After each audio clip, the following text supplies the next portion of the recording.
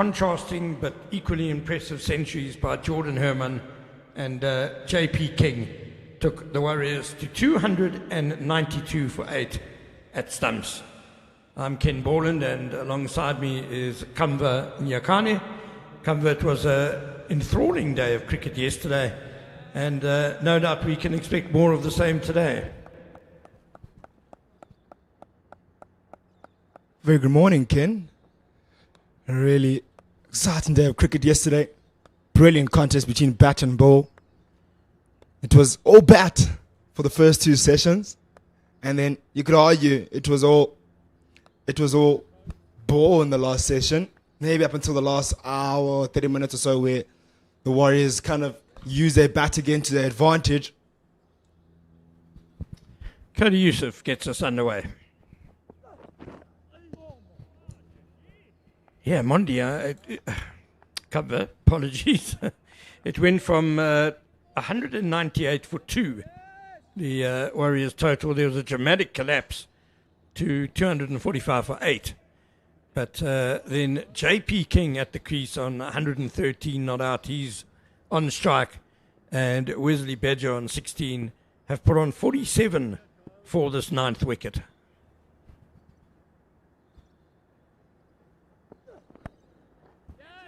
Turned uppishly behind square, but on the bounce to the fielder.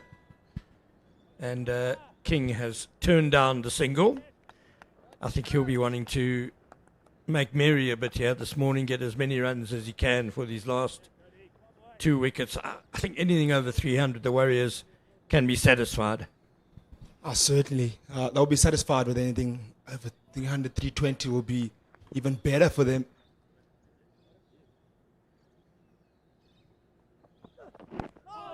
But on the opposite end, I think it will be the Lions will want to see that total under 300. Yes, it's only 8 runs away, but they don't want these two to carry on any longer.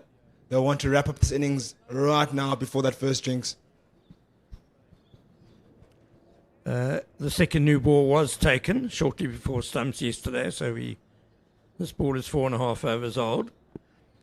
Yeah, I think both teams are reasonably happy at the moment. The Lions got themselves back in the game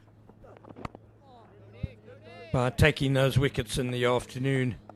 And I think any time you lose the toss and are sent into bat here at the Wanderers, if you make 300, you're very much in the game. Yeah, certainly, without a doubt, you are in the game. And I'm sure at some point in that second session, the Lions were thinking, we might be looking at a total of 400 plus. And for them to fight back in that fashion, that last session was really brilliant. Picking up 6 wickets in that last session, or 7 if I'm correct. 6, yeah.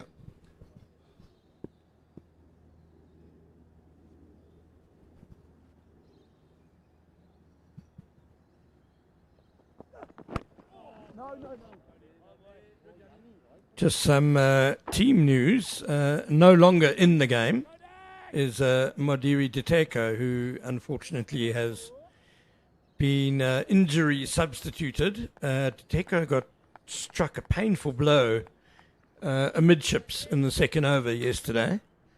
Bravely batted on, despite being in quite severe pain. Apparently, he was nauseous and batted on for over an hour before he got out, having put on 68 for the first wicket with Jordan Herman. So a great job Diteko did for his team. Had to go to hospital once he was dismissed just for a checkup. He's okay, but will take no further part in this game. And so he's been substituted by another batsman. Matthew de Villiers has come into the Warriors team. It's unfortunate in the final. You want to be part of all 5 days, and you want to be part of these big games and these big moments. But all the best to him. I hope he recovers as swiftly as possible. It's never nice to catch one in the midriffs. Certainly not. And, at least if the Warriors do win this final, Modiri Diteko will know that he played an important role in that victory, batting through the first hour and a half of yesterday morning's play in that first wicket partnership that laid the platform. Vian Mulder beat the bat several times yesterday. Starts in the same fashion today. Yeah, we mentioned how he was the pick of the bowlers yesterday in terms of the Lions. Yeah, he asked most of the questions of the batters. Maybe he would have liked to pick up more wickets in that wicket column, but got those two deservedly so, especially his second one, taking a low catch of his own bowling. But he's been really consistent, has Vian Mulder, taking that form from that previous game into this one.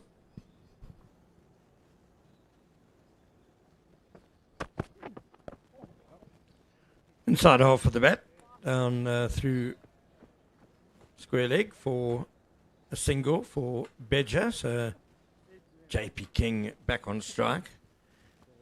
If you haven't seen that caught and bowled catch that Vian Mulder took yesterday to dismiss Matthew Boast, do yourself a favour and, well, I'm sure someone's made a reel of it and put it online somewhere.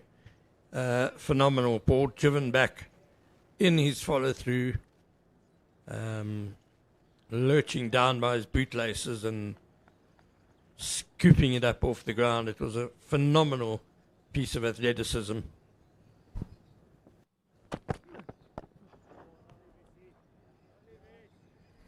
Brilliant. It was a brilliant catch that was. And he's continuing where he's left off now today again, hitting his areas, hitting his lines and length. He's there and there about that back of a length, fullest length delivery. And he'll certainly ask questions and he'll want to utilize this new ball in picking up those last two wickets. Lions will not want this to extend any longer, as I've mentioned already. Want to keep down that first innings total to a minimum. Partnership already on 48 now.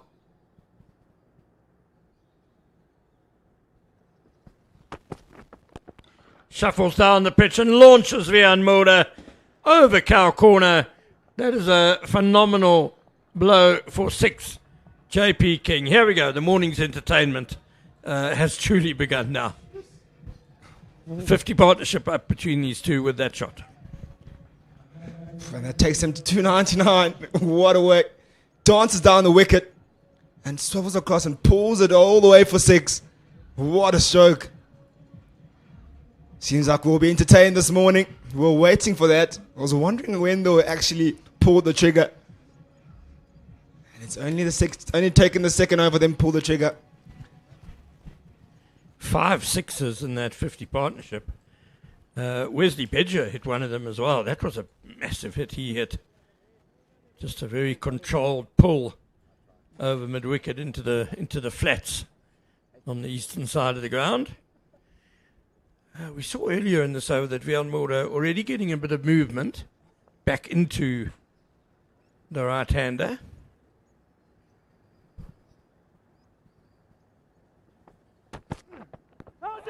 Struck on the pad. There's that movement back in, but I think King probably got outside off stump there. A bit of bounce on that height, maybe. Few shouts yesterday that frustrated the Lions. And you could see them having many conversations, inquiring with umpires. Why was not that given out? Look at that one. Just jags back in slightly, but I think a bit of extra bounce and that will get that over the stumps. I'd like to see that replay again because we see JP King vigorously rubbing his back upper thigh. Okay, yeah, that is where it hit him. So I thought maybe he was doing a bit of acting for the umpire, but he was hit there. End of an eventful over, 299 for 8.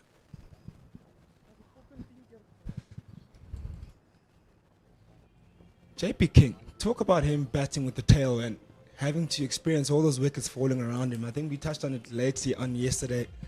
How he managed to pretty much stay in his own bubble and just stay focused, losing about 6 wickets around him, watching all that collapse happen around him and still getting to 100. Then not only doing that, but batting really well with the tail, managing every single wicket that's coming in, trying to build a partnership. He's already sitting on a 54-run partnership now with Wesley Badger. which will be worth gold in this context of this match. Yeah, I think JP King has shown tremendous mental strength in this innings, because he's been through patches when he was really struggling with his game, struggling to get the ball away. As Cody Yusuf comes in again. It took him 119 deliveries to get to his 50. But he's shown the ability to change gears as well. As you say, Kumba, his batting with the tail, taking the attack to the bowlers, has been really good. Yeah, it's been superb. And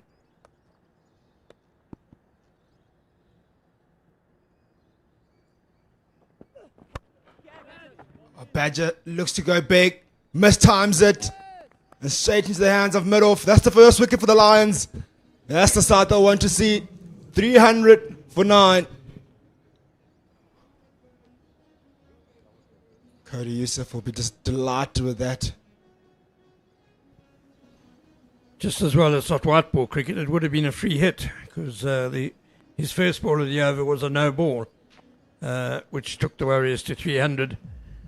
But, of course, no free hits in red ball cricket, although some have suggested it. Yeah, Badger, that's just a bit of a swipe, really. Decent length delivery, outside off stump. Trying to smash this back over the bowler, I guess, but sliced. Would have liked to see maybe Badger not to go on the attack and rather allow JP King to do that kind of work, because that delivery wasn't really threatening his stumps or anything to speak of. I'm sure the chat would have been to him, don't try and survive, rather go out fighting. But if that type of delivery outside your off stump, it's wide, just leave it and get through the over as best as you can and allow the guy that's on 119 of 224 balls to do the work, and you can just do all the blocking on the other end and support him as best as you can. I totally agree with you. Who knows how many runs that has now cost the Warriors? Know your role. Badger's role, he's done it well so far, is to support JP King, stay there with him as long as he can, while King accumulates the runs. As we see Gideon Peters comes to the crease. I think we can see why he's number 11 batsman with that record, averaging just 3.5.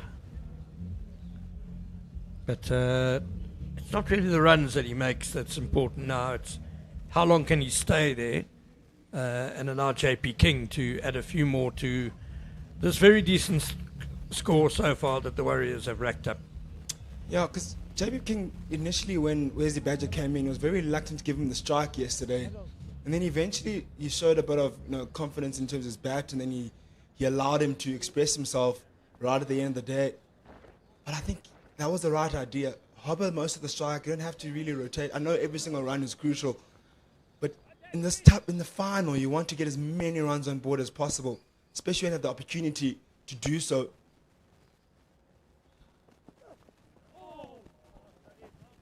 That was Cody Yusuf's second wicket of the innings, as the ball flashes past Gideon Peters' outside edge.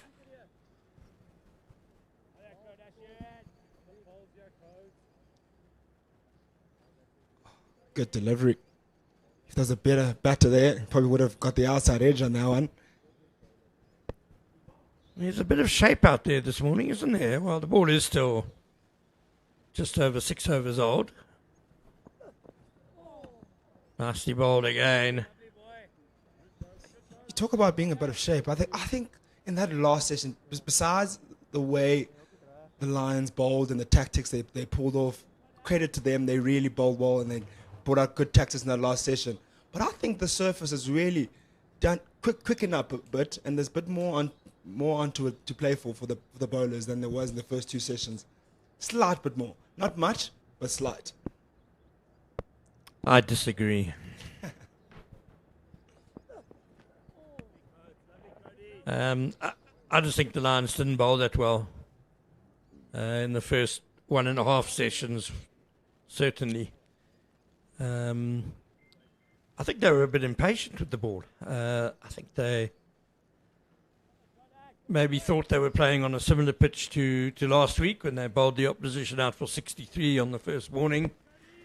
And they got a bit greedy, bowled a bit too full, trying to get swing. And we saw after tea, when you bowled proper legs on this pitch, that suddenly there was a bit in the pitch. I don't think the pitch changed. I think the bowling got a lot better. Yes, yes, the bowling was good, but I think they just had a different batter that was on the front foot in Jordan Herman, which maybe suggests that they didn't bowl well, but he was very aggressive, didn't allow the bowler to settle. I don't think they bowled awfully badly, to be honest. So I think that might be the difference for me, Ken, that there was a different batter on the front foot who was always in their face. We spoke about how bullish he was, how assertive he was in terms of his batting, which never allows any bowler to settle onto a good length or any good areas. End of the over, 300 for 9. That's certainly true, Kamva. I agree with you there. I think we, in criticising the Lions bowling in the morning, we also have to give a lot of credit to Jordan Herman because he seized the initiative early on, put them under pressure, and maybe that's why they went searching a bit. So a lot of credit to Jordan Herman, the way he batted. Really set up this innings for the Warriors. And it took a while for the Lions to recover from that onslaught. And, he went to 50 and just 60 balls. His 100 off 125 deliveries. It was sensational batting. And just such a good knock on the first day of a final as well. Some of the things might happen now. You'll find VM the ball in the right areas. JP King will go down the wicket and hit him everywhere as he pleases. Apart from the slips and the wicketkeeper, there's no one in the ring.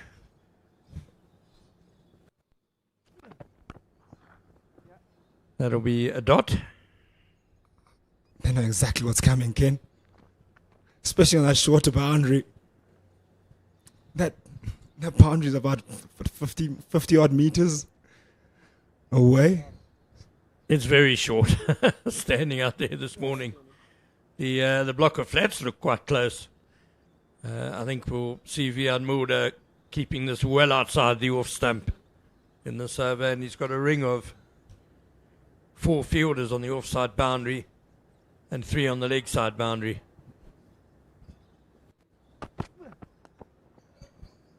Mighty swing goes over the slips and for 4.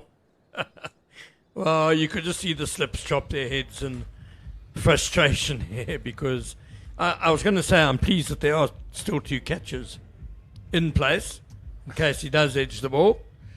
But, you needed to be 8'10" to catch that one. They might be setting out a fly slip for that specific shot exactly. This period of play usually always fascinates me and frustrates me when it happens in international cricket, any form of cricket. It really does grate me sometimes. Just get that final wicket.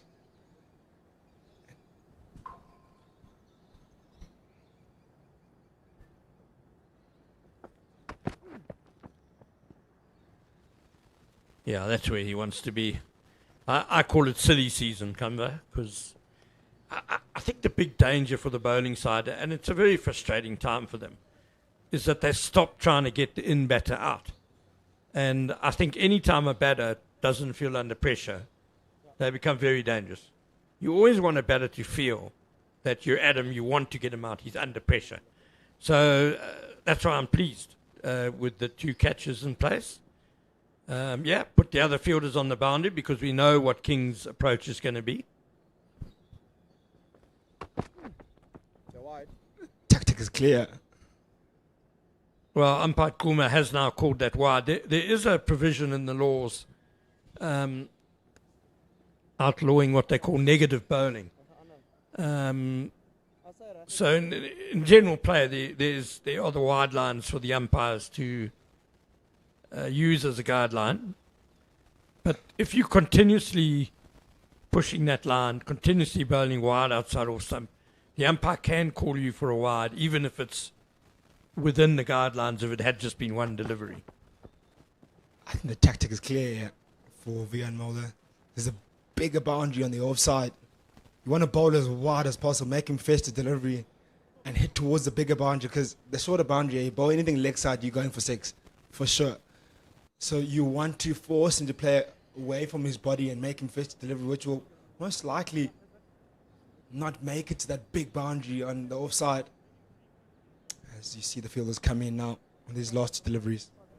Yeah, 2 balls left, so now the Lions tactically have to decide when are they willing to give up a boundary for the chance of getting a hole over at Gideon Peters next over. Yeah, that's well bowled by Mulder. And could we see a bouncer? Last ball of the over. If it connects it half decently, he might be fetching some leather. That's fine. You get 6 balls at Gideon Peters the next over. Doesn't really guarantee you that, does it? You can just get an outside edge. You know how lucky these tailenders are. Gets an outside edge, gets a single. 5 deliveries to JP King again. Mondi's on deck. He's behind us. Mondi, thumbs up. Are you bowling a bouncer this last ball of the over?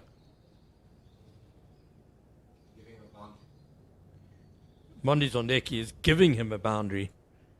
See, that's how desperate they are to get Gideon Peters on strike for the whole of the next over. Edged and taken. Good catch. Well, the ideal scenario unfolded. Dot ball and a wicket. They've got rid of JP King. Wonderful innings by the young man.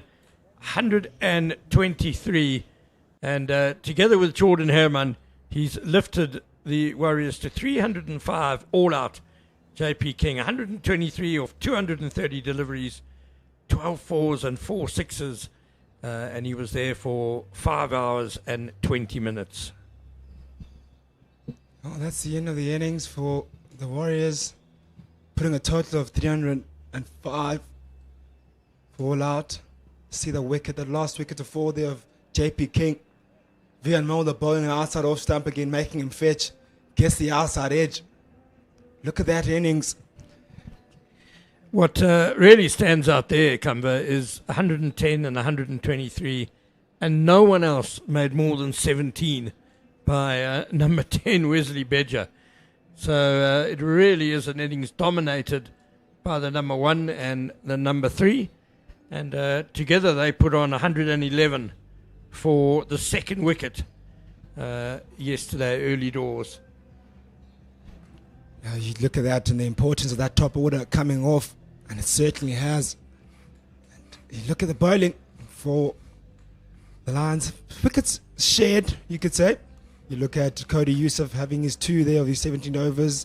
Then Bayer Swanepoel picking up 1 as well of his 15. Vian Mulder, who wrapped up the innings, picking up 3. Pick up the bowlers, I have to say. Also backed up by the likes of Delano Porter, who also bowled brilliantly yesterday in that last session, picking up 3 quick wickets. And it was Bjorn Fontaine as well to get the opening wicket of Liteko. But other than that, Siap like he didn't get much with ball in hand, but did have his share of 11 overs to wrap up the innings of 305 for all out.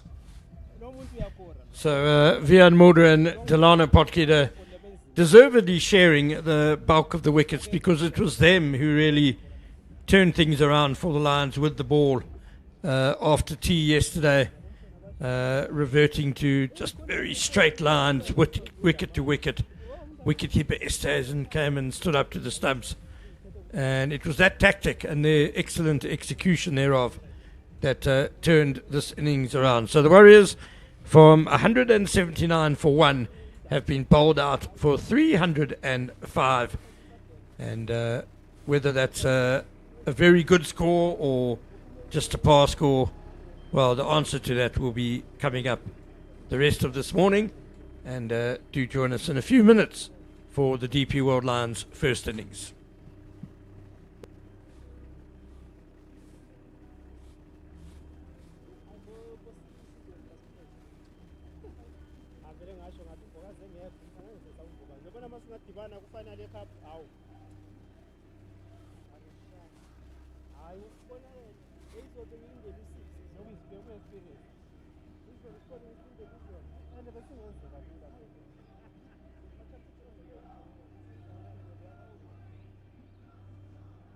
asithathele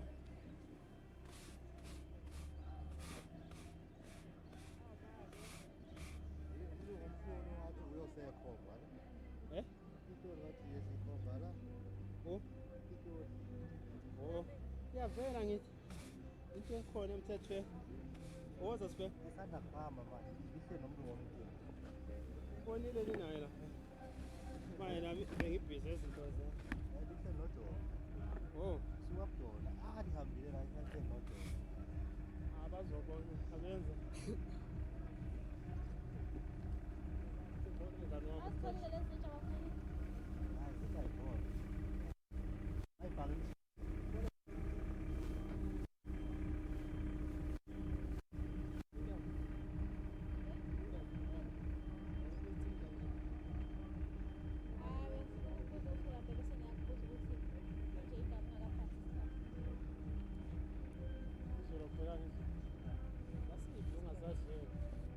ngasiphi isikhathi sibuye ngobani izolo sikushayisa sisendlini amdala lo muntu amdala mhlawumbe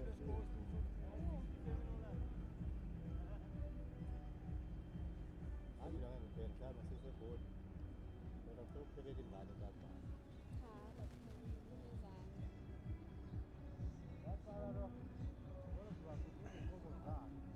kade wayangabi nentombi akatholi intombi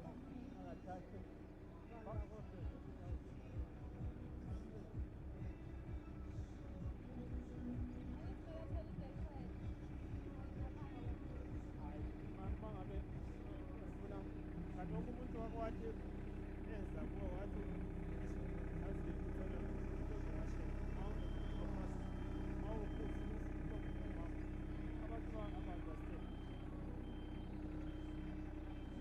mawuya lapho abantu kumele bazijwayeze yazi ukukengela usafana emoshila ilife yethu yamoshakala ngenxa yokuthi abafana abancane uzokuphaye ufazi uyawasha uzothola ufazi omningi yazi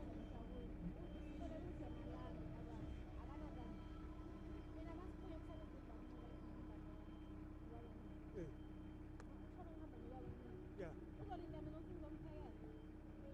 yena vele ufika umnika idlo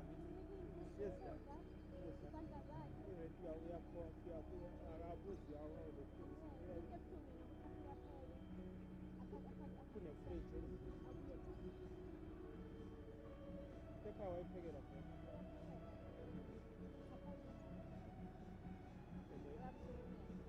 enyabe sithi mama uyakuthi sisikhayi kade salika senathi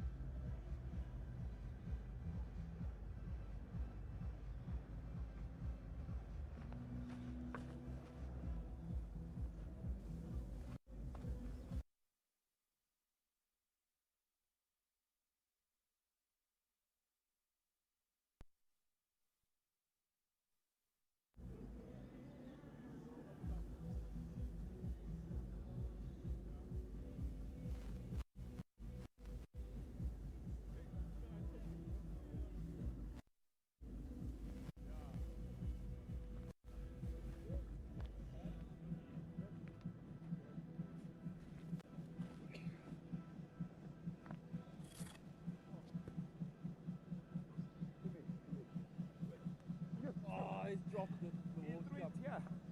So he threw it. Yeah, pick the ball up, eh? Thank you, guys. Thank you. Sorry, man. He didn't know he threw it. I was the other he throws it there. I need to make something there on the wicket.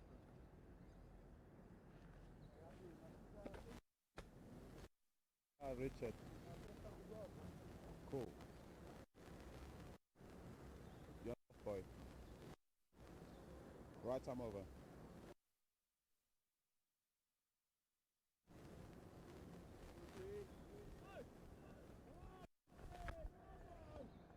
Just get your goalie out here, boys.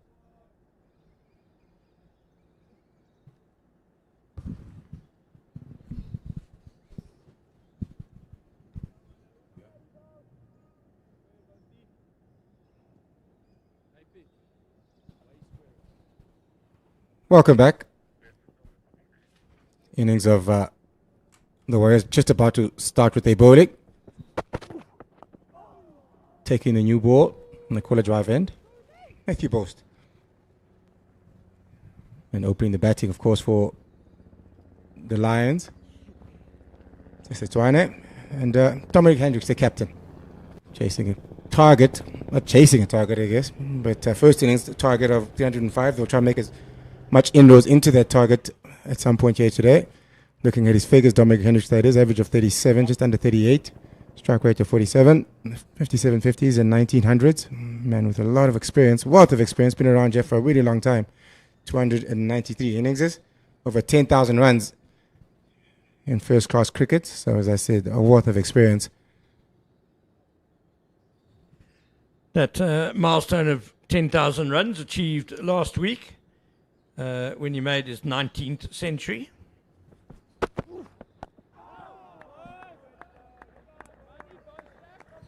Matthew Boast, of course, is the leading wicket taker in the competition this season. He's had a magnificent campaign for his new team.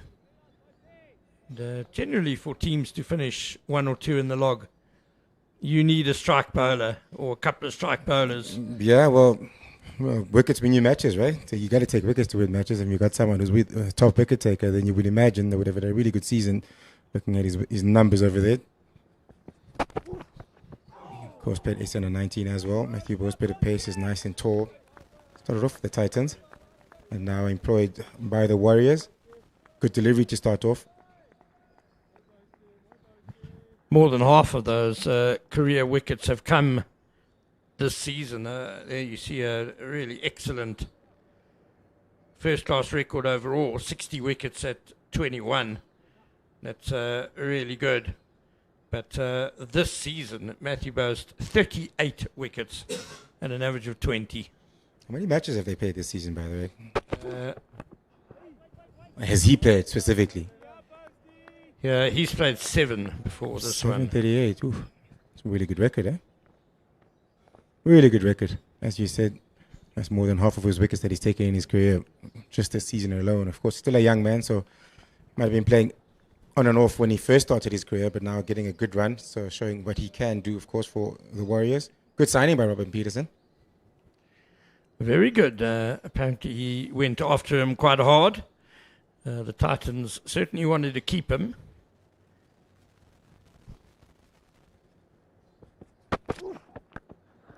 Short ball pulled. No runs. Just looking at the Warriors squad, they've got quite a decent bowling attack, if you will. Wesley Beja was at the Western Province last season. Really handy bowler. And then you got Gillian Peters, who did really well during the SA20 for the Pretoria Capitals. Balls are nice and quick. Did play for Border for a couple of seasons. And then you got Dwayne Olivier, former Springbok, who's not playing. I say Springbok, I mean Protea. Karen Mangru as well. Seamer with experience. So Robin Peterson got a nice mixture of youth and experience in his bowling attack.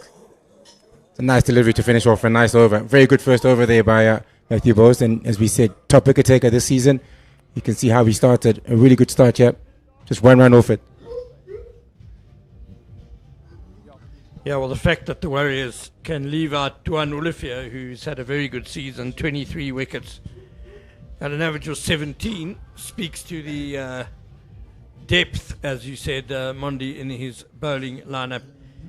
This is going to be exciting. Piwe Mnyanda is opening the bowling from the golf course end.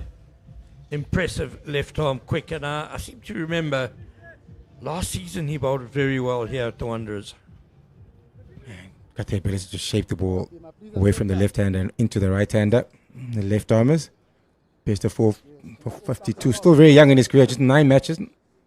9 wickets in his 9 matches, so he'll still have a lot of time to improve those stats. Average of 31.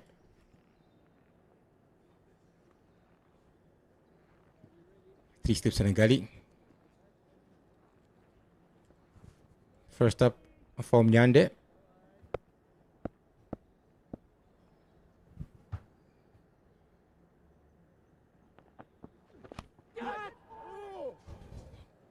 Not sure what happened. Did they carry? Was it dropped? Don't think it carried. Yeah, that's my first impression, that it didn't carry. Keeper did take a big dive to his right, but couldn't get to it. Try to see that again. Here we go.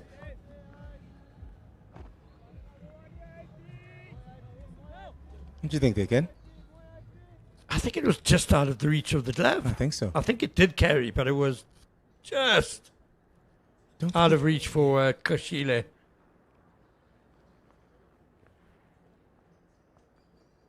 Yeah. I'm not sure if he got his hand to it, though. Might have just got a brush. Just might, yeah.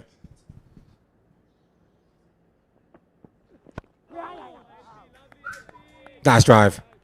Past the mid-on. That's the first boundary of the day for the DP World Lions. Seletswana. He's already been off the mark. He's raised himself to 9 runs, actually. His second boundary of the day. Driven nicely this time around. Didn't nick it. First run wasn't too convincing. This one very convincing. Coming back slightly back into his pads. And he clips it off his legs for another boundary. A bit too full by Mnyanda. Just over pitching it.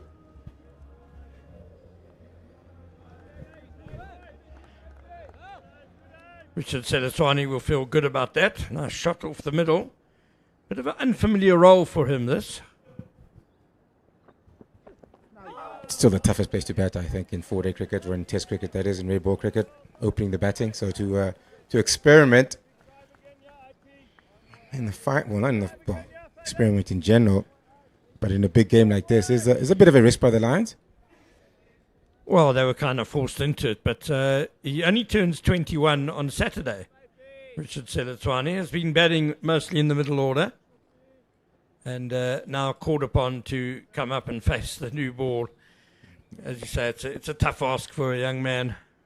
Yeah, especially that, a very young man who, as you said, has generally batted in the middle order for the DP World Lions, and coming into open is a tough task. Especially with the bowling lineup of the Warriors. You said both top wicket taker Mnyande, good little seamer. Obviously not a lot of experience just yet, but you got Peters who's got some good pace behind him. Speaking of birthdays, it's a very happy birthday to Vian Mulder today.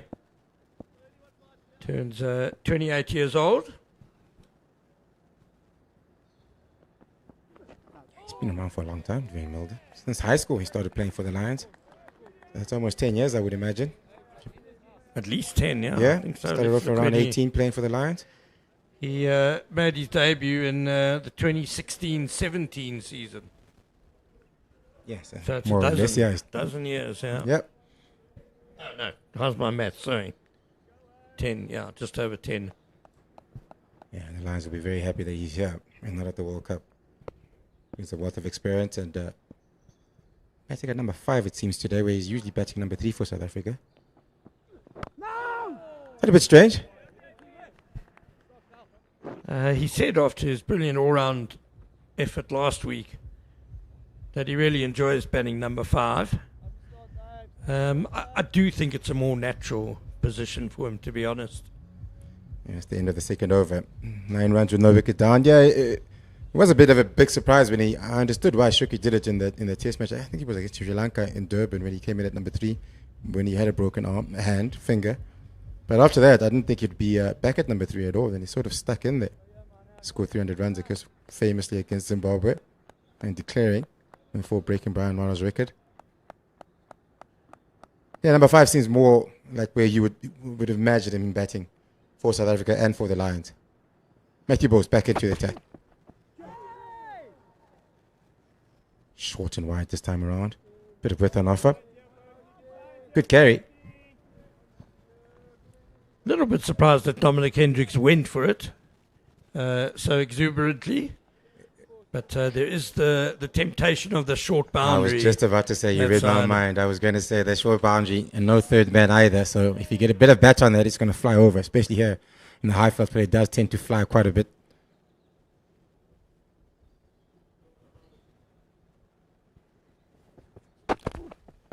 Yeah, but you're right. With Dom Hendricks, more. Ooh, there's a bit of a mix-up. Bit of a mix-up if he hits, he's out.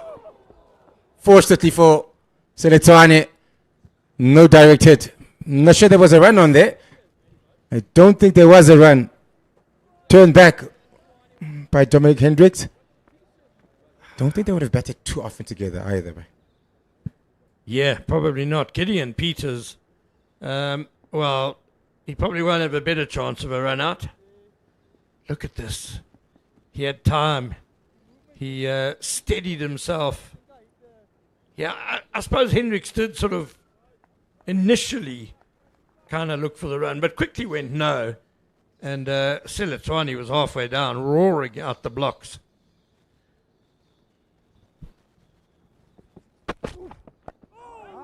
That's the last way you want to get out, especially when you're starting.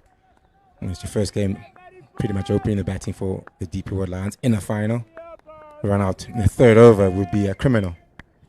I'll tell you what would be worse, if you ran out your captain. He's the one that called him first, by the way, because I think you just said that he sort of initiated the run and then turned him back. You know as well as I do that it's not the way the captain will see it. Especially as the very young man who's still very new in this team. He's not going to get too much of the benefit of the doubt.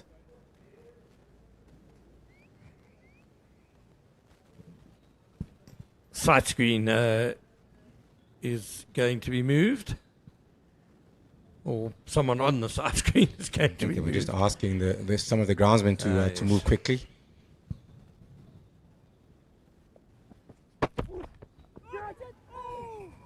You say catch it. I'm assuming there's a bit of bat on that. I think I heard a double sound, yeah. Yeah, 4 runs given. He's getting some nice shape back into the left-hander, Matthew Bose. Just since he started just outside horse time. In that first over, he got it perfectly right. Just maybe starting it a bit too straight in this over. There was one excellent delivery this over, which actually squared up Dominic Hendricks a bit. That one as well, the near run out, you could see there's a hint of Hendricks getting squared up by the late movement from Matthew Boast. You can see why. He picked up quite a few wickets this season, and you say, getting some nice shape. Putting some nice length as well. Getting them forward. That's the length. That's beautiful bowling. What you don't want to do, especially with that new ball when it's swinging, is the ball too short and let them get away with leaving a lot. You want to make them play with that new ball and get some early wickets. I also think Matthew Boast has picked up a little bit of pace as well, which makes him even more dangerous. It's one thing moving the ball around at a slower pace, batters can adjust. But when you've got a little bit more gas behind it and it's moving around, you become very difficult to play, and Boast's record this season speaks to that.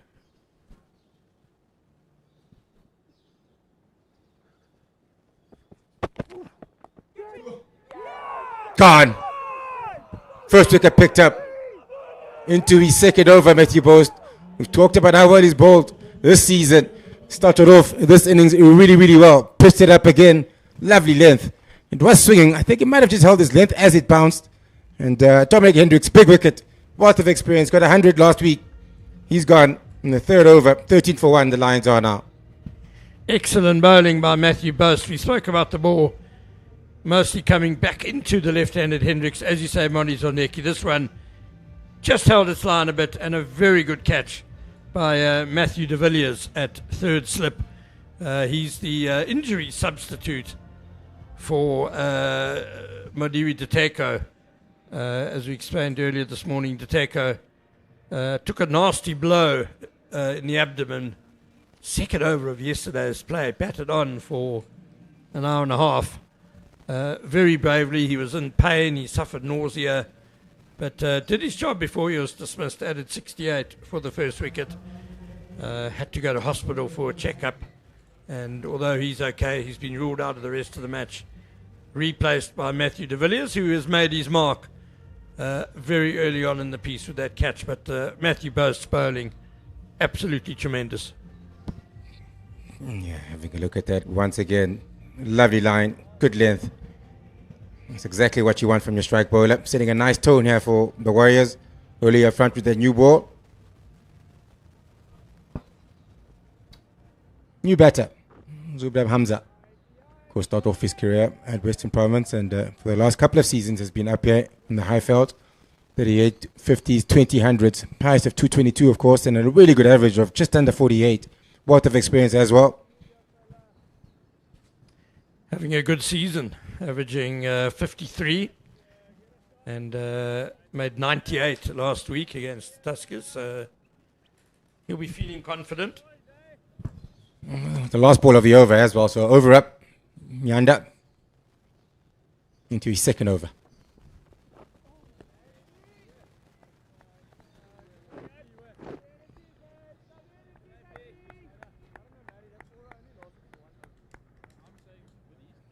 Where the Warriors did start, you guys talked about how they lost so many wickets at the back end of yesterday. Think they'll be happy with the 105 in the end, given the wicket? I do, Mondi. I think any time you lose the toss and get sent into bat here at the Wanderers, anything over 300, you're in the game. It's a decent score. Yeah, sure, they could have got more given the position they were in. Especially with your number 1 and number 3 getting big hundreds, you would imagine they would have had a really been at some point looking at something over 350, 400, maybe close to that. Maybe the disappointment might come into the fact that yes, we were asked to bat, but the position we got ourselves into was a really good position, and to sort of forfeit that by losing some wickets at the back end. Yeah, at the end you might take 300 before the game starts, but when you have two guys who are in the top order getting 200s, you might be thinking maybe I'm being a little bit selfish and taking about 350, 400 on this wicket, because you do set yourself up quite nicely if you do get a big score first innings. Yeah, I think at 179 for one, they had the chance to bat the Lions out of the game, certainly. They didn't. Had a terrible session after tea. But chatting to Robin Peterson before play this morning, he's reasonably happy with the score, and he believes there is a bit more in this pitch than perhaps we thought yesterday morning. Certainly a bit of swing this morning, but again, different type of bowlers you might get from two different teams. Yeah. Decent length. I going to be slightly footed than that. Wanted to bring him forward. Getting a little bit of shape back into the right-hander.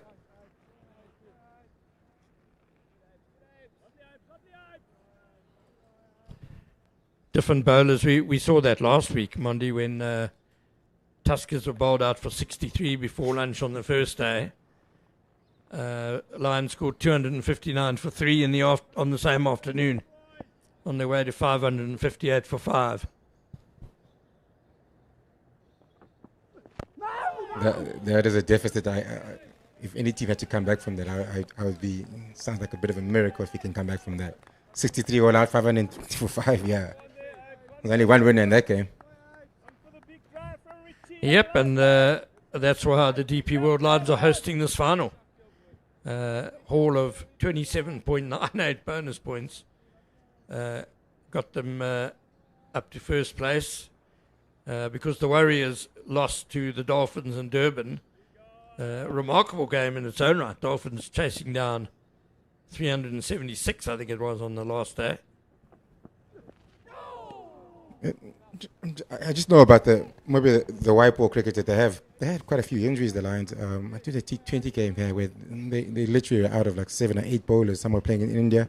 That's the end of the fourth over, 13 for 1. And so they didn't have the typical season of the Lions that you usually have, because they're usually in every competition, whether it's T20, whether it's 50 overs, whether it's a 4-day comp. Obviously back into the final here once again. They've been very consistent in 4-day cricket. But some of the guys are quite fit. Again, Supamla didn't play yesterday because of injury, but I think they are getting some of their stalwarts back into their team in terms of injuries anyway. And they're back where we usually find the Lions, up in the finals or thereabout. It's a very different Lions team to the team that played at the first half of the summer when they had a lot of players away with SAA, with the Proteas. Yeah, all in India at the same time, by the way. Yeah. And a couple of injuries as well, as you say. He might be a bit happy at into 2 right-handers here with him getting the ball to swing. He's going to have to adjust the line once again. Bowled a lot of his deliveries to the lefty of Dom Hendricks when he started off, but now 2 right-handers. I would imagine he's a bit happier to 2 right-handers with him swinging the ball away from them. Slip coordinate, of course, waiting. 3 in back, 3 in the slips, and 1 gully. That one, quite a bit of in-swing, that one. So Matthew Bowes showing that he can move the ball both ways.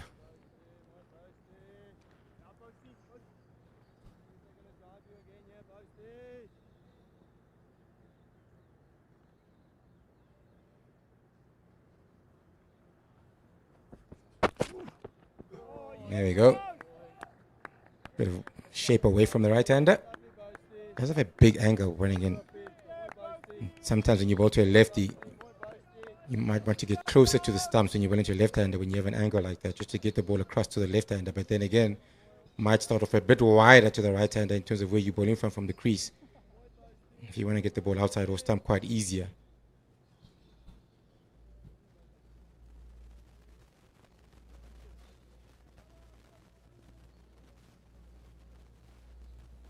Does have a point, but it seems like a deep gully more than just a point. It's not even walking in. A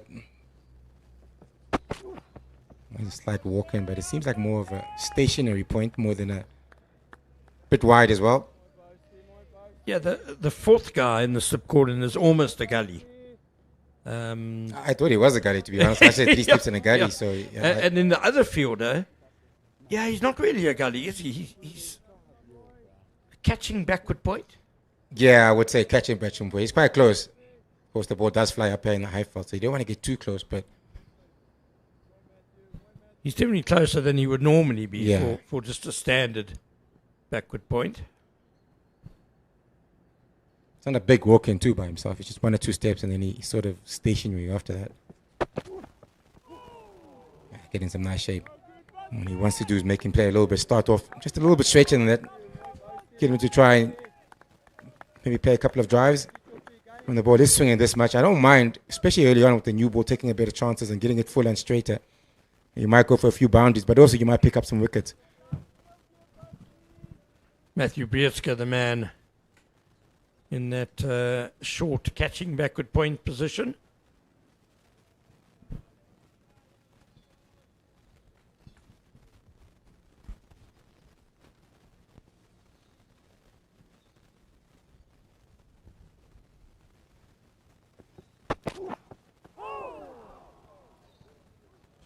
Good over.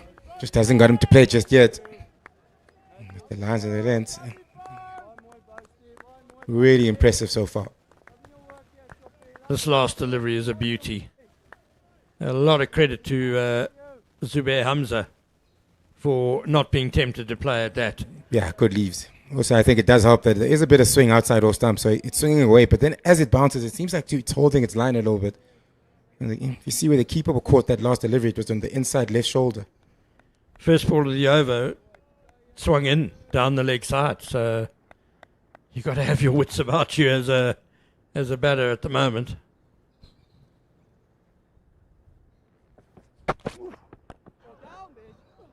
There you go. Got him to play the last delivery. Played well. Driven, but no runs. Made an over. 5 overs gone. 13 for 1. And a real high quality over that from Matthew Boast. I think just the first ball of the over, he'll be disappointed and slid down leg. But for the rest, really asking some good questions just outside that off stump and that length as well. So good. Yeah, that's key for me. It's that length. If it's going to be doing a little bit, whether it's in the air or just off the wicket, then you want to bring them forward one. and get them to drive. Make sure you are hitting top of our stump. Don't want them to leave too much early on. Bowling at the Wanderers, that's the key factor. It's what the Lions generally get right most of the time. I think that's where maybe Myanda's he's been a little bit inconsistent compared to Matthew Boast. He's had some deliveries which were really good, maybe a bit too full at times. We saw one from Seletwana where he clipped it off his legs for 4, was a bit too full, and then sometimes the length is missing the top of off stump. Just a little bit too short with Seletwana moving backwards. And he's a bit of a short man, Seletwana, so maybe trying to adjust to the length. Yeah, he's been able to leave a bit too easily, hasn't he?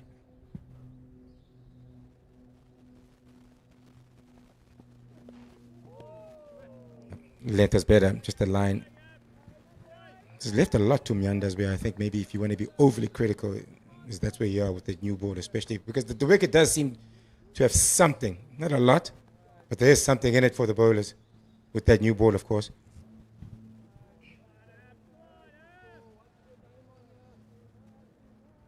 Conditions, a bit of cloud cover. Not a lot of clouds. There are some clouds coming in, but decent conditions to bowl.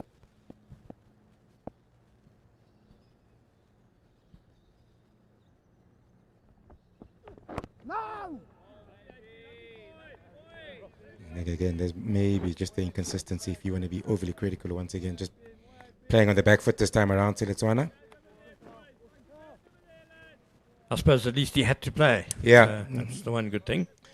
When he gets the line right, he gets the long wrong. When he gets the line right, he gets the length wrong. When he gets the length right, he gets the line wrong. So just need to push those two things together, the line and the length at the same time.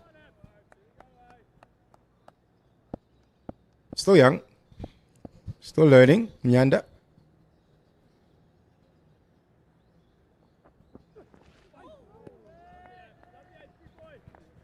When he does get it right, he's quite a handful. I've seen him bowl some really good spells.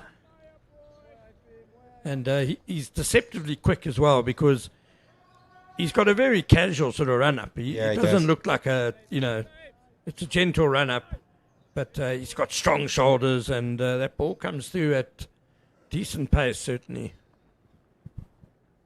Yeah, again, as I said, he's still young, but this is the best place to learn and to become a better bowler as 4-day cricket.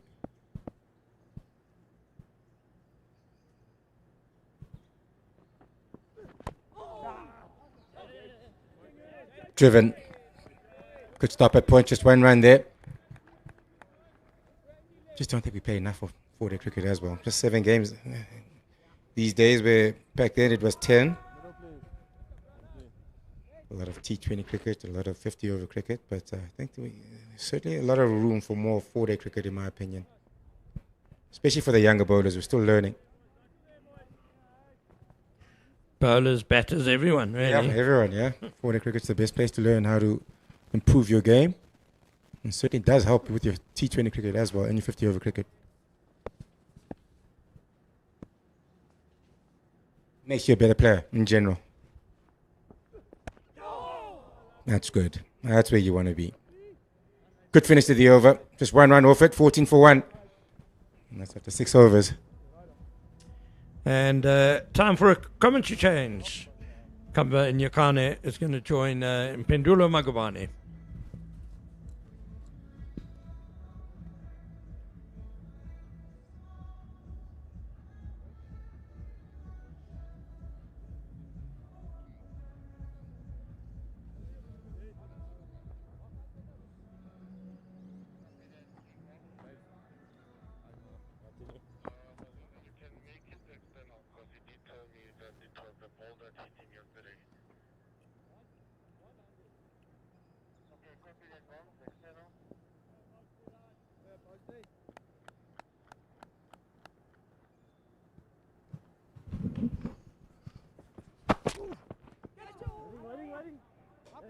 Very good morning, Bendulo.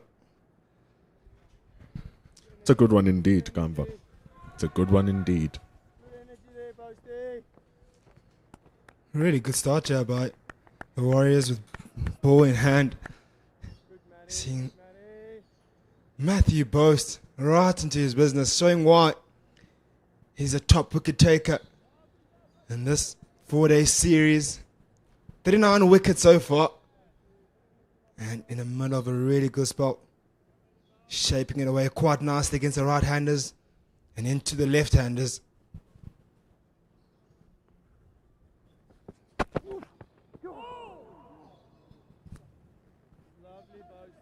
And he's being persistent in that area. Yesterday, the ball was doing something for the Lions as well, and I think the big difference that we're seeing here with Matthew Post is his ability to land the ball continuously in the correct place, over and over, ball and ball again. That's why he's gotten the purchase. He really stifled Dominic Hendricks. Eventually gave one which he had to play at and found the edge. It's very nice bowling.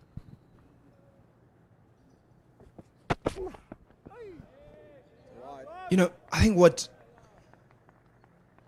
the Lions did well is that they did bowl quite consistently, to be fair, early on. But what the Warriors did with the bat in hand is that they had a good mixture between leaving really well, that really good ball, respecting the good ball, and anything that was there to hit, they were on top of it. In particular, Jordan Herman, who was right on top of it. I explained it off air with myself and Ken about how bullish he was when he kind of took the aggress or the front foot against the likes of the Lions bowlers, which kind of took them off their line eventually.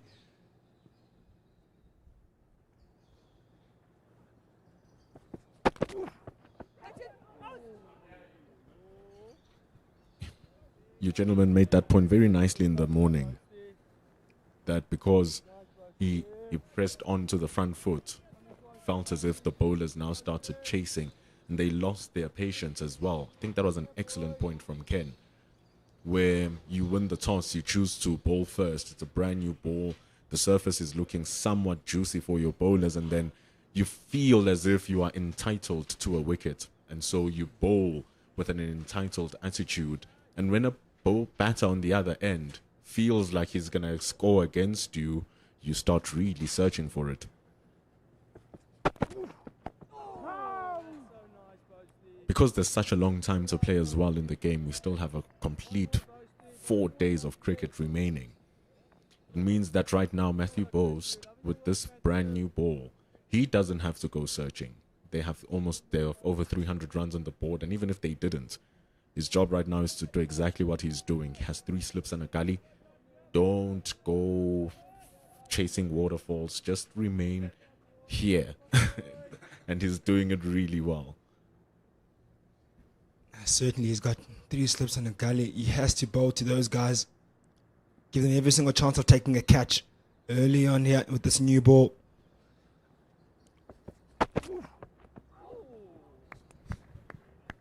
Thing is, he's bowling to Zubair Hamza. Zubair Hamza has been in excellent touch. He's been this way for the past 3 seasons now, Zubair Hamza. That's why he got the call up into the Proteas going into the Asian series. It's a pity that he didn't get match time. But when he was there with the SAA squad, he showed why he is the man who gets called up. Stupendous number 3.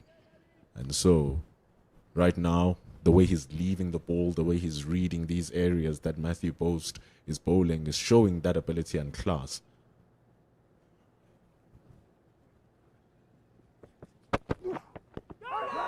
Good delivery by Matthew Post. But bounce on that or bat. Seems like I think that did hit the pad without making contact with the bat. But I think there's quite a bit of bounce on that.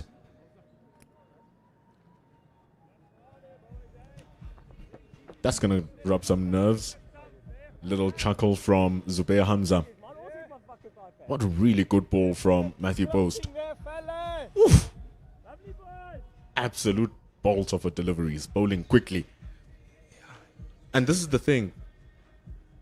He's a quality bowler. He's the leading wicket taker of the CSA 4-day series. Just a little bit of bounce hitting him under the groin. You are going to get really good balls that are tough to play. Yeah, his reeling is zipping it through and hitting the deck hard, more importantly. That's what you want to do on the surface.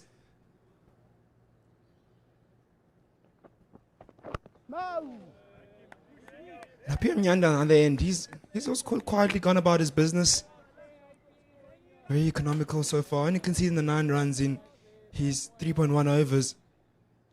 And that's what you want to do. There's a guy that's really doing everything on the opposite end. You want to back him up as best as you can and bowl in partnerships, especially with that new ball.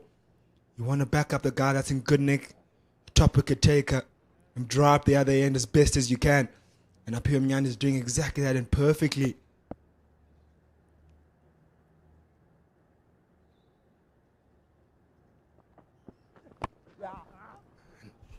And as I say that, bowls a foolish half volley there to drive. Seletwane up to the task, leans onto that one and gets a boundary. It's a wonderful shot from Seletwane. Don't blame Nyanda for throwing it out there. You want to test the youngster, but he just got it a little bit too full, overpitched from Nyanda. All Seletwane needed to do is just place his bat there and make sure that it hits the meat of it. Wonderful position. Excellent camera work. We get it to run away for 4.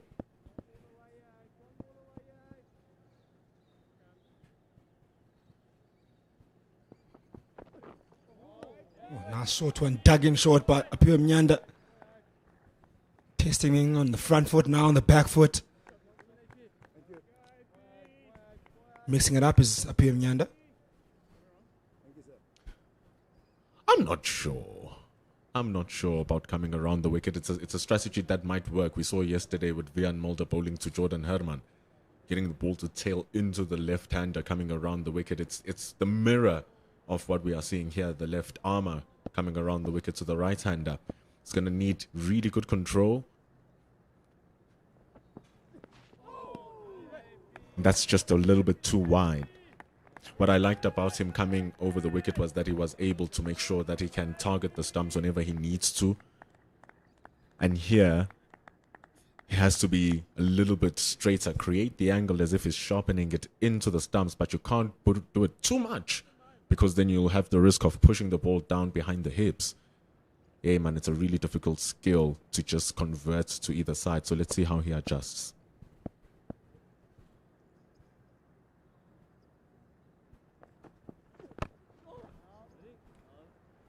Again, he's going a tad bit fuller now, and I think he's going away from what he was doing in his first 3 overs, and I think he was perfectly fine where he was. Just hold up one end. Sometimes you don't have to go searching and for wickets. You can just have a roll where you can just hold up an end and apply pressure and bowl pressure on the other end consistently.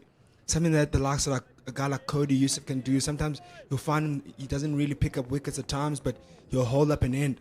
And he needs to do a similar role here. Doesn't have to go searching. Matthew Bose can do that for you on the other end.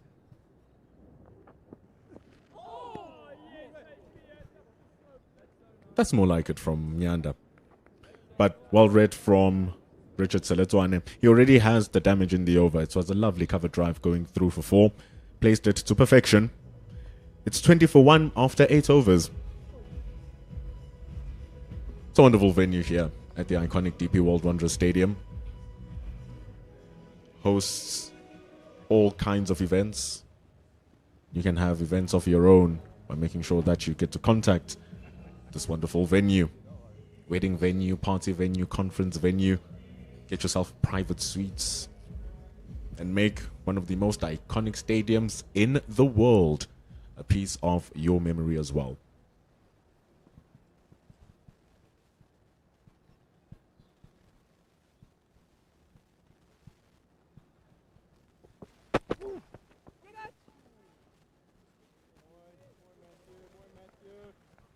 A little excited from Matthew Bose to start off the over. His 5th over.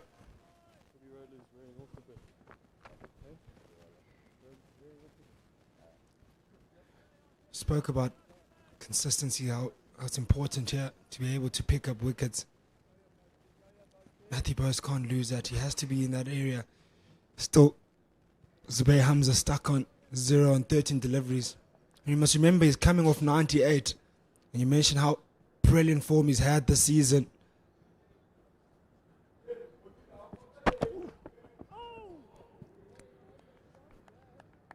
the sun is coming out. It's good news for the batters. The warmer the air is, the easier it is to bat, because the ball just zips through the wind a little bit easier. Apparently the wind is a bit lighter once it's warmer, so the ball is not affected by any wind as much as it would if it was a little bit colder and cooler. That's why when they say that it's nice and hot, you want to make it work. And Matthew Boast, one of the most skilled players to make it work regardless of the conditions. 38 wickets is absolutely ridiculous.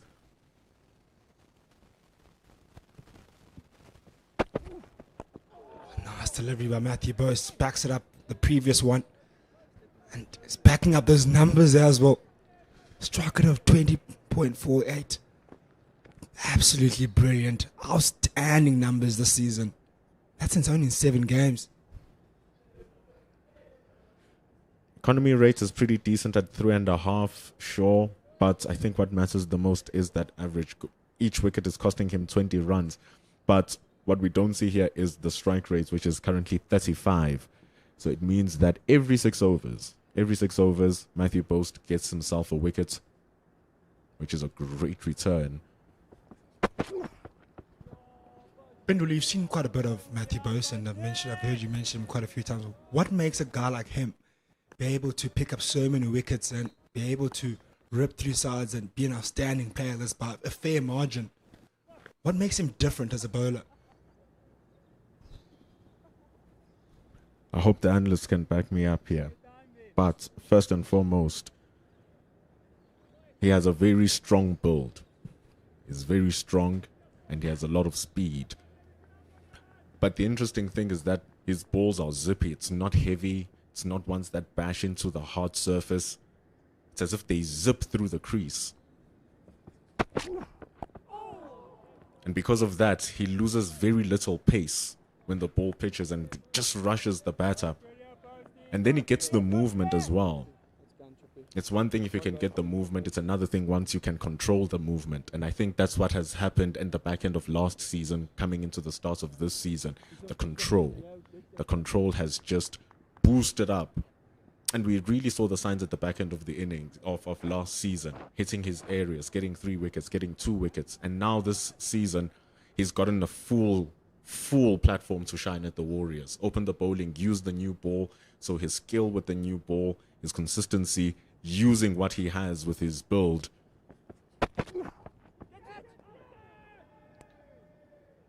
He's making everything count, and it's working beautifully for him. So, a tricky customer to deal with. A skiddy, fast, accurate, and swinging fast bowler makes him the leading wicket taker of the series. You really summed it up quite well there, Bendula. And look at how this first session ended today. It was the Lions who ended up finishing their innings about 20 minutes into the morning. So 305 for all out. The last wicket of JP King falling. And it's been only the 9 overs so far by the Lions. It's going 20 for 1 to start off with, only losing a solitary wicket so far. Matthew Boast taking the wicket. Very good. And talking about Boast, we are here in the city of Johannesburg, the beautiful DP World Wanderers Stadium. And we live in a city that boasts world-class infrastructure, like this world-class venue, which is one of the best in the world. A city with a place for landmark conferences and exhibitions where Africa meets the world. This is a city of firsts in Africa too. A home for the South Africa Investment Conference and meetings, COP17, World Summit on Sustainable Development, the BRICS Summit, and of course the one we just left, the G20 Summit. Johannesburg, the very first African city to host the G20. From Rio to Montreal, Perth to Paris, from London to Frankfurt, New York to even Mumbai, all the roads lead to the world-famous City of Gold, where the rhythm of the continent meets the pulse of progress, and under the African skies, decisions shape the world. We say to you, welcome to the City of Gold. Welcome to Joburg, the city you must visit, work in, and 100% also play in. It's 20 for 1 after 9 overs. 24-1 for indeed. And just look at the bottom of your screen there. There's a one-day cup coming up soon, ladies and gentlemen. So be tuned in. 27 Feb. All action on the one-day cup. And as we come to that drinks break. Also, the ladies having Black Day. It's the 1st of March coming up soon. It's also a really great initiative for ending the GBV big issue that we have here in the country. And we'll continue to fight that battle of gender-based violence in South Africa. But we have drinks now. So DP World Lions on 24-1 after 9.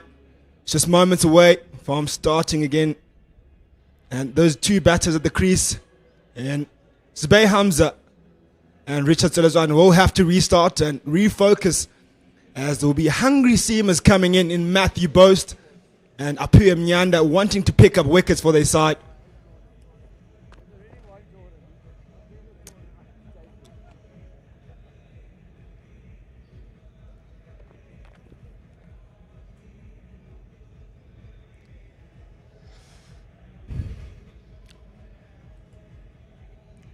We have Apuya Mnyanda to continue coming around the wicket again. An angle that we kind of dissected just now, just moments ago, saying that maybe it might not be the one that will work for him. But we're yet to see how he managed to execute that bowling plan, coming around the wicket and be able to bowl tight and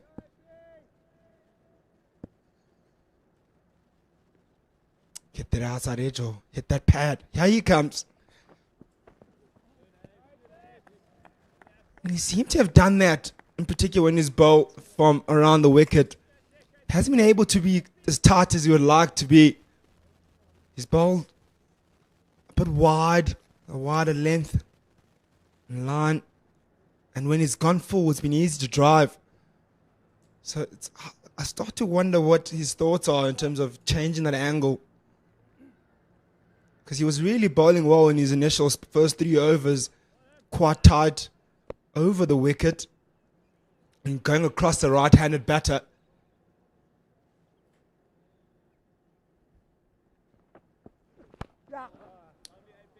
And a brilliant drive. It's exactly where I say he's erring in length. He goes a bit too full and it's easy to drive, especially this new ball is coming onto the back quite nicely.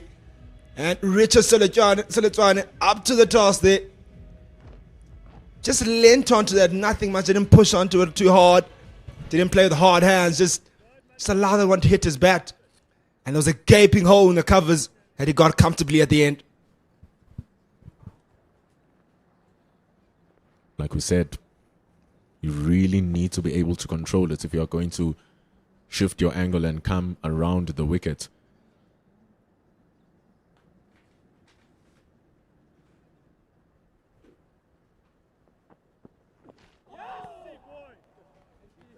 It's not easy to bowl that delivery over and over and over again, but that's a much better ball. But if you're going to see the boundary delivery, just a little bit overpitched, just a little bit too wide. Seletswane pounced on it, and the difference between this and the one we just saw before is just he pulled that length back just a tiny little bit. But he needs to threaten the stumps just a bit more.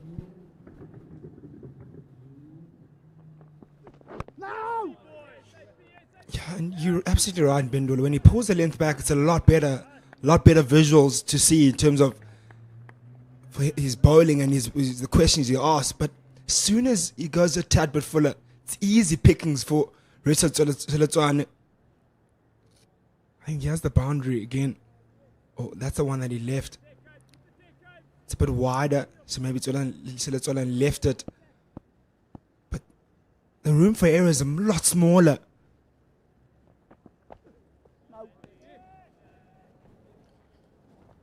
It's going to be a wide delivery. I don't know. You see, I don't know how I can explain it, but I'll try. It's as if there comes a time where you have to earn yourself some variance in your bowling. You have to find an area that you call your stock delivery, that whatever happens, you can just go into and bowl whenever you need. I think coming around the wicket so far, Apiwe Mnyanda hasn't found that stock delivery just as yet.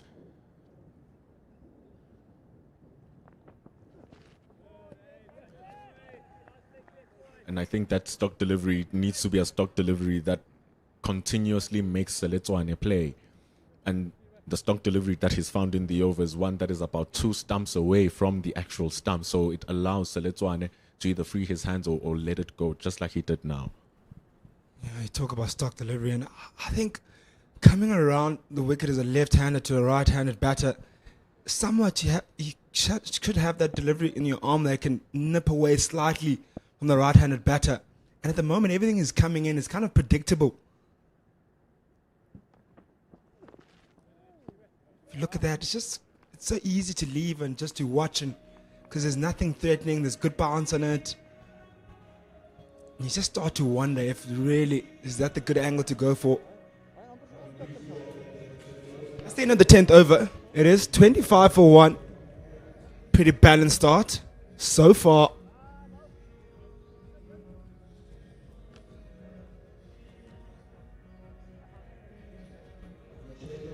Losing an early wicket was the Lions of Tom Hendricks getting the outside edge. Look at those lineups there for the final. There was a replacement, and Liteko this morning got hit early in his innings yesterday. Although he carried on batting for an extra hour, had to be replaced injured today. But De Villiers, as you see at the bottom there, injury replacement, had to go to hospital late yesterday evening. But he seems to be saying he's recovering pretty well so far. Not a bad replacement in the field to have Matthew De Villiers over there. Patrick Kruger, not a bad replacement either for Matthew Boast coming from the Caller drive end. He'll be running up the hill. Matthew Boast was brilliant in his first 5 overs, only went for 7 runs. Senoran Motusami just managing his strike bowler. And here comes the all-rounder Patrick Kruger. Goes short early on, packed away by Zubair Hamza. His first runs of the morning, and he gets it via boundary. Zubair Hamza is a real handful. He's a very real handful. He's not a bowler you want to bowl any loose deliveries to. You even saw when Matthew Boast was bowling to him, he needed to earn the right to even appeal to him. Bowled consistently on that 4th stump line. Hamza was reading the ball well, leaving it well. If it's short and wide, Shem, you're asking it to be hit from somewhere to anywhere by Hamza.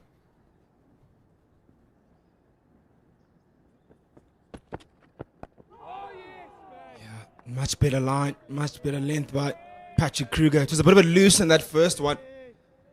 It was there to hit. And Zubair Hamza's eyes lit up and was onto it quickly. Patrick Kruger, he'll have to do a job here as well.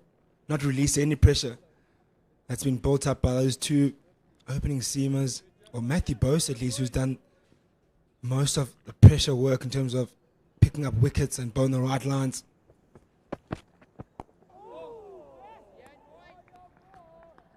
Very good recovery.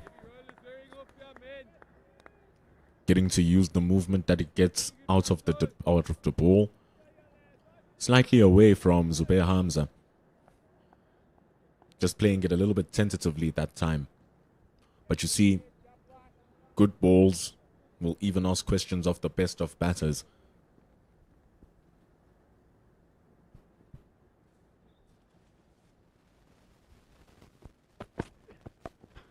But Fuller, and there to drive. And Zubair Hamza gets bat on that and is pushing hard for a 3rd, and they only take 2. Good running at the end. And a good shot. Zubair Hamza finding his feet here against the likes of Patrick Kruger, allowing him to play his strokes. So you'll feel a lot more comfortable, less pace than what he experienced with Matthew Bose. Less zip on the pitch as well. Wicket. But that doesn't matter now. What matters now is what he does with ball in hand.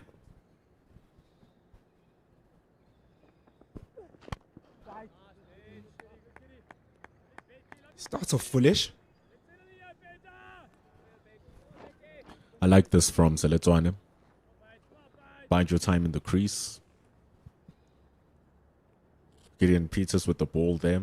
Ooh, he's going to be quite a handful once he gets his hand onto it. It's going to be exciting to watch.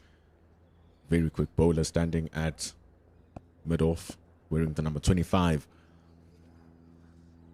Beja with control.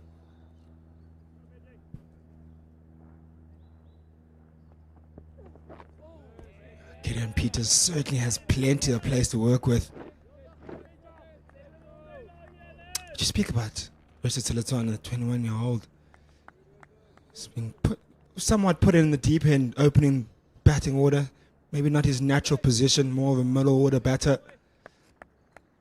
We look at those numbers of Wesley Badger, 15 innings, 18 wickets, strike rate of an average, of 31. Economy, pretty decent of 3.34. Best, 5 for 19.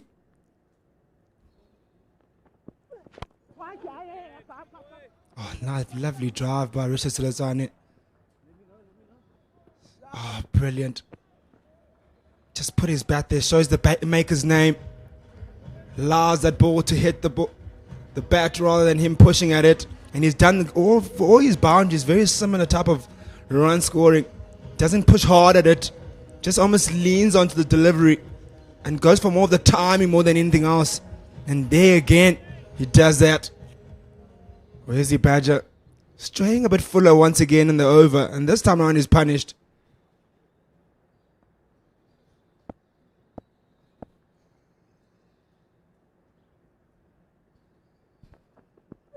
Oh, much better delivery, much tighter.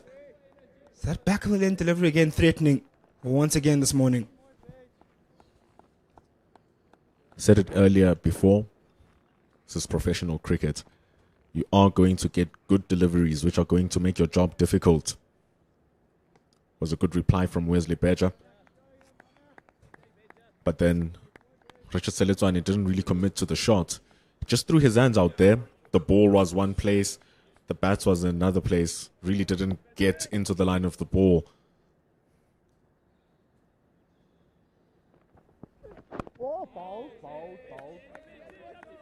But him being at the top of the order, it's going to show his mental capabilities. What he needs to do right now is just to occupy the crease. I think the example of JP King's innings is the perfect blueprint.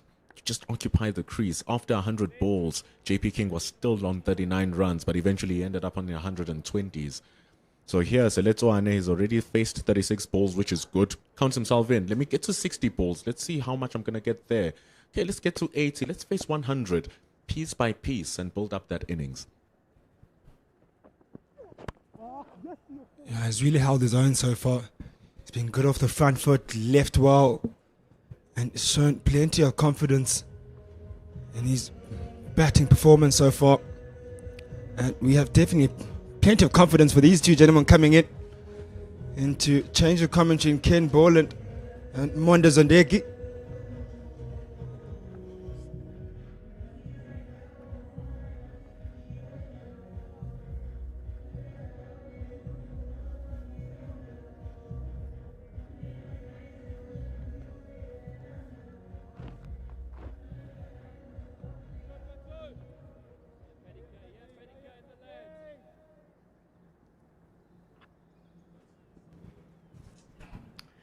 Patrick Kruger continues from the corner drive end.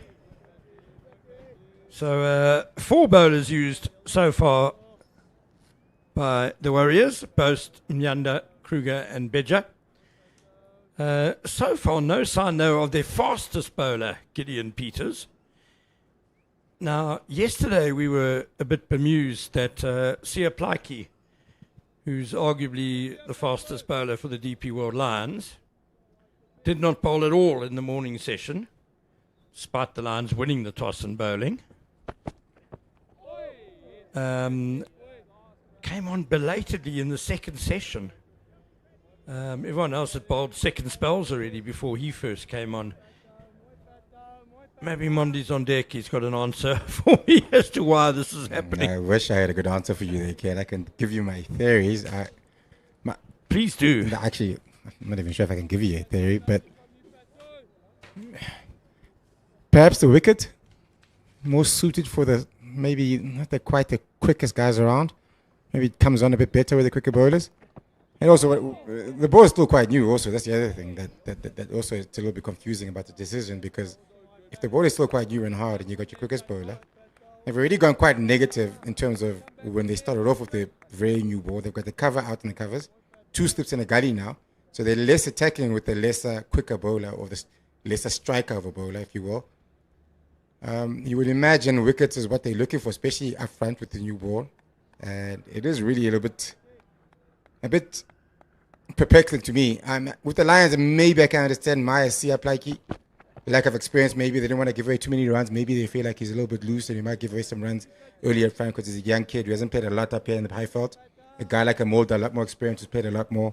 A 14 who's played a lot more, who's played for South Africa as well. Swanepoel, again, experience. Maybe they wanted someone with more control up front earlier on. But with here, Peters, again, control seems to be a bit better than Siaplaki, I would imagine, having seen both of them quite from a young age. Kruger, I wouldn't imagine is the guy you would go to if you want to take wickets. I think you'd go to him and say, hold up an end, don't get hit for 4 runs, and just make sure that you don't score quickly. So it is a little bit confusing. Perhaps Rabbi P and them can answer that question for us a bit later, because we can't come with an answer right now. Well, and Dominic Hendricks, I totally get it, that when you've got bowlers like Vian Mulder, Delano Potgieter, who Beyers Swanepoel especially, who mostly swing bowlers, you want them, they're going to be their most effective with the newer ball.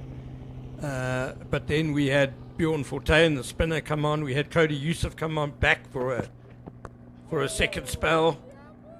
And the Lions were desperate for a break. You know, you could tell. It was 89 for 1 at lunch, and they haven't tried a strike bowler. It must be something to do with the pitch, Mondi. It's either the pitch, or maybe he's just going through a phase of lack of confidence, where they want to use him in small patches, and not because he didn't bowl a lot of overs either yesterday. And I saw it this morning. I think Van Moult had bowled the most overs, and so perhaps maybe this wicket suits those type of bowlers, swing bowlers, as you said earlier, who pitch the ball up a little bit more.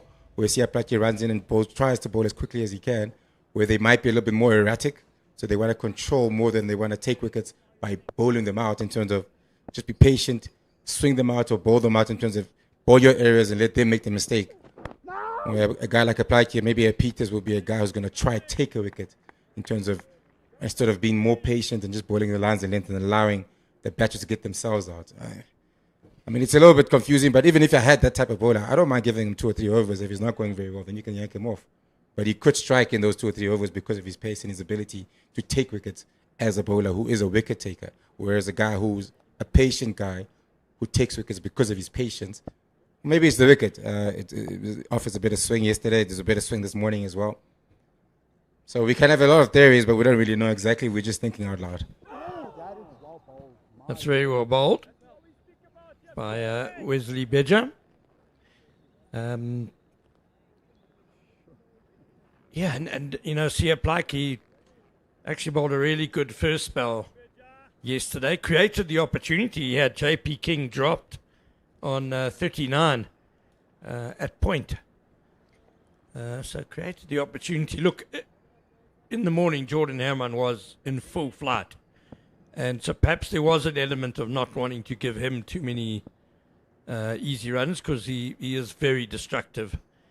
But it's not as if the Lions are off to a real flyer, yeah. We're going at 2.8 runs and over. Looking for 2. Call was there, and they get it quite comfortably. That's the big side of the field. Very short side. On the off side for the right-handers, but on the leg side, it's a huge field. So a lot of 2s on offer. Yeah, Zubair Hamza didn't even need to look. He knew from the moment he hit it that he'd popped it into a lot of acreage. down there. They'd be able to come back for 2. And once again, if you look at the field placing for a Beja, as I was trying to point out to a Kruger, there's 3 steeps and a gully for a Beja, who's obviously more of a strike bowler, has a bit more pace than a Kruger, so you're a little bit more positive and more attacking with him. With the Kruger, it almost seems like we can attack from one end and try to hold up the end from the other end. We don't want to be attacking from both ends. It seems like it's the message here by the Warriors. Attack from one end and not attack from the other end because of the field placing. As you can see, the cover is open. 3 steps in a gully.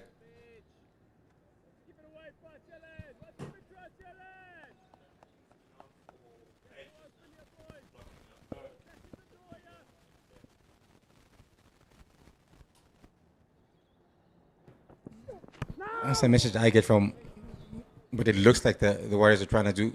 One end we can attack, one end we can maybe just block it out. Be a little bit more negative. 3 steps, three fielders on the offside, on the infield. Don't open up any gaps, and then attack from one end. It seems like this is the message that you're trying to, what they are trying to do anyway, the Warriors. Maybe that perhaps that's why Peters will probably follow a Beja.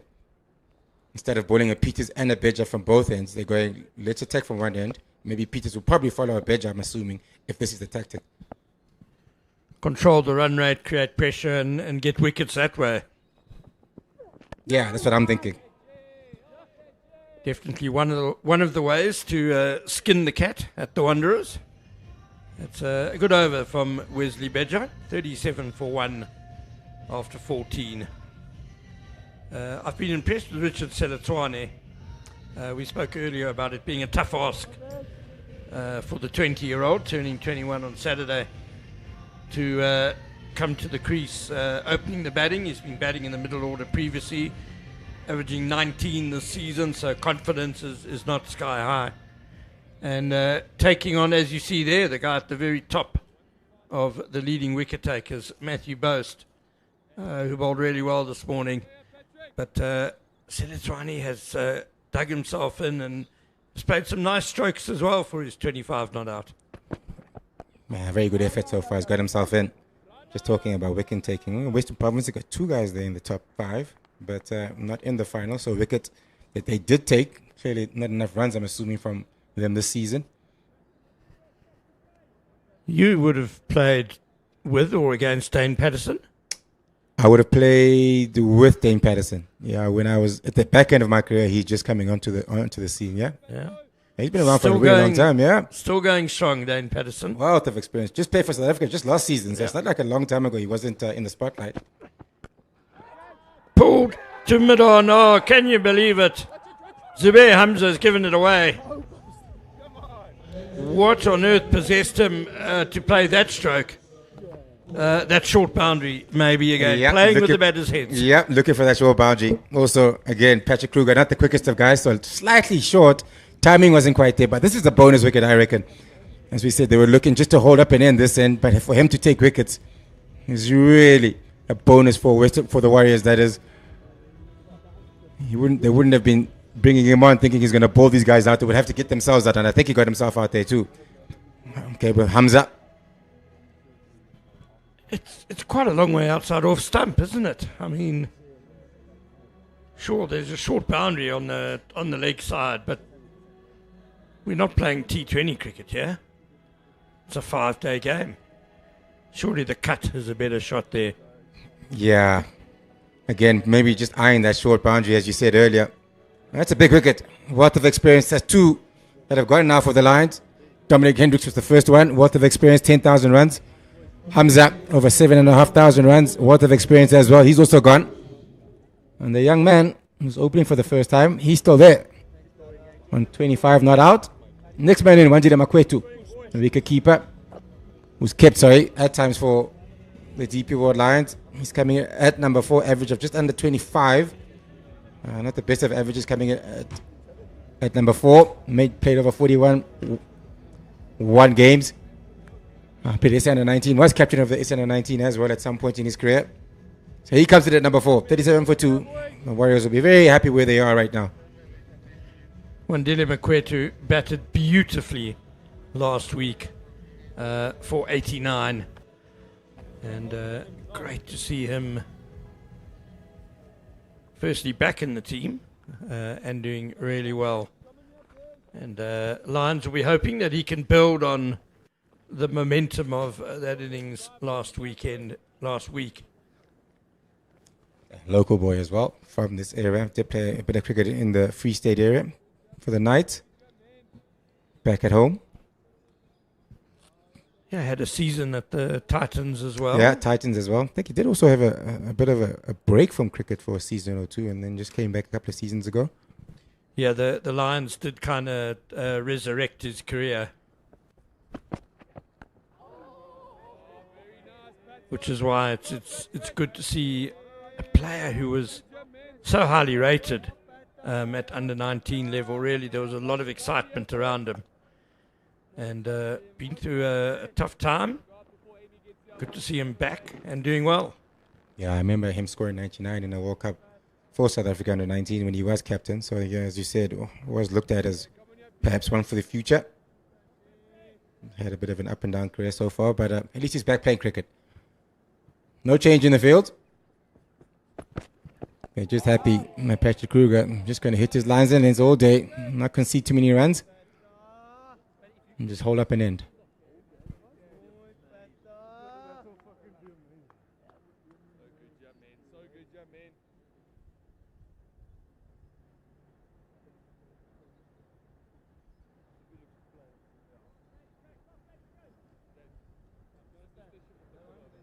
It's also a lovely time to take a wicket for the Warriors.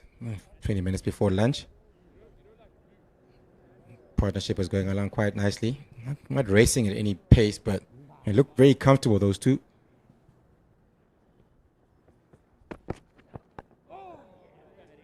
It does make for a nervous last 15 minutes for the Lions before the break. If the Warriors do nick another one out, it would put them in firm control, I would say, of this match, posting 305, and then if you have the opposition 3 down for less than 50, you're smiling. Yeah, it might be a temptation if I was the captain, maybe just to bring on Peters for 2 overs from this end from Kruger here, and maybe just be a little bit more tackling just before lunch, try to pick up another wicket. I think that the batters are very conscious of the fact that they've just lost a wicket before lunch. They'll be probably a little bit more cautious in terms of how they play. So a guy like a Kruger is probably not going to bowl them out, but he's going to bowl his areas. Maybe not the guy you want. Maybe you want someone who can be a strike bowler to nick somebody off or bounce somebody out with Peters' pace. As you said earlier, he is the quickest out of the bowlers from the Warriors. I might be tempted to bring him for just 2 overs before lunch here and try a strike before we go. I agree with you, totally. The batters aren't going to be especially positive. They've got survival until lunch on their minds. And just the sheer pace of Gideon Peters could create an opportunity or two. It's going to be Wesley Bedger to continue, who's bowled 2 good overs so far.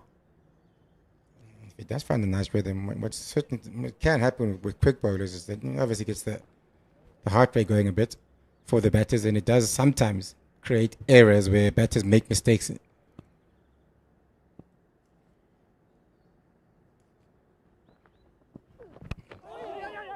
Quick single by Makwetu.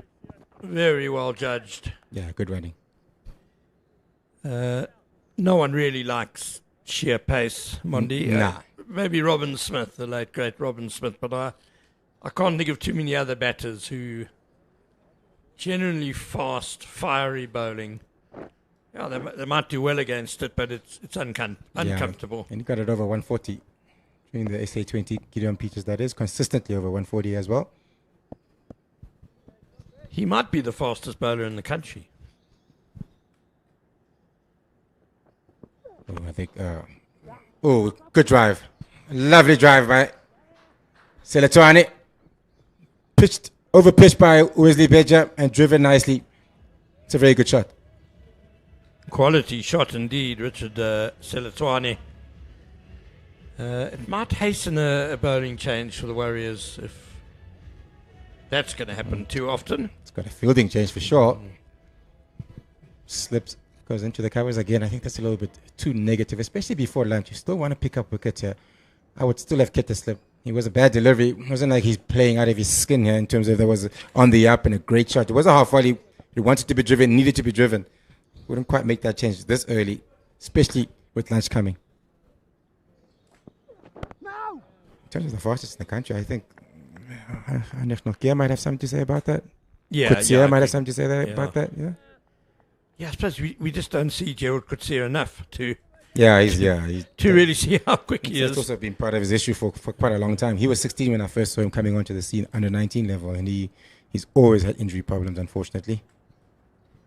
But yeah, Anrik Nokia certainly would be in that category as well.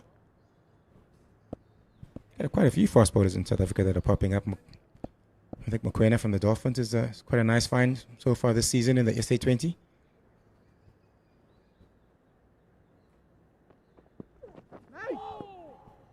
For a man just out of the under-19s, Kobani Mokoena was brilliant.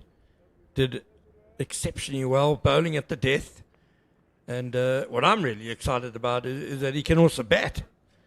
He's a decent batter. Yeah, it looked like it. I didn't, obviously, in SA20, if you're batting in the 8-9, you're not going to get too many opportunities. But I saw a couple of innings from him. He looked quite decent as well, yeah? He got a 70 in a 4-day game for the Dolphins.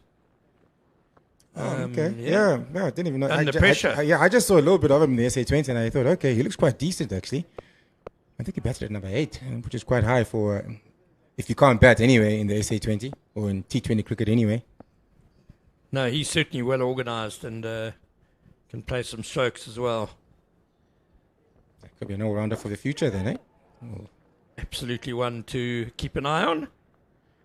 I hope he works on his batting. Again, like a guy like Kahisa Rabate looks the part sometimes. Looks like he can certainly bat. When you talk to him about batting, doesn't seem to be too interested in working on his batting in the net. Hopefully Mokoena is pushed to bat in the net and to work on his batting.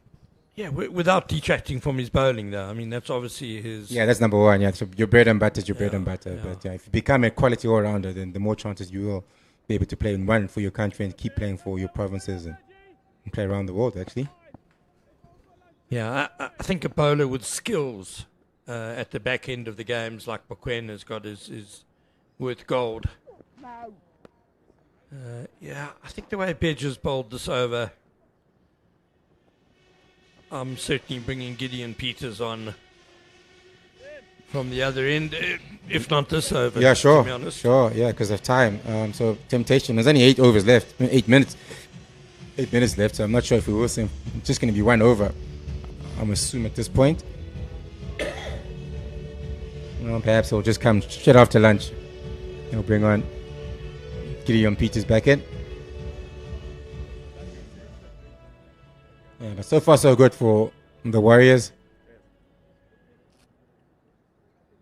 They've been able to control that run rate at under around about 2.7 runs and over. Interesting still field placing again now. They got a leg slip in, one slip in a gully,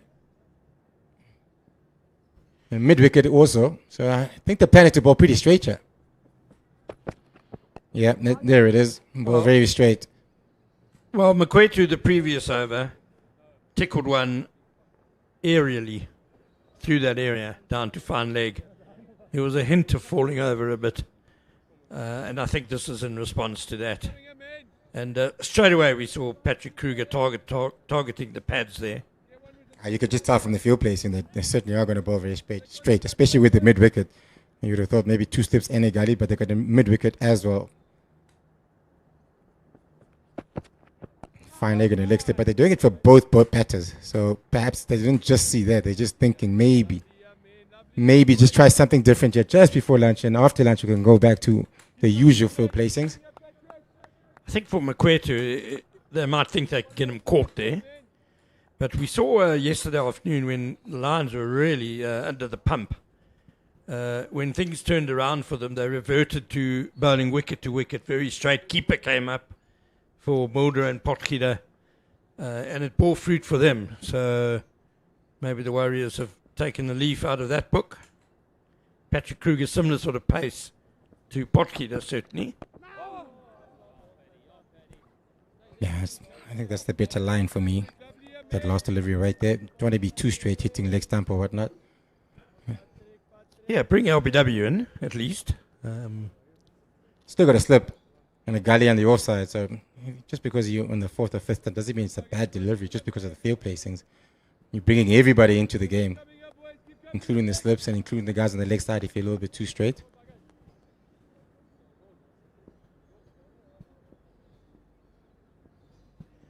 Where's the Badger just having some boot stud problems? Tickled down to him now at fine leg. And perhaps sometimes as a batter, when you first come in, the balance isn't quite there just yet. You're still trying to figure it out. Early on is obviously when you're the most vulnerable as a batter. So when you do fall over, like you were saying early on, I know there was a big thing about Ricky Ponting used to fall over early on in his batting. So he used to try a ball, hitting the stumps, bringing the ball back into his stumps. If you do fall over, you tend to either scoop the ball into the air or get bowled. Maybe that's the thinking with Patrick Kruger. Good shot. Also good fielding. We had 2 return catches in the Warriors innings, which suggests there's a bit of slowness in the pitch. Ball maybe sticking a bit, so that also brings the catching mid-wicket into play. He's a little bit deeper than a catching mid-wicket at the moment, I'd say. And sometimes if it is that sort of wicket, if you have a bit of extra pace, it comes on quite nicely for the batter, because the slower guys are the ones that are harder to judge whether you're quite there or not. But if you've got a bit of pace, and it does certainly help.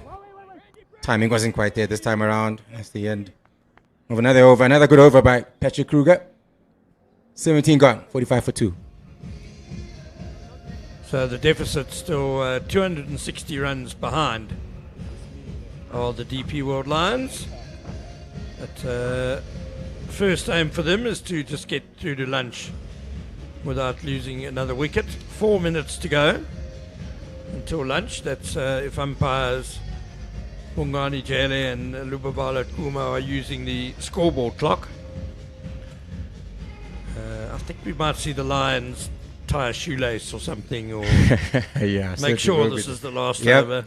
You're not going to want to see another over before lunch.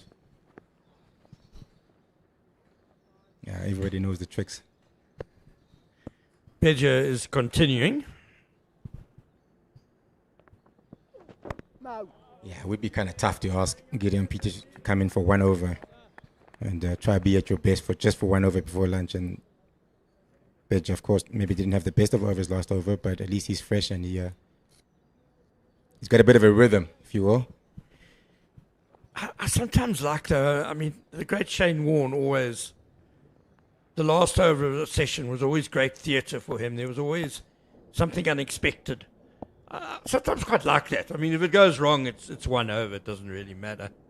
Well, that's why they usually use the spinner instead of using the paceman, because the paceman don't really want to bowl just 1 over and be off. I mean, it's obviously different in T20 cricket where you expect it to bowl 1 over here and there. But in 4-day cricket, you want to be able to build up a rhythm and get a couple of overs in before you can hit your stride. It's very difficult to be hitting your stride and your straps on over number 1. Yeah, come on, it's just 1 over. Give it to a spinner. Give it a go, Gideon. Come on. I remember actually 1 over, come roaring in. Talking about the Lions and Wanderers, and Robin Peterson is actually here. I remember that over that Robin Peterson bowled to Brian Lara on this wicket at this field, actually. Yeah. Last over of the day. Yeah, I won. I think it might still be the record for the most runs in a test over. I think it was 28 in that over, the last over of the day. 4 sixes and a 4, I think. I can't remember the sequence, but I do know there were a couple of big sixes. Yeah, we're sitting somewhere around about 28 runs in over. Yeah, I think there's a tactic here by Badger. He's bowled quite a few short deliveries to both batters actually. I think my trusty SA Cricket Annual, last published unfortunately in 2022, will have the details of that. Yeah, magazines unfortunately have gone out of fashion these days. People don't read as much. Well, I'm gonna find that stat and prove the importance of books, Mondi. No, I still they're very important, but I think modern day technology sort of changed that for a lot of people these days.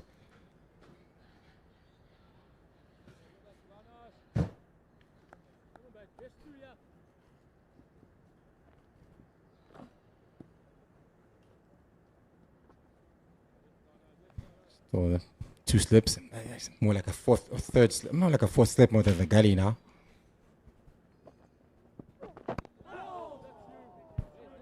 Better lines and lanes. Yeah, better over so far, my Bedger. He's got just one more ball to bowl. Scoreboard is showing a minute to lunch.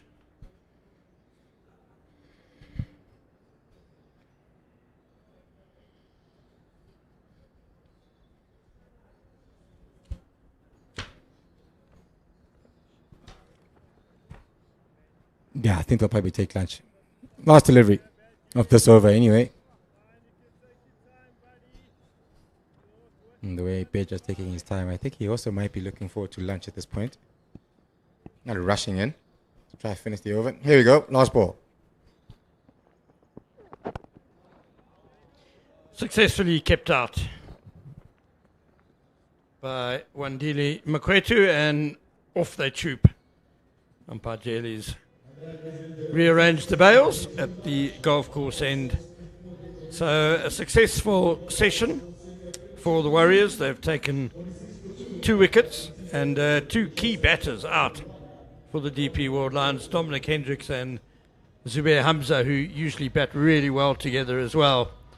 And Matthew Boast and Patrick Kruger, the wicket takers. As there you see the match situation. Warriors getting to 305 thanks to those 2 excellent centuries by Jordan Hammond and JP King. 3 wickets apiece for Vian Muda and Delano Potkida. And the Lions reply still 259 runs behind with 8 wickets in hand. Mondi Zondeke, what can we expect this afternoon? Yeah, we'll see how the wicket plays, but I do expect we'll see Gideon Peters quite early, running in with a bit of pace and maybe just trying to make guys uncomfortable. And I think for the DP World Lions, just bad time. And that's what they'll be preaching. There's still a lot of time left in the game. It is a 5-day game with the final, that is. So there's a lot more time that they're used to. And they'll just be talking about batting time and occupying the crease. And the Warriors will be talking about taking wickets. Before we go for lunch, just a message from our hosts. The DP World Lions venue bookings for bespoke events. Did you know the DP World Wanderers Stadium is the perfect venue for your bespoke events?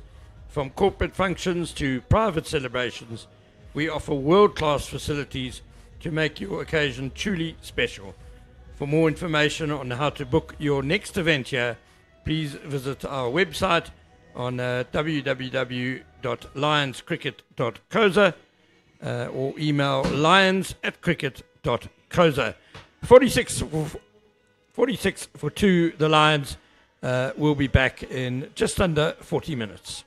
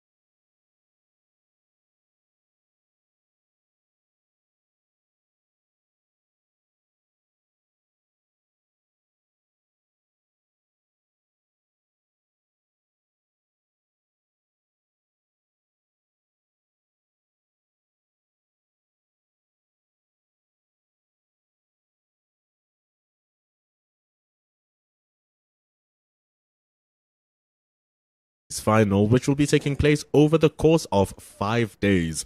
Last day being on Sunday. Matthew Boast, he'll bring us back to Richard Seletwane, who's looked pretty decent for his 31. That truth must be told. And here we come back, 46 for 2, the CSA YouTube channel. Kampanyakan next to me being Pendulo Makubane. It's been a wonderful, wonderful day of cricket in terms of just the weather, the atmosphere, the vibes, and then the cricket itself tells us a good story. Brilliant day it's been so far. Absolutely right, Bendulo. Nice, beautiful weather, sunny day, and even better to be here in the combox and taking it in. Nice contest between batter and ball so far.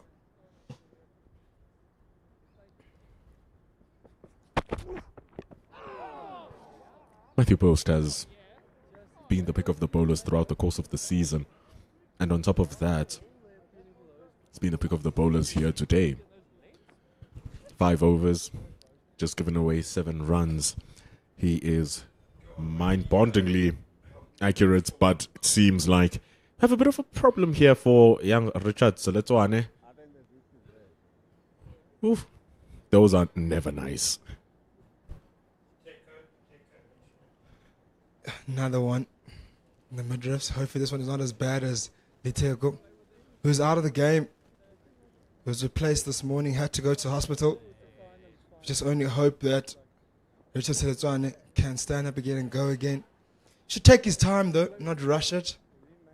Let's have a look at that blow again. Oh. Does it get more accurate than that? Especially behind the stumps is not clapping for the event. It's just clapping for a really good ball, but good to see Richard is up, swinging and dancing. What a nasty blow that. Flash. Those are the ones that bring nausea. I feel like you have something in your tummy at some point. That's what we were saying about Matthew Post. Just rushes you with the way that he does the things, and Richard Seletwane feeling the full blow. Just gets your feet moving a little bit more gingerly. Smart bowling from Matthew Post. Inside edge, runs the ball down to fine leg. How about the follow-up delivery there? Usually after, even anywhere you hit the bat, it doesn't have to be there exactly where the bat was hit there. It could be in the ribs, it can be in the head. The important one is that follow-up delivery. Make him play. Force those legs to move.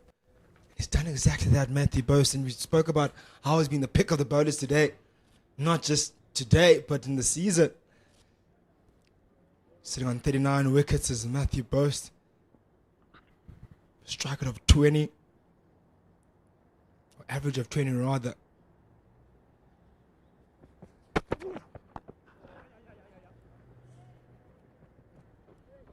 I like the fact that over the course of the season, he just did not drop his form. Never dropped his form. And so often, when you're jumping off from different formats, jumping from your T20 competition, which the Warriors went on to win, then you come back to the 4-day series, you have to make a clear adjustment in your areas and in the mindset of your bowling, much like the batting. But when it comes back to the red ball game, Matthew Post is just clicking. He hasn't left the foot out of that pedal.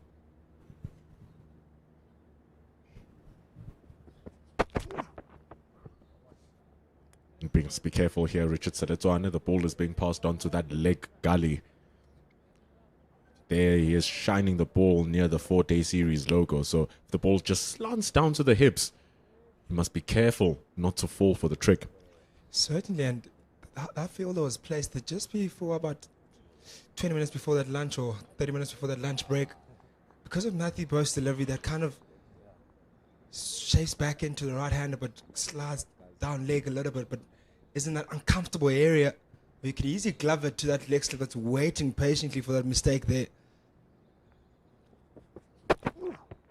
Oh, that is really good from Matthew Post. That is a insanely good shout.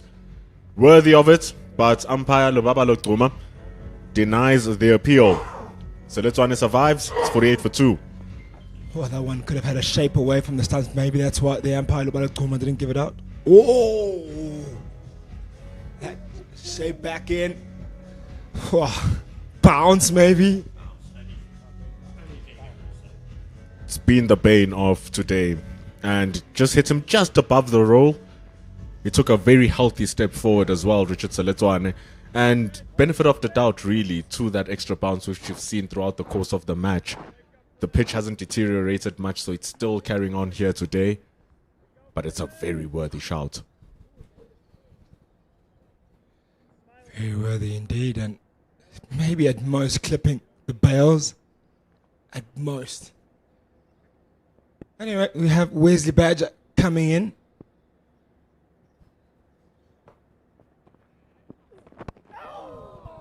Swatch must do here, Wesley Badger. Attack the stumps, attack. Force the batters to try and create the room to make runs.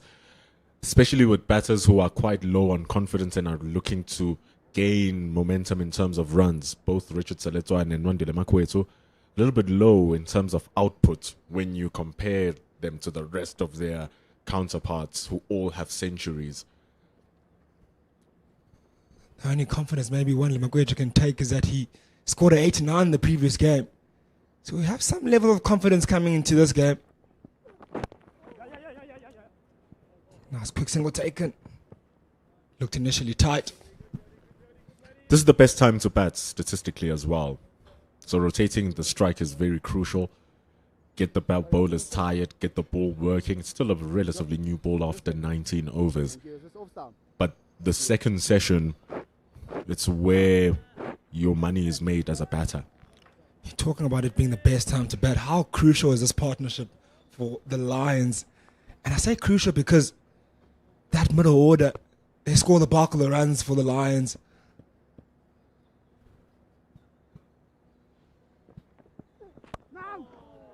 The one thing you don't want to do is get them in early. You want to set it up for them. You want to get them in there when the ball's a little bit older so they can come in and cash in. So these two, if they can chew up as many deliveries and bat long and apply themselves, maybe their next target can be, okay, well, maybe over by over. Obviously, you don't want to look too far ahead, but you want to bat until the end of the session. You want to bat long. You want to spend time out there, get those bowlers coming for their second and third spell.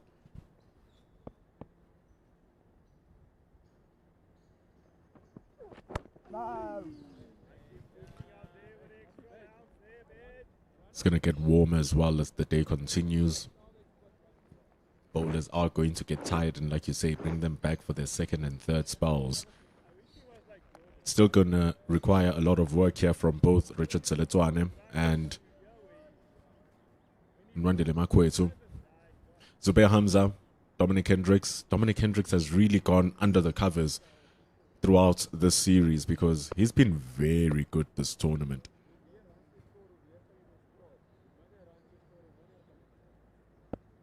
5 50s, 2 centuries. Really has gone under the radar. And so right now when one of your key run scorers at the top of the order, like Dominic Hendricks, averaging 44 for an opener, he's gone for 4. Now the sense of responsibility is on your number 4, Nwandile Makwetu, because Hamza's gone as well. So this is the perfect opportunity for both Letswane and Makwetu to make their mark in a game that matters the most and which probably will have the most eyes. Absolutely. Absolutely.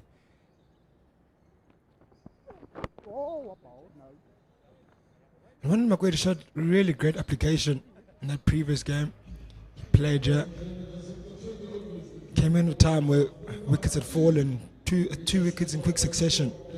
And he came in and really bided his time and bowled that innings quite nicely. And he was joined to the crease right at the end of day 2 of that day, or day 1, sorry, by Vian Molan. Both have a great partnership, came in the morning as well, played brilliant cricket. So he can fight out there and he can score, he can spend time And that's what you need to do right here in this big game. And also his batting part of Seletwan has done exactly that. Also kind of nullified that new ball, that first 20 overs, which was crucial for his innings.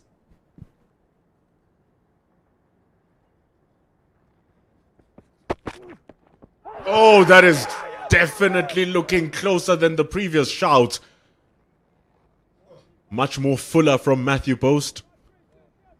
This is a much more exaggerated response from the Warriors bowlers.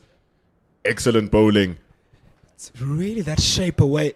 It's really troubling the right-handed batter here with Matthew Post. And he's doing it so well. He shapes away in the air, and also when it lands on that surface, does the same. So difficult to play. I think that height again there. I think good decision by the umpire once again. Maybe the side on angle will give us a better reading to that, but I think it's height, gentlemen. Wandile Makoto remains in the crease. Looked a very good delivery from Matthew Post. The ball just shaping away from Makwetu, was able to find the gap between the bat and the ball. Struck the back leg as well of Wandile Makwetu, but he's a tall fella.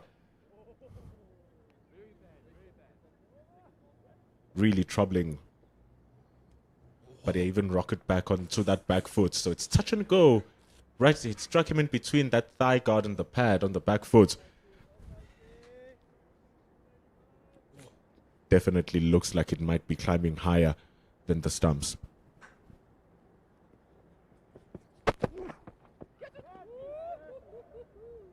What's going to be important here for Wandile Makwetu is to put those deliveries behind him, because they were certainly playing in his head thinking, oh, shaping away from me. And Matthew Post has that one up his arm that can nip back in. Could cause him serious trouble, because he's playing for that one that's swinging away from him. And he doesn't want to find himself planting that front foot and getting himself trapped right in front. But the opposite direction, obviously. You know, last week's game, 3 centurions for the DP World Lions. You kind of forget that Zubair Hamza was 2 runs away. And you kind of forget that Wandile Makwetu was 11 runs away with his 89.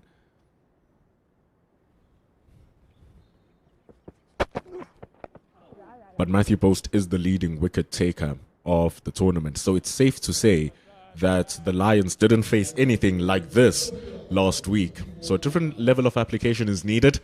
They've worked themselves to 50 runs, having lost 2 wickets.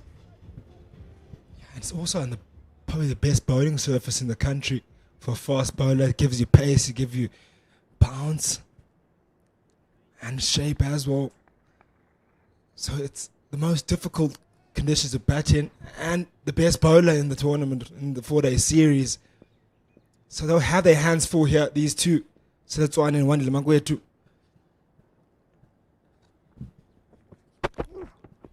Oh, Matthew Post is bowling absolutely brilliantly. And finally, after balls and balls and balls asking the questions, Richard Seletwane finally cannot deliver the correct answer. Strapped LBW and is 50 for 3. Oh, Matthew Post, he was knocking on the door. And he had 3 of those, and eventually the third, he got his luck. And that one looked a lot closer than the other 2. And I think rightfully so, it was given out. Really difficult task facing a Matthew Post who's like this. That is much more plumb than the rest. It just nipped back. It's bilateral movement from Matthew Post. It's moving away in the air, and then as it pitches, it just jacked back to Richard Seletwane. So he plays the incorrect line. Wonderful bowling from Post.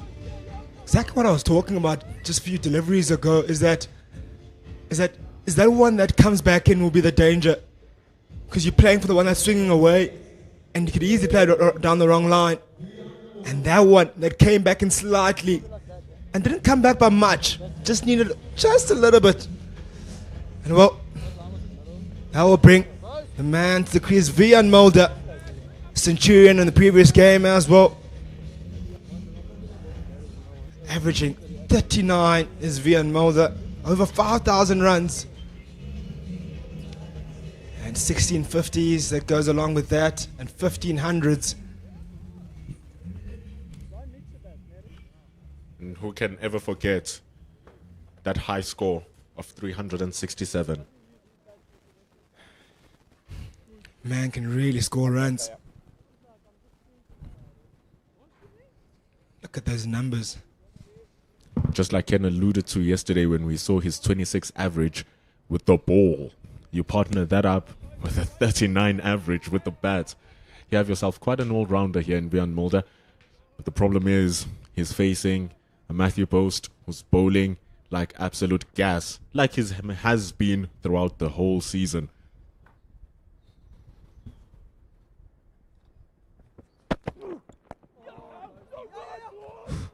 And there's actually two things here about Matthew Post, because when he runs in, upon his jump to release the ball, he gets so close onto the stumps.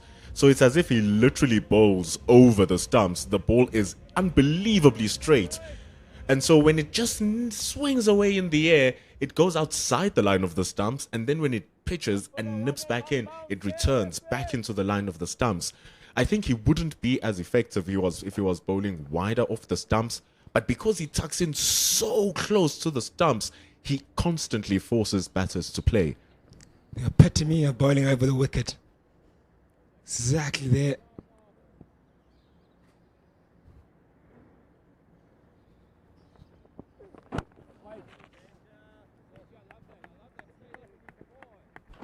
But I really think the killer of that wicket is just that bilateral movement. It's such, that's what reverse swing does. I'm not saying that's reverse swing. That's just pure skill of the ball moving away from him and then the pitch sending the ball to the other way. But that's what reverse swing does. At the end of the innings, like at around over number 50, 60, you see the ball swing one direction, and then you play for that movement before the ball pitches. You adjust for that line. And so once the ball pitches and it moves in the opposite direction, you don't have enough time to adjust.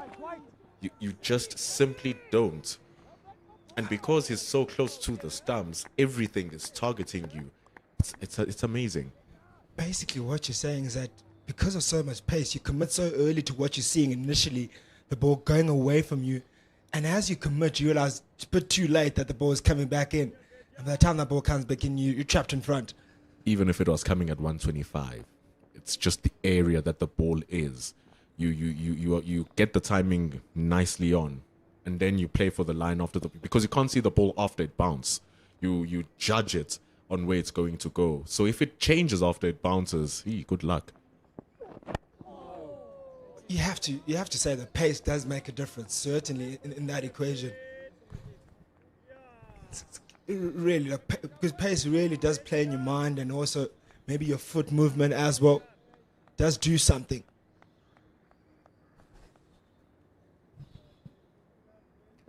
So it does have its perks, but sometimes you just need to ensure that the ball bounces in the correct area.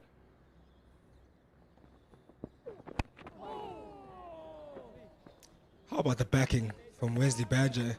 Especially now, just after lunch. Just before lunch, maybe he was guilty of bowling that odd loose delivery that wasn't there, but now he's really found his areas, that back of the length delivery, persisting in that foot stump line. So he still has those two slips and a gullion. Because it's just a tad wider than Matthew Post, you see Matthew de Villiers is just standing very wide off Snetsamba Qeshile. That first slip is actually quite wide indeed, which forces the slip cordon to be wider than normal.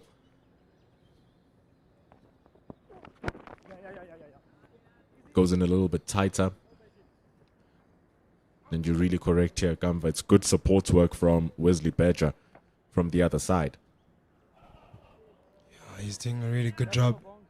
And believe it or not, there's still more pace yet to come. Gideon Peters, he'll be a handful on this surface if he gets the right areas and gets that gauge up. Oh, he'll be tough to face. And he gets it up in that badge area. He gets you uncomfortable. He likes the short delivery. Also the fuller one.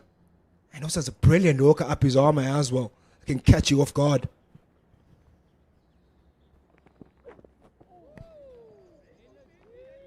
The Warriors definitely have one up when it comes to the pace department. Wesley Berger also pulling up some notes with his delivery. Almost a Siaplaki archetype in the team of the Warriors. And it seems as if the Lions do not have a Matthew Boast archetype on their cards. But what we do have on our cards is the opening game of the CSA One-Day Cup. Defending champions are Boland. They played the Dolphins in last year's final, so the runners-up, the Dolphins, will be in action against today's finalists once the ball becomes white. The Warriors, the Dafabet Warriors, against the Hollywood Bets Dolphins at St. George's Park on the 27th of February. It's right around the corner, so get your tickets at cricket.co.za.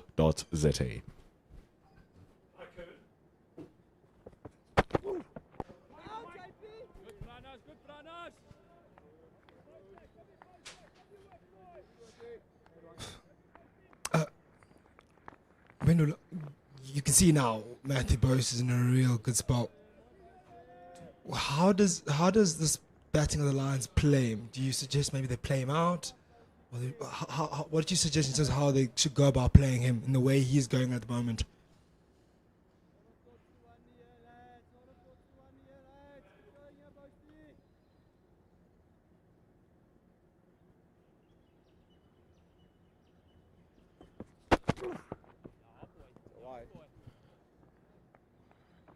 A little bit too rash from Matthew Boast is wided. But I think Sinoran Mutsasami is managing Boast pretty decently here. Gave him 5 overs for his initial spell. Probably going to give him another 4-5 for this spell. Clearly still has the energy for it. You could barely see the ball go over Mandile Makwetu. That's how quick he is. So I think here, Mulder and Makwetu, just like they did last week, having a strong partnership together, they just need to survive this onslaught from Boast, really. He's barely giving you anything. He's actually giving them nothing. And you think that when the ball slides down the leg side, that's your chance to score, but you can't even score there because there's the leg slip right there waiting for it. So they've closed off all the scoring areas that Matthew Boast is scoring on, so you might as well just block him out. You have 3 more days of cricket. He's going to get tired later on in the day until he gets the new ball. But right now, just see him off. He's going to be okay. Probably has 1-2 more overs in a spell. Then you start working the other bowlers, hopefully.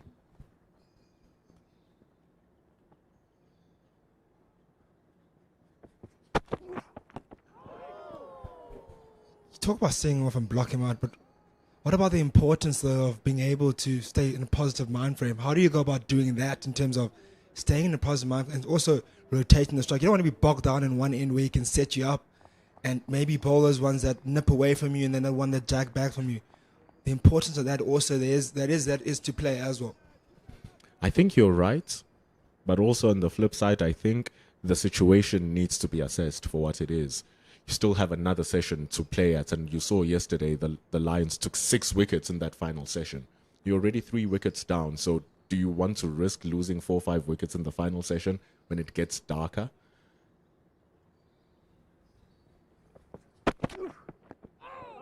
He's literally giving them nothing at this point in time. That could have been a quick single in any other bowler, but he has the leg slip to protect that.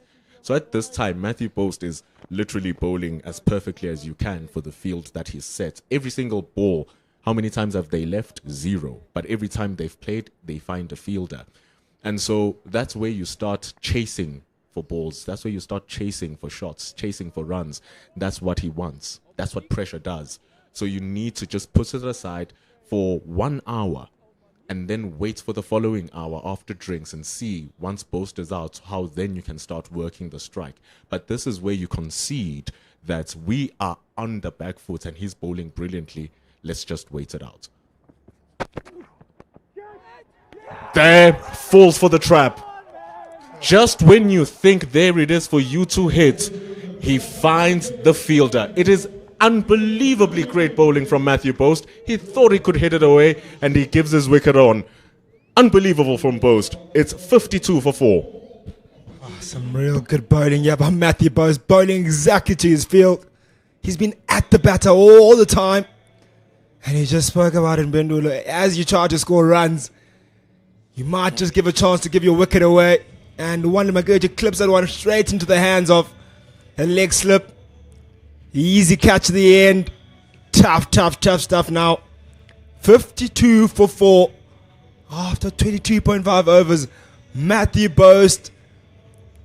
Yeah, wow. Absolutely brilliant spell.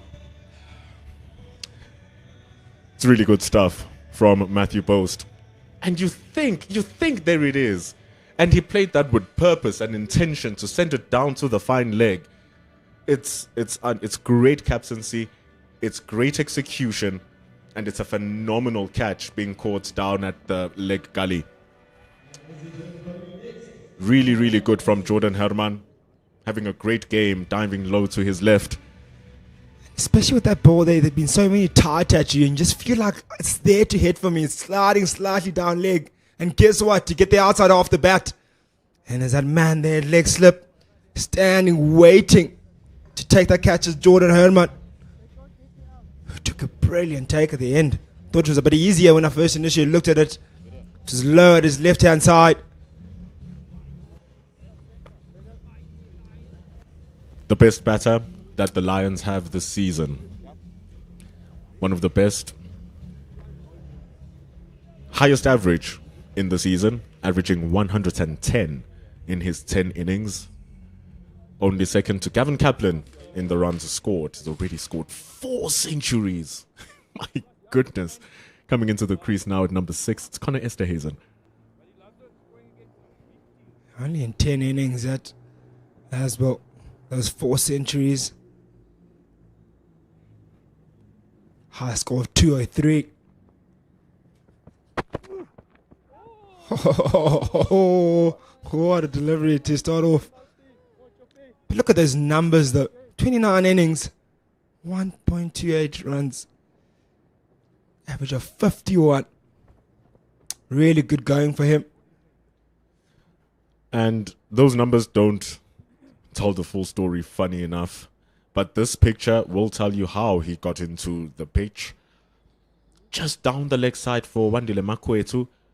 It's that pressure that has just been building up. And that is the release shot, but there's no release because it's locked down. It must be commended the captaincy, and it must be commended the execution from the bowler. Wonderful cricket. Here comes Wesley Badger. The big question now is, how do you get that ball out of Matthew Bose's hands? And how do the Lions play him out? Because you try to defend him, he might get your outside edge. If you try to play at him, might be caught. So either way, it's tough. Some serious cricket now that's going to see unfold. I think Makwetu and Mulder were slowly starting to get his pace and what he's bringing about. That's why Makwetu believed that he had a chance of hitting the ball there. Soft hands from Mulder. He did well to just ensure that that stays on the ground. Signs of a man in good form. And when you think, we just got past the over of Matthew Bose, and then here comes Wesley Badger, hitting his mark again, not giving you any room to breathe. And the one thing you want as a batter when you go to the next bowler, like, okay, maybe there's a chance to score some runs, get off the mark. Then he hits your bat so hard. Now, the mental strength of these Lions batters has to be at its best now. It's finals time. Don't want to get blown away here, and that can easily happen. You say it's the best time to bat, but hey, it's very tough right now.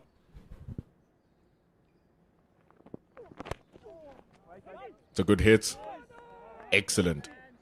Great stop from JP King, the other Centurion.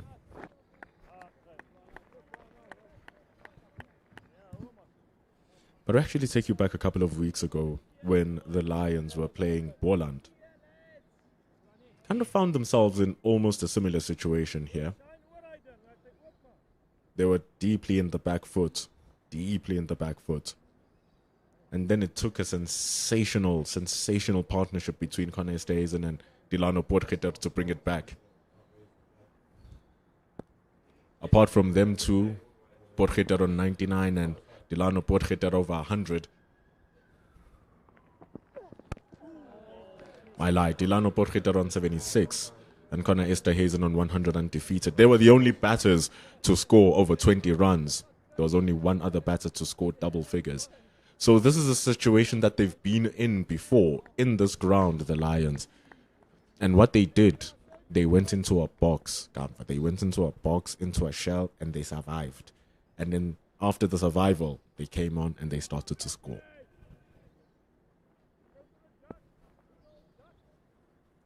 Oh, you heard it first, ladies and gentlemen. Survival is the word.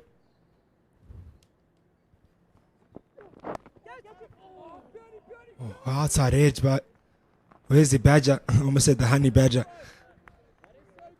Getting the outside edge of Willem Mulder. Dropping short of the third slip.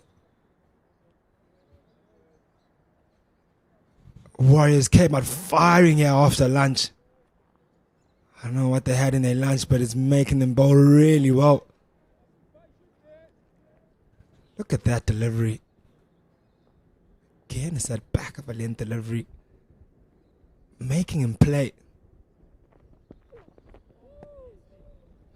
Well, that brings us to the end of the 24th over. And also to the end of our commentary stint. 52 for 4. And we'll have changing commentary in Ken Boland and Monda Zondegi. We'll be out.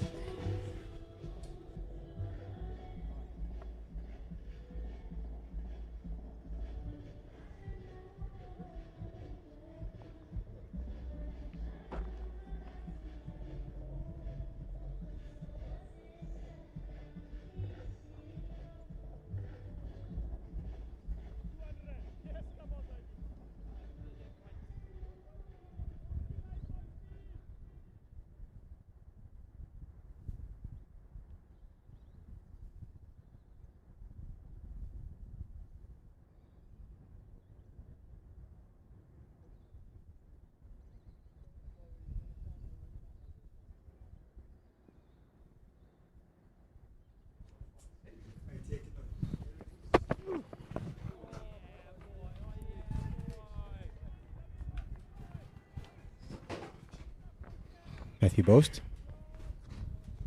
Coach has picked up 3. Still looking in really, really good form. Picked up nice early wickets after lunch. He picked up 1. Picked up 2 actually after lunch, sorry, my mistake. And that's the reason why he is the top wicket taker so far in the 4-day competition this season. Trick worked, leg slip. Talked about it just before lunch. I mentioned yesterday that it's not really the wicket-taking delivery that gets the wicket. More often than not, it's the balls before that actually have caused the wicket, and that was a prime example. I've got no doubt that Rondile Mokwetla knew there was a leg slip there, but there'd just been such a build-up of pressure, and he just wanted to get away. He just wanted to get a run, and he thought that was the ball that was his chance. Yeah, just before lunch, they were going at around 2.7 per over, but all the way down to 2.1 now. The DP World Lions talking about pressure, not scoring runs, and looking for runs perhaps at that point. Kept it nice and quiet, and the good thing for them is, as quiet as they've kept it, they've picked up 2 wickets quite early after lunch. It's a good going here by the Warriors. Clearly their plans after lunch have worked so far. Still not Gideon Peters. The one surprise, I would say. We've only had 6 runs since lunch, and this is the 7th over. Matthew Boast has been magnificent. I don't think he's conceded a run in the spell yet.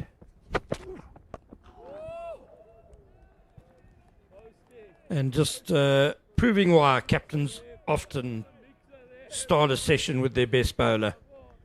He's really cracked this game open for the Dafabet Warriors. And big wickets too. Dominic Hendricks, Wandile Mkwetu, Richard Seletswani. This, though, I think at the start of this Lions innings, when you looked and you thought what would be the key, who would be the key two batters, you possibly would have gone Vian Mulder and Connor Esterhuizen based on current form. So this is the partnership. Yeah, again, as you said, Mulder, experienced, plays for his national team. And Esterhuizen obviously been around for quite a few seasons now, gaining some good experience and a very good batter as well. Purchita next after that. Dangerous batter, aggressive middle order batter, coming in at number 7. And 14 can hold the bat, we know. Scored some important 50s for the Lions in big games. Hundreds too. Yep, big games. 2 or 3 seasons ago against Western Province on this field. In Western Province, him and Purchita actually were in big trouble. And those two put on a really good partnership to turn the game around for them. So we've seen them do this. The Lions get themselves into trouble. Top order, and then the bottom order comes and rescues them. So it's certainly not all doom and gloom, but looking very, very good so far for the Warriors. Still very early in the game. Day 2.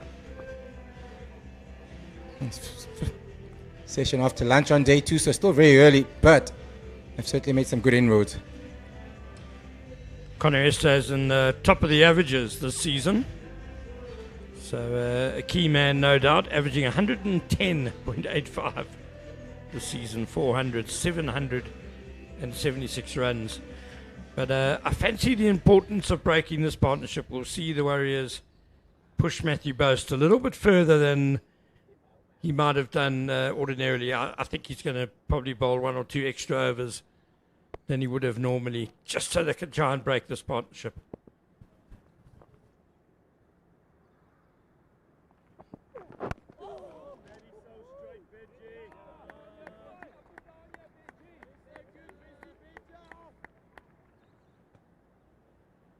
I think that Peter's there mid-off, warming up.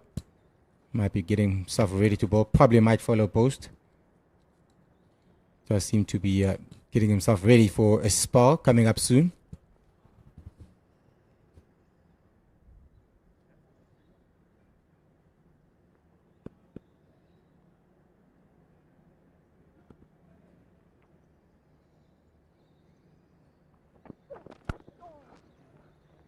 Good shot. Really good shot. Slightly short, a bit of width on offer. Covers our field. 3 men in the covers, but finds the gap, and that's another boundary. Much needed. It's been a very quiet session after lunch, but eventually they get one. Very good shot there by Mulder.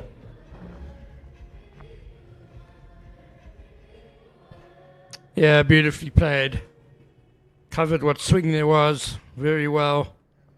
Back and across. Lovely high elbows and straight lines with the bat. Beautifully played.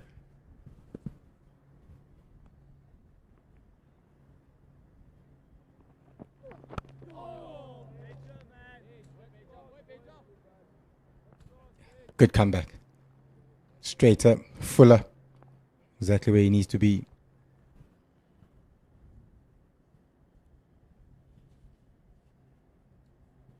Okay, guys.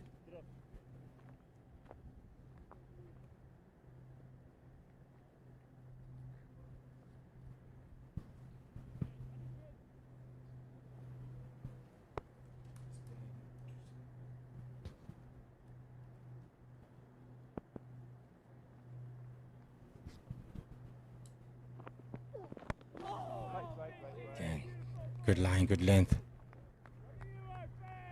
Good comeback here by Beja.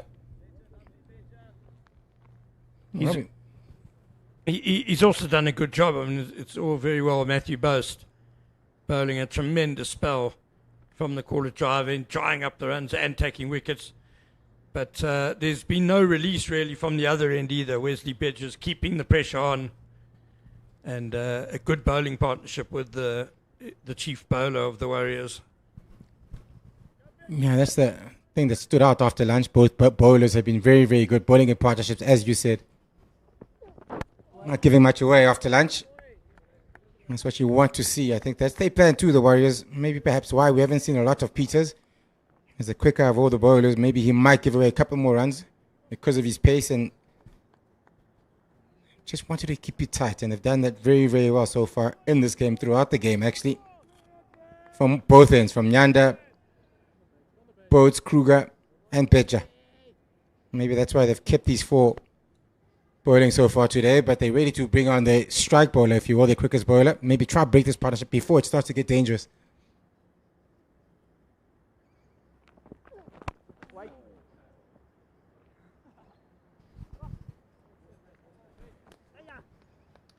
Yeah, there are bowlers who actually prefer not bowling with the new ball because they struggle to control the swing, the movement. So, yeah, maybe Gideon Peters prefers the ball about 30 overs old.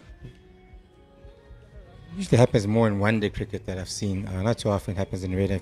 If I think of a name of Alan Donald, for example, didn't really like bowling with the new ball when it was a white ball, but it did certainly open with the red ball. And I think most people just find it a little bit harder to control at times, the white ball that is. Top run scorer so far this season, Kaplan from Western Province from Boland, sorry, my mistake. Corner Easthuizen, as you mentioned earlier, best average so far this season. Daniel Smith, Western Province got a few names in both the bowling and the batting.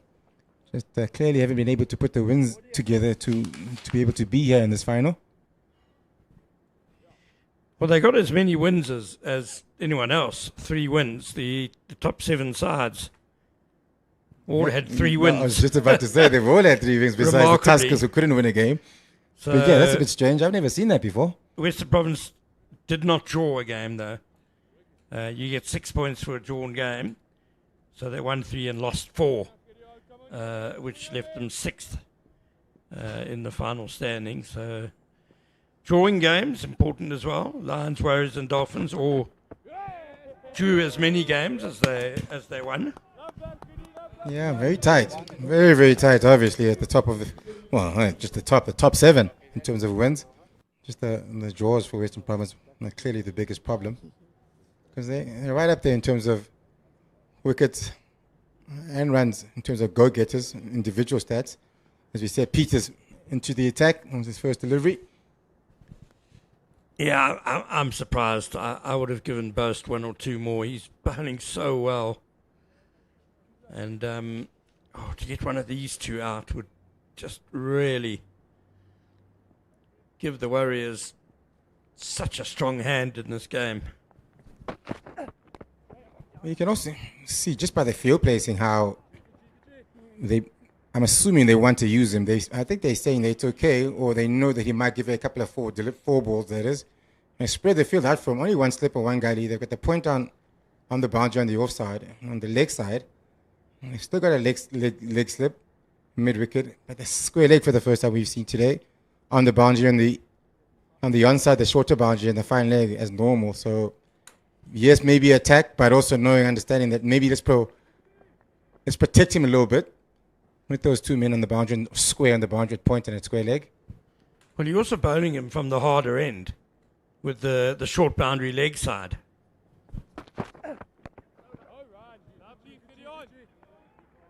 So, I mean, if you are worried about him going for a few, why not bowl him from the other end, rather? 2 right-handers at the crease.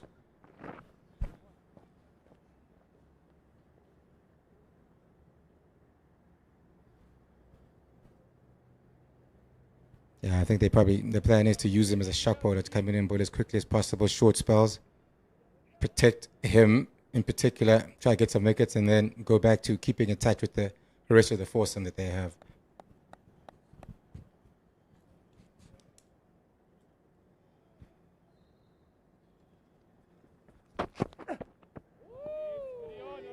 You can see the pace already, just the carry and the extra bounce from the previous ball that he did bowl.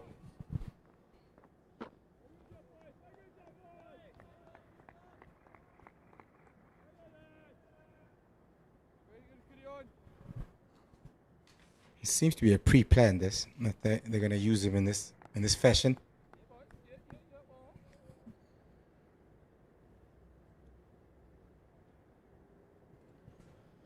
Just seen the spinner, Senua Mutusami, who's also the captain, doing a few vigorous exercises, maybe warming up. Short ball, trying to put it there. Not sure if it didn't get up as much as he thought it was going to get up there, Mulder.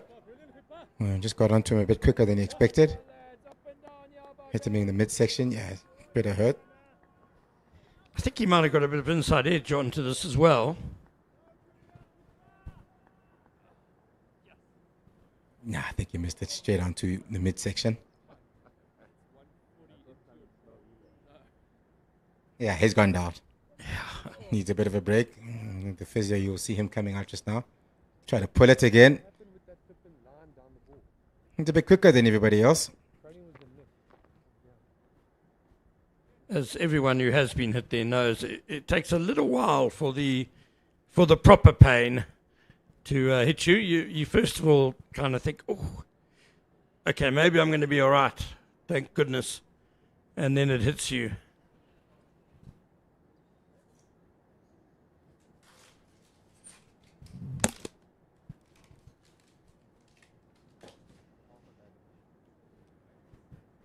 Physio coming out to see if he needs a bit of assistance. Yeah, he'll be all right.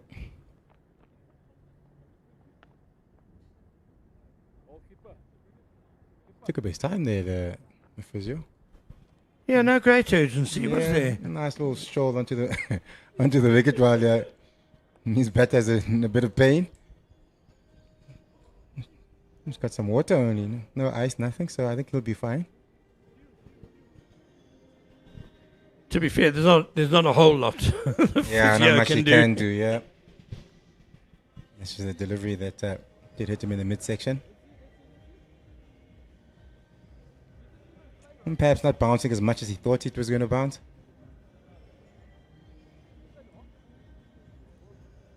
Yeah, but yeah, no issues. And it's his birthday. It's Vian Mulder's birthday. Yeah, you did say earlier. How can you treat him like this, Mother Cricket? Most unfair. Maybe they shouldn't have tried to pull it.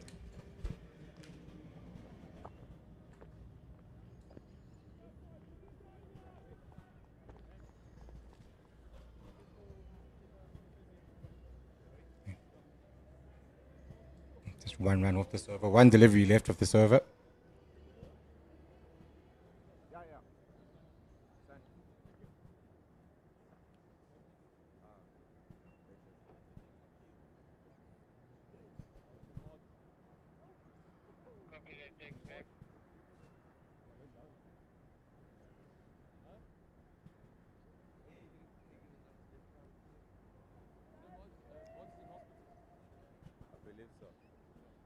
One ball left. Same field. What a story to tell after this ball. Just not quite ready just yet, Mulder. Just needs a bit of a little more time. There was a bit of chit-chat going on as the bowler was running up. We picked up in our stump mark, so maybe Vian Mulder took exception to that.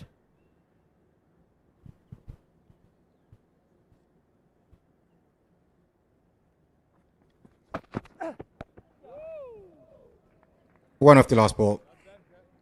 Decent over by Peters. And straight away you could see a bit of extra pace coming from him. Just the way it was going through to the keeper. 27 overs gone. 58 for 4. Well, Vian Mulder handled that last delivery really well. It was such a controlled stroke. Behind square on the offside. There was a bit of bounce involved as well, but he got over the ball nicely. Got it straight to ground. Coming off 100 last week, so a man in form. As we are going to see spin from the golf course end, the orthodox left armer, Senua Mutusami. First time today. Seen a bit of spin. And has done reasonably well for South Africa. Man of the match in Pakistan. I think it was the first test match that they played over there. They didn't bowl much after that in the second test, which was a bit surprising. But he's back here again, captaining, as you said, the Warriors. And with a lot of experience, 166, 76 matches, 286 wickets in first class cricket, close to 300. Good average for a spinner, 28.14. Best of 7 for 36. If I'm not mistaken, that was for South Africa against Pakistan. I could be mistaken, but I remember him taking a 7 for in one of those test matches. Got a slip in. There's a point on the boundary on the offside. Long off on the boundary and a square leg on the boundary as well. Short cover, catch it for that little drive, just in case he misses it in the air. And he goes for his first over.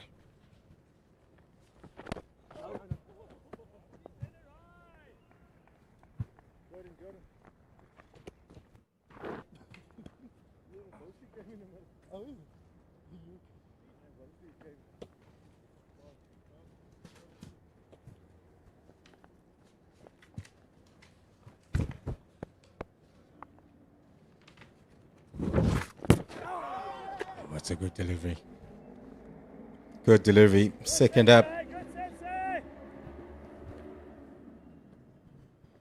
No, not against Pakistan. That's 7 for 36. His Dolphins at the time when he was at the Dolphins against the Cobras.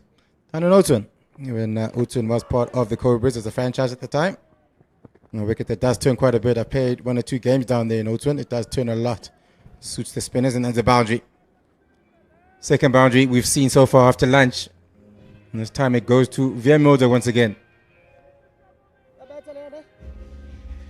Paolo Mutasamy was a bit interested, as was wicketkeeper Kashile in this one.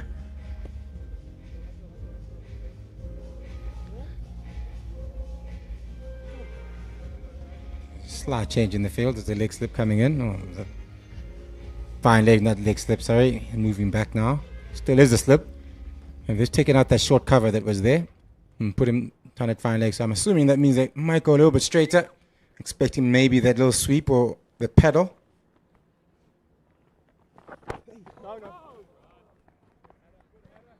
And I don't know why Mutasamy was excited that previous delivery. I thought a very well played sweep by Viermulder. They've now tried to plug the gap with that short fine leg.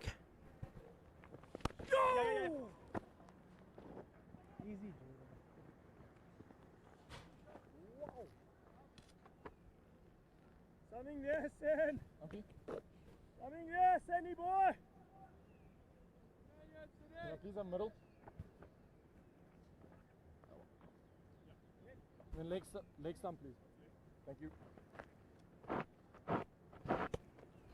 Taking his mark there, Hazen. First time he's facing the spinner. Just wondering, yeah, they are going to change the field for Esterhuizen. Maybe assuming that he's not a big sweeper. Same field that as they had for Mulder before that sweep shot. So short cover back in. An extra man in the offside.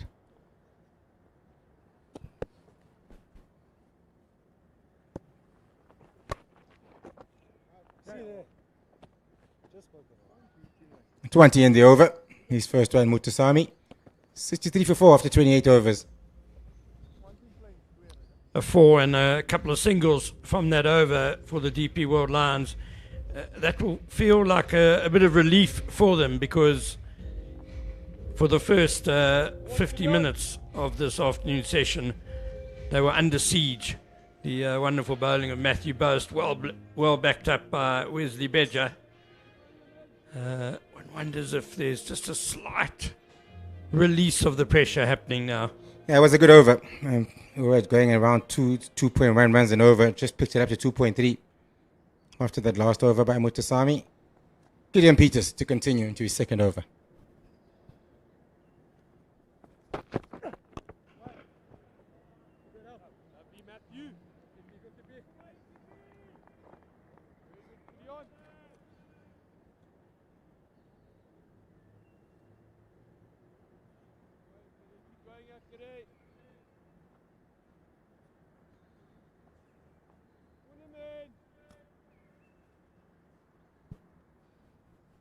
I haven't seen too many short deliveries on this wicket so far by the Warriors bowlers. Have really tried to pitch the ball up and use the surface and try to find as much assistance as they possibly can. If there are going to be some short deliveries, I think this man might be the one you might want to see use that. He does have a deep square leg and a deep fine leg in place. Yeah, it's a little bit dangerous with that short ball on this, not the field exactly, but because of the short boundary onto the onside, the top edge, yeah, with his pace might fly over, especially here in the high field. Be an easy 6, I reckon, with his pace. The only thing is, bowling from the other end, the batter might not go for it because it's such a long boundary. Because it's so much bigger, yeah.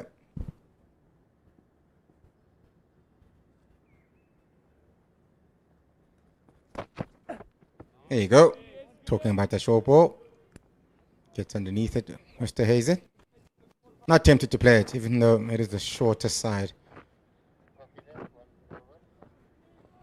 He's not a massive hooker of the ball, Connor Esterhuizen, from memory. Yeah, I can't actually remember myself, to be honest. Mills, I don't think is much of a hooker himself, especially with a bit of extra pace coming from Gideon Peters. Still might be tempting though with the short field. Match situation is also Yeah. tapping them on the shoulder, saying, "Be a good boy." Another shortest delivery. A little bit more uncomfortable this time around. Extra bounce coming back into his body, but well played in the end. Just saying there to Mulder, just maybe nipping back into my body there.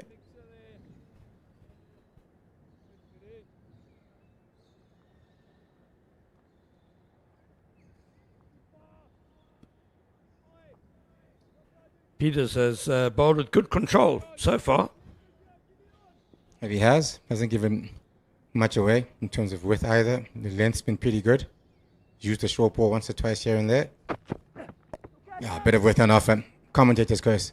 As we just spoke about how well he's bowled, how good the control was, gives away a bit of width and a bit fuller this time around, and Esterhuizen doesn't miss out. Nice drive to the boundary for another 4. So they're picking it up after lunch.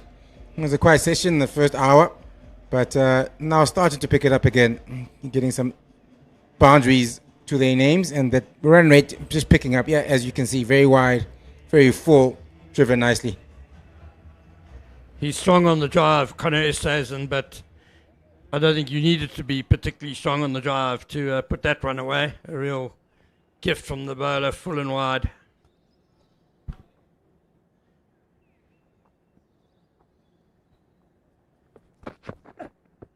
Yeah, good comeback. Maybe that's just nipping back into the right hander. That's the end of another over, the 29th over, 68 for 4. DP World Lions still 237 runs behind in this first inning, so they've got a lot of work to do the rest of today. 55 overs remaining, and there we see the Dafabet Warriors bowling figures. Matthew Boast, what a season he's having, and this afternoon in the big game he has produced again 3 for 11 in his 9 overs. Superb bowling. To Simon to continue, just fixing his field. Mulder, of course, he did eventually have a fine leg. So no change in his fielding, in his field placings anyway. Fine leg back in there again, and a slip. Only 2 fielders behind square, and the point slightly behind square.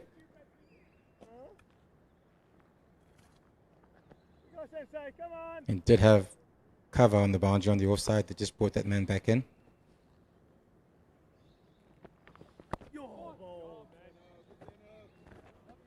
I don't think the spinners are expected to do a big job here on this side of the wicket.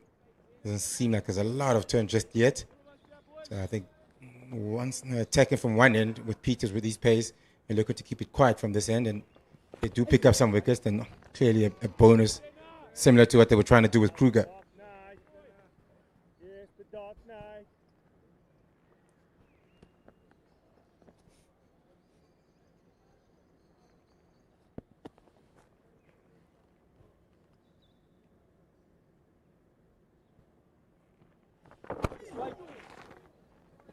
Yeah, not much turn on offer. To be fair, he is darting them in a bit. It's a little surprising though, 4-day cricket. Maybe perhaps it just doesn't want to give anything away. A lot of T20 cricket, you'll see a lot of guys dodging them in these days, even in 4-day cricket.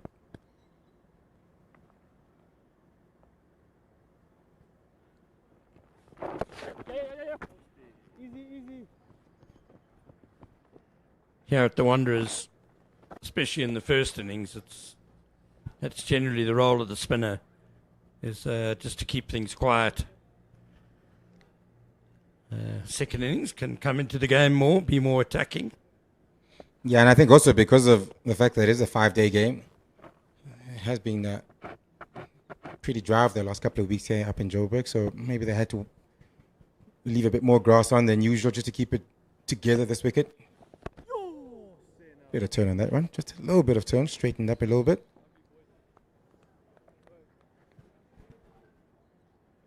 It's the end of the over as well. It's a drinks break we're going to take. 30 overs gone, 69 for 4.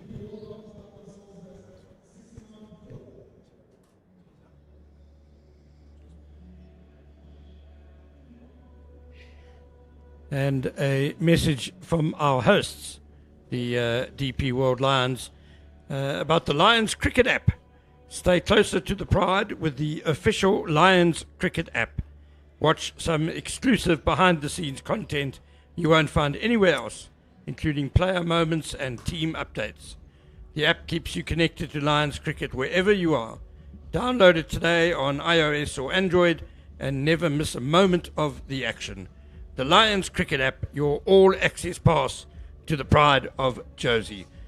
DP World Lions 69 for 4 midway through the second session, and we'll be back with you in a couple of minutes.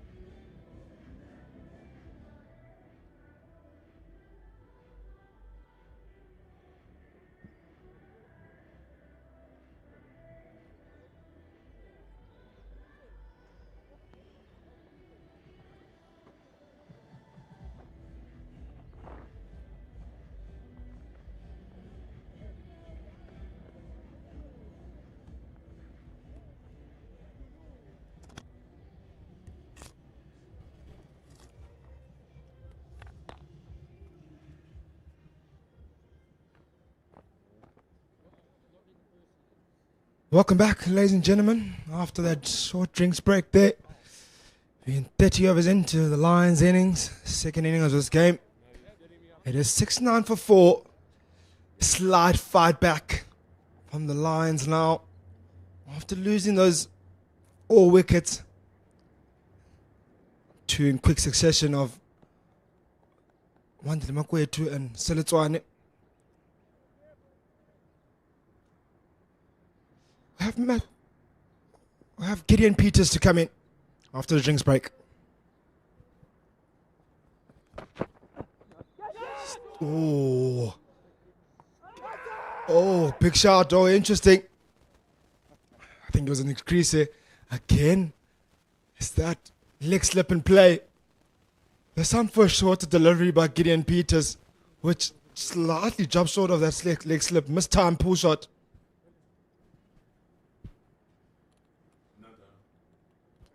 Another one with the leg slip.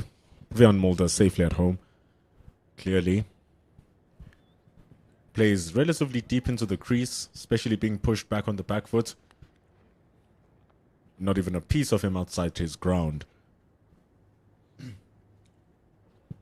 I'm just letting him know he's still there. Reminding him that he needs to be aware.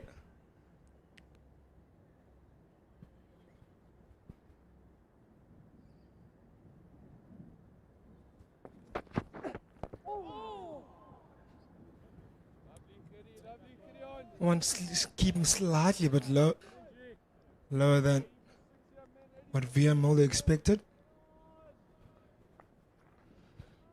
See, at least there's some reprieve from Matthew Boast's persistence, because he made them play all the time.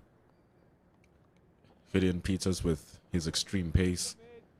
Nothing foreign to the Lions players, especially Vian Mulder as a Protea. So it's all about accurate bowling here for Peters. A brilliant stroke straight down the ground by Vian Mulder. Timed that to perfection. Talk about reprieve. I think they'll definitely breathe a sigh of relief after that spell of Matthew Boast, because Gideon Peters does give you that odd delivery to play at, and when it's kind of a half volley, he's to drive straight down the ground. A little bit too full from Peters. Just run that risk every now and then. Get carried away and try to force a stroke out of the player. Vian Mulder has earned his time out there, especially at the back of an 89 and 115 as well. It's a great touch. Short, pulled away. It's that man in the deep.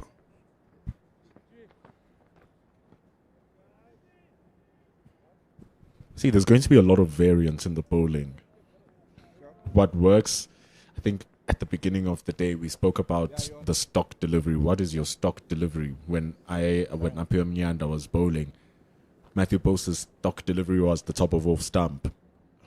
The bowlers get paid a lot of money to be able to make that their stock delivery. So Gideon Peters here is just searching around the areas and therefore missing the mark sometimes. You see, so you don't know where the attacking option is. Is it the short ball that goes up to his chest? Is it the fuller ball that goes to his stumps? Is it maybe the wider ball that can get cut away and fly onto the gully? With Matthew Boast, you knew that if you don't play, you can hit the stumps, you can have an LBW, you can have an edge, you can have the leg gully in play. Right now, because there hasn't been that much of consistency, he's given away 9 runs in the past 2 overs. It's as if, where is that wicket going to come from? What is my ball to make sure that that happens?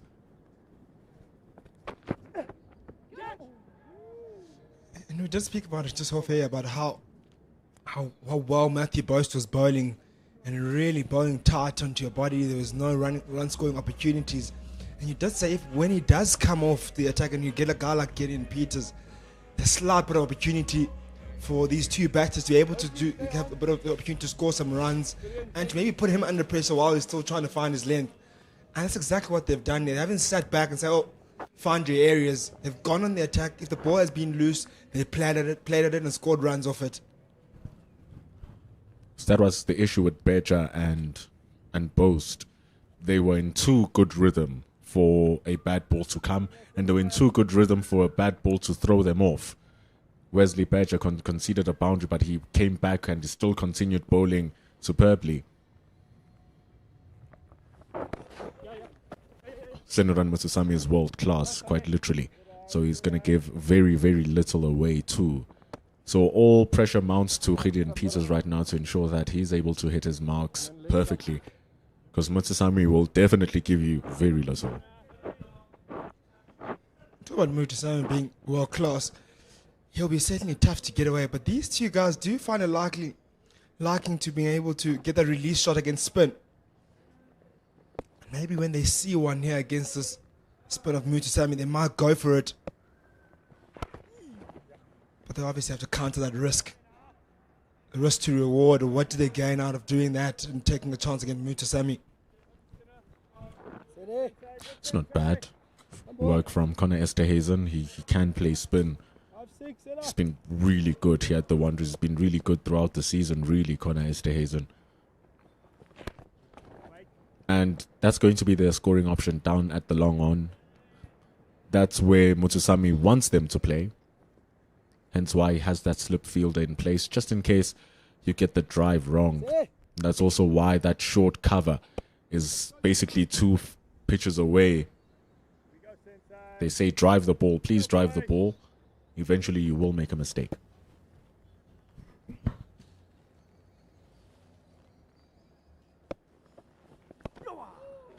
Talk about release shot, and if you look, if you see here, if you were able to see in the cow corner region, these two guys like playing that shot across their bodies and attempting to hit in that cow corner region.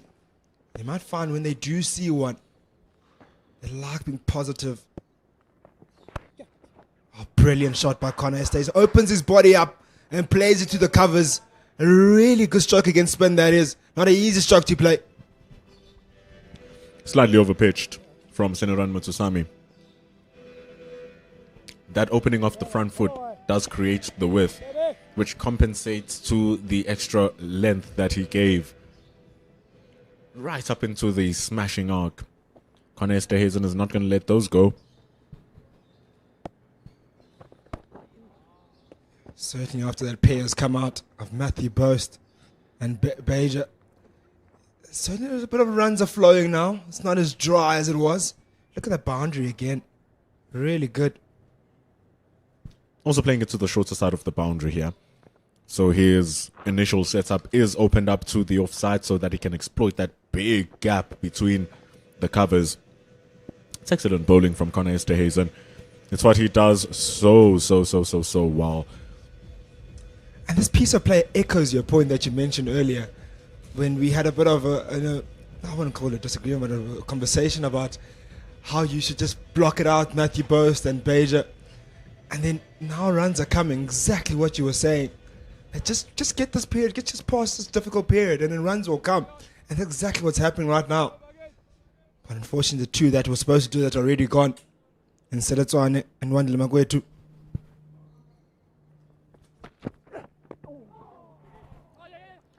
Smart. Very smart from Mulder. Lackadaisical from the Warriors. I think fielders out, the covers were just on their heels. Steal to single. Now these two have really put on a good partnership, 30-run partnership so far. And the Warriors have to identify the danger of this partnership. Could bring the Lions right back into the game. That's not something they want to do here. They want to press on. They want to keep that foot on the neck of the Lions. Not allow this partnership to build, especially during this time of the day. Yes, they picked up 2 quick wickets.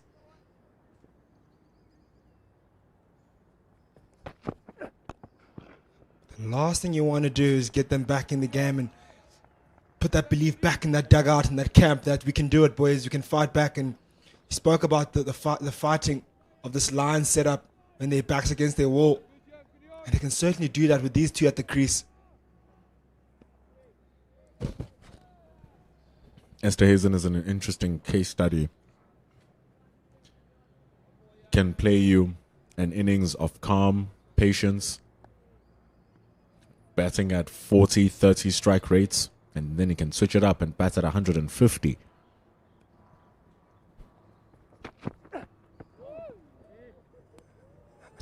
And these two spent a lot of time together in the previous game and had a brilliant partnership. Also scoring hundreds. So it's two guys coming out of 100 who have batted together. So it's two very dangerous elements in touch. Spend time together in the crease. Know how to spend time out there and also know how to score runs very quickly. So a lot of moving parts to this partnership, in particular for the Warriors to be wary of. Connor Esterhuizen finally getting a call up to the South Africa A side as well. Last year rather.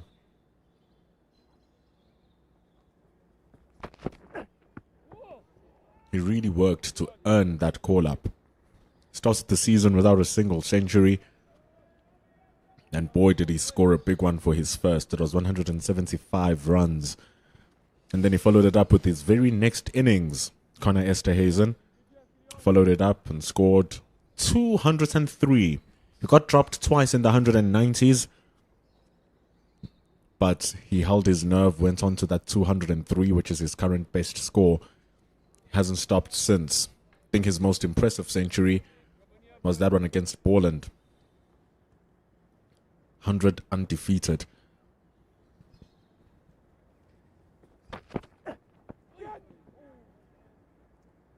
Good leave that. Really good leave because you put a glove on that. Get the keeper in play. And that leg slip there. Leg gully. It's uncomfortable delivery. It's not an easy one to leave, especially coming at you. It's easy as a batter. You're so tempted to want to play at it and jab at it because it feels like it's at you. But Connor Esterhuizen has the presence of mind to understand the dangers of that delivery.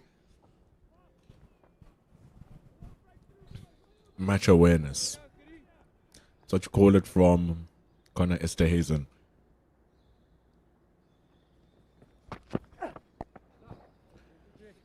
And notice how he played that. Played it open face, right in front of square, to Matthew Post, who's standing at mid-wicket. Those are the type of balls that are so easy to just paddle around the corner. That's where the leg gully is.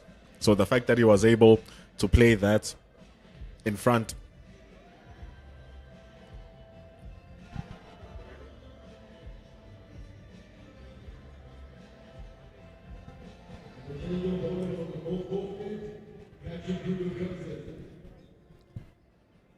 So I really liked how he worked that, Connor Esterhuizen, just nullifying the threat, playing the ball away from where the fielders will be. Smart cricket.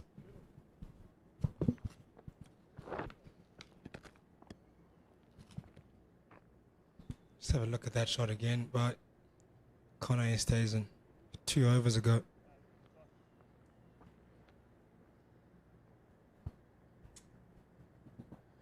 We get Patrick Kruger back into the attack. He's got figures of 1 for 9 in 4 overs so far.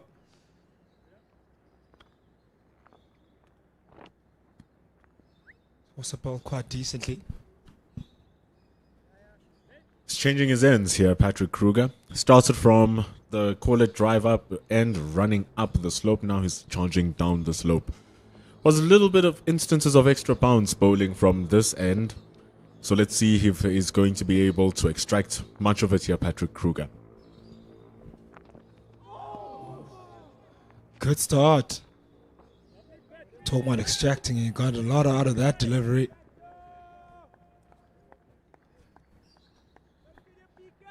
Back of the lane delivery, beating that outside edge of Van Mulder. Just shake that off from Vian Mulder. Head down, next ball. Shake that off as Patrick Kruger. Head down and ensure that your next ball backs up the one that you've just bowled. Still has 2 slips and a gully. Ball now 33 overs old.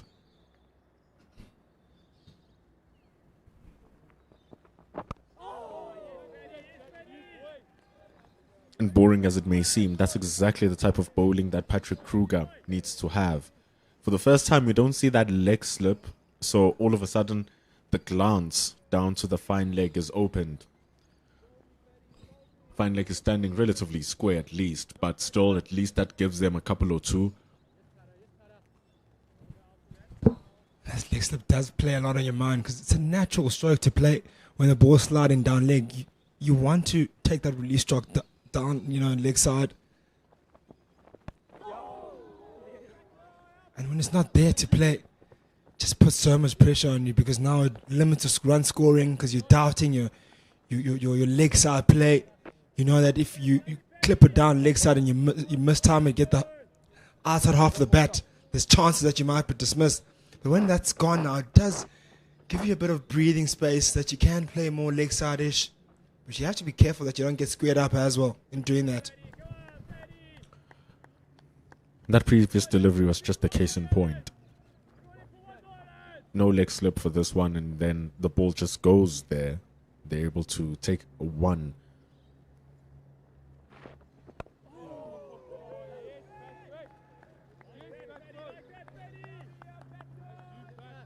So the covers and the offside is the shorter part of the boundary now.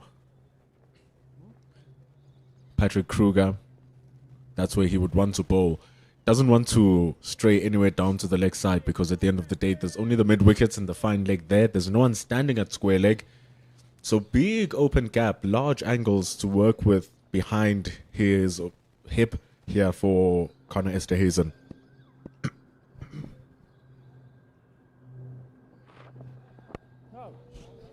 I know this partnership was very young, but I want to just take it a couple of overs back. I certainly think Matthew Bose was taken off a little bit too early. I think he could have had maybe 1 or 2 overs into these guys when they were still new in the innings, because I think he picked up that wicket, and then as soon as that wicket was taken off one, I think an over later, he comes off. And Vian Mulder was still fresh in his innings. Connor Esterhuizen was still very fresh. I think he could have just given maybe an extra 2 overs to pick up and just another wicket. Wouldn't be opposed to that idea. Just managing your bowler. Give him 5 for the first. Could have given him 5 for the second. Just bowled 4. So it's finished on 9 overs. 3 for 11, Matthew Post. I hear your sentiments for real. Maybe it could have done something. Shaken them up. And I understand the importance of rotation and keeping your best seamer out there fresh and bowling at his best. You don't want him to find him easy to score now eventually, but I think he was still bowling really well. Hard to get away. As we look at that innings again, it's 83 for 4. Start off with Richard Tsalatswane and Dominic Hendricks. Dominic Hendricks, who was dismissed by Matthew Bose via outside edge with a brilliant delivery that nipped back into him. He had to play at it. And Zubay Hamza as well fell off the bowling of Patrick Kruger. And again, it was Matthew Bose with 2 brilliant wickets of Wandile Makwetu and Tsalatswane straight after that lunch period. Few minutes after the lunch period, which opened up a gaping hole in this batting lineup of the Lions. But now we are watching a feast between bat and ball and this relatively young partnership of 31 of Vian Mulder and Connor Esterhuizen. Apem Nyanda also switches his ends. He'll be coming from the caller drive end now. I think this is a much better ploy from him. Really didn't pay off when he came around the wickets with the new ball. I think with the movement he was getting, he could have afforded to remain over the wickets to the right-handers. I think he missed an opportunity with that, especially given the width he was giving. So the around the wicket line just never reaped the dividends. So him coming back to over the wickets and pushing the ball across to the right-hander, I think that might yield a better result for him.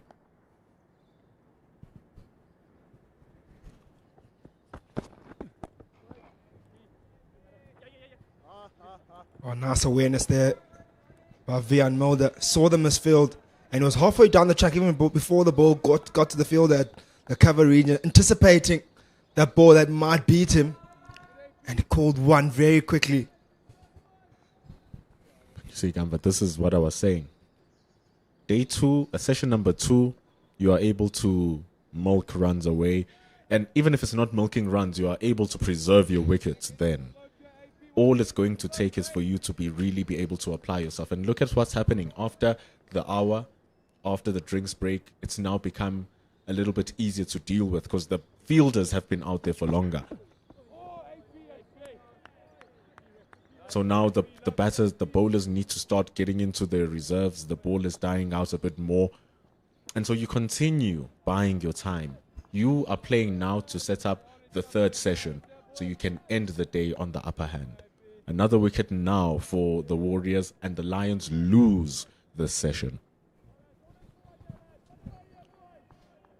Contrast to that, they can find a way to equalize the session if they get through right till the end of the session and carry on building where they're at right now and take this partnership up to 50.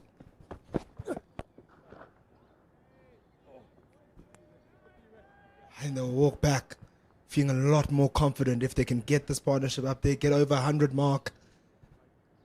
I think then they'll feel like, well, boys, we're still in this game and we can still certainly come back here and maybe potentially get closer to that 300 mark. Or if you bat even better, get over that 350. But that's still early now. 84 for 4. It's a long time to go. Look at how far Connor Esterhazen is standing outside of his ground. Myanda's coming around the wicket now. If he wanted to drive that Connor Esterhazen, he could have, because that's a good ball from Myanda. Because he has a couple of steps outside of his crease. It almost turns into a half volley for Connor Esterhazen. So Myanda's lengths here need to be on the watch.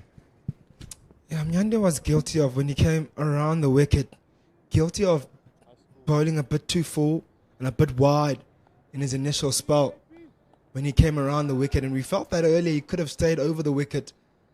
Maybe he's got different plans now.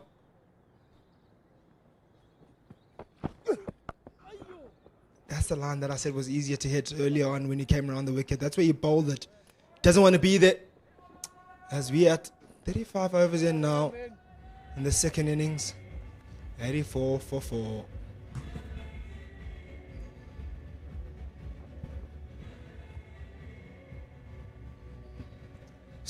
Still beautiful conditions here at the DP World Wanderers in Johannesburg. It is finals day. It's the CSA 4-day series final, ladies and gentlemen. Does not get bigger than this in 4-day cricket. Well, 5 days, just the final. But still got treated to some really good cricket in really good conditions. Set up to be a 5-day game. Certainly will take us probably to Sunday this. If you're in around Joburg, please do come through. There's plenty of grass banks and grandstands to come sit and watch some beautiful cricket.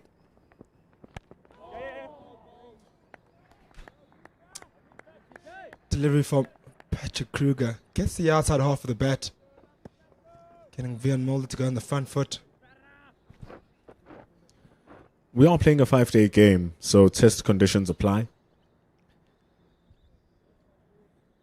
Means that he's almost 30 minutes away at 20 to 3 local time. But then that also means that the follow-on score is adjusted to test scores. Normally in a 4-day game, you're going to have a follow-on score of 150. Team must get to 115 so they can avoid batting again or being forced to bat again. When we come back to a 5-day game, that is 200. So the Lions still trail by 220. They just need to score 20 more runs to guarantee that they will not be forced to bat again. There wouldn't be a tactical advantage either way for the Warriors to let the Lions bat again. It's just nice to know.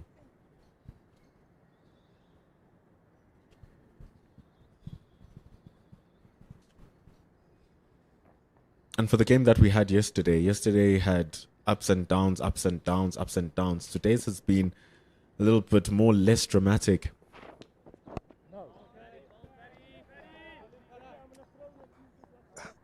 You know, I'm a real big fan of, I don't know, maybe my batting technical awareness is not the greatest, but I like an active batter in the crease. Obviously, when at the point of delivery, you want to be as still as possible. You don't want to be moving ahead too much, but staying positive and staying on the front foot, for me, I really love seeing a bat. Like what Connor stays doing right now. He's trying to get ahead of the game. He's trying to get ahead of Patrick Kruger by moving a bit forward before that delivery is released. And getting those feet moving. Trying to get stuck there and get bogged down.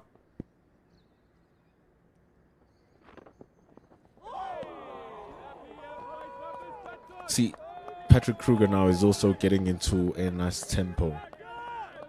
1 for 11, and he's bowled handy amount of overs now.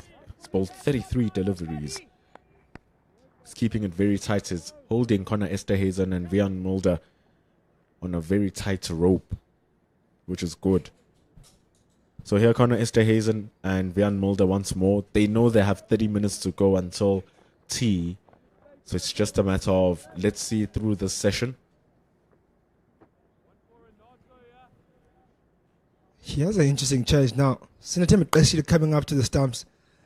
This is what exactly happened to very similar tactic that was used by the Lions yesterday, just about at this time, just before tea. And what they did was you actually loaded yourself in Kenny on air. You said they both straight, wicket to wicket lines, and there was a keeper up, and doesn't allow now Connor Esterhazen to move forward. As I was saying, that keeps you active and forward. Now he's going to get stuck in his crease. And with that tactic, and he's the chip one in the air. You saw a few being caught yesterday, players getting stuck in the crease because of that keeper being right up there like this of the medium paces. Means that Sensemba Koshile really trusts Patrick Kruger as well, that he's going to hit his lines and lengths. He's going to be predictable in his bowling as well. But the predictability of it doesn't mean that it's easy to play for Connor Esterhazen, because if it's predictably hard, it will remain hard even if you know it's coming. See, just like that. You know what's coming. It's going to be outside the off stump. It's a very good leave from Snesamba Kreshile, rather from Connor Esterhazen, and a great grab behind the stumps. It's a real balancing act, this thing of standing up to the stumps. And so far, it hasn't reaped rewards. It did for Dilano Potgieter yesterday. Let's see what's going to happen. Monda Zondegi is going to be joined again by Ken Borland.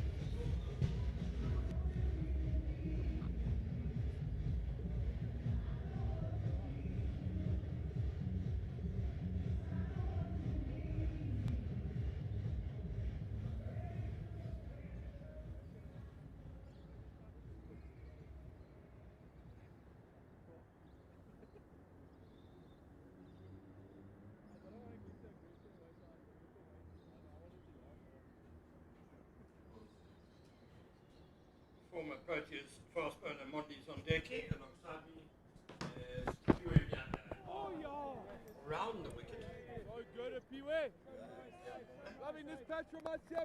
Changing end. Started off from the golf course end.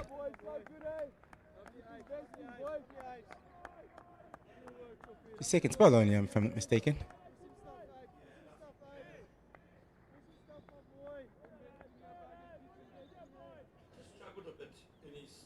First spell, which is why he switched to around the wicket, I think, just to try and find a more consistent line and length. Yeah, Robin Peterson hasn't sat down since after lunch. He's been walking around the field the whole time. He's still walking in the last hour and a half. I don't know if this is part of his exercise routine or he's just wants to chat to his players, but he's just been walking around the whole time since lunchtime. Hasn't sat down once. He's walking off the stress, Monty. The nerves, nervous walks. Coaching is not an easy job. Yeah, it's also a de-stressor, walking. Bit of exercise as well.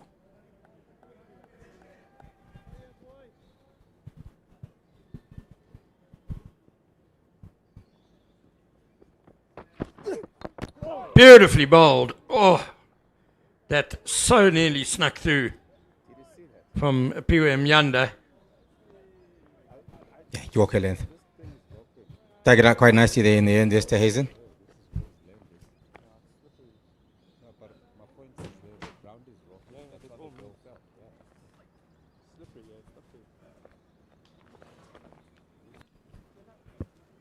The deficit 219 still.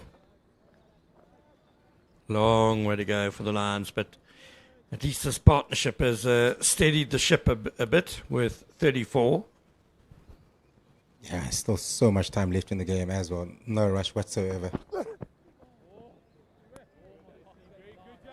As you said, Esterhazen, best average this season so far, and Mulder just got 100 last week, so both men being in good nick. big partnership here. These guys can score some big runs and get them back into the game. It'll help them a lot. Go a long way in helping them get back into this game and try to win it in the end. As we said before, they've seen them being in trouble and then get themselves out of trouble many times in 4-day cricket. At 52 for 4 when these two came together, you obviously need to be defiant and to, survival is your first priority. But I guess there's also a bit of a balancing act because you don't want to bat yourself into a hole. So you still need to be positive, both in defence and in attack when the opportunity presents itself. Got to try and keep that scoreboard ticking over. And we just saw what an iron grip Matthew Boast had on the half an hour, 45 minutes after lunch. Because the runs just dried up, they were going nowhere, and he was able to sneak a couple of wickets. I think the easiest way is the coach to say they just play every ball on merit. Don't think too far ahead. Stay in the moment and just play every ball on merit. Don't worry about what the scoreboard is saying. Just play your game. That's the end. The 37th over, 87 for 4.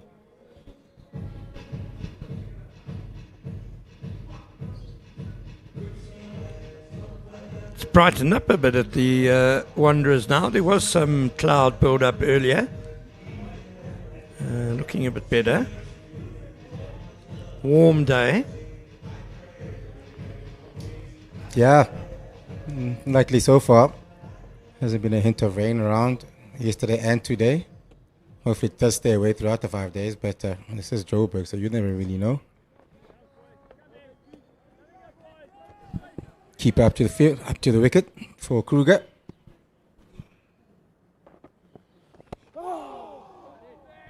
Zoning in on that front pad. Patrick Kruger is a similar sort of bowler to Delano Potgieter, I'd say. Similar pace. Yeah, similar pace. And it was Potgieter and Mulder who used this tactic very well yesterday afternoon, heading towards tea and after tea.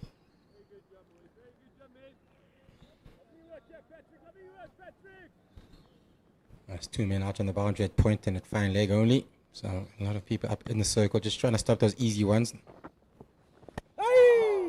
There's that one that they're happy to give. It's become a very common position these days in 4-day cricket and Test cricket. That point on the boundary, whereas back in the 90s and 2000s, it wasn't a fielder that was ever used. And I say ever, and I really mean ever. You and I have had this debate at length. Many times. Yeah, I'm not a big fan. I guess the game has left us behind. Games has changed. In some circumstances, I can see the value, but for me, it's just giving an easy single away. But I guess in many ways, they do the data. They've got a lot more information than we had back then with all these computers and the stats guys who. Wonderful bowling. Was there an edge? The Warriors behind the wicket are absolutely adamant. Umpire that disagrees. And Vian Mulder unmoved as well, as you'd expect a batter to be, but he didn't look guilty. The way they were so convinced, I was convinced too. They convinced me, actually. I heard a little something, I must admit. Maybe because I was talking. In the headphones, there was a... If there was an edge, it was a thin edge. They were certainly convinced. Keeper has gone back. For Mulder, that is. The slips were leaping in the air. They were very convinced. Yeah. As I said before, they convinced me. Luckily for the Lions, you're not the umpire. Yeah. Mulder using his feet quite nicely, coming down the wicket and driving the ball for 4. Very good adjustment. As Kashile was up for Oosterhuizen, up to the wicket, but for Mulder, he has gone back, and that allowed him to use his feet and turn the ball into a half volley. It wasn't a bad delivery, just turned it into a half volley because of using his feet, and that's another boundary. Superb batting. That'll improve Patrick Kruger's mood. It doesn't help, does it? It's almost like when someone drops the catch and then the next delivery goes for 4. It's almost inevitable, isn't it?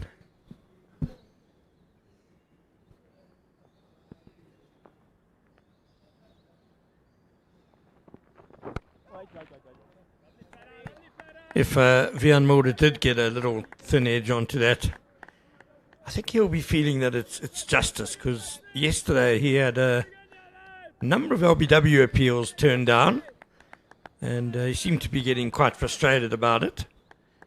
With the luxury of replays, we felt the umpires got all of them correct, but you know what players are like. He'll feel he was owed that one. Oh, you see it in Test cricket, right? When you have an opportunity to go upstairs when you think the umpire got it wrong. Some bowlers are pretty much convinced every time he hits the pad that the batter is out. And Stuart Broad and Viren Philander come to mind. I wasn't going to name anyone, Monty. They're not listening, so it's fine. But names like that were in my mind. 92 for 4. I'm trying to think about today, who's actually is playing. We're talking about two past players now. Who always is convinced. Keeper. Calverain. He thinks every time it hits the pad, it's like, go upstairs, Timber. And Temba Bavuma, quite famously, is often convinced he's out when he's not. Other way around, by the way, yeah. It was right in Pretoria. He missed it by a long way. I mean, it might have been both times actually in Centurion. He missed it by a long way and decided to walk. Wasn't out. Couldn't believe it.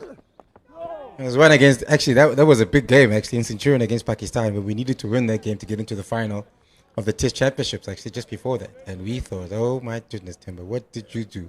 Could have changed the game around, but luckily we still won that game and we were able to get into the Test Championships. But yeah, it's been some very bizarre moments by him.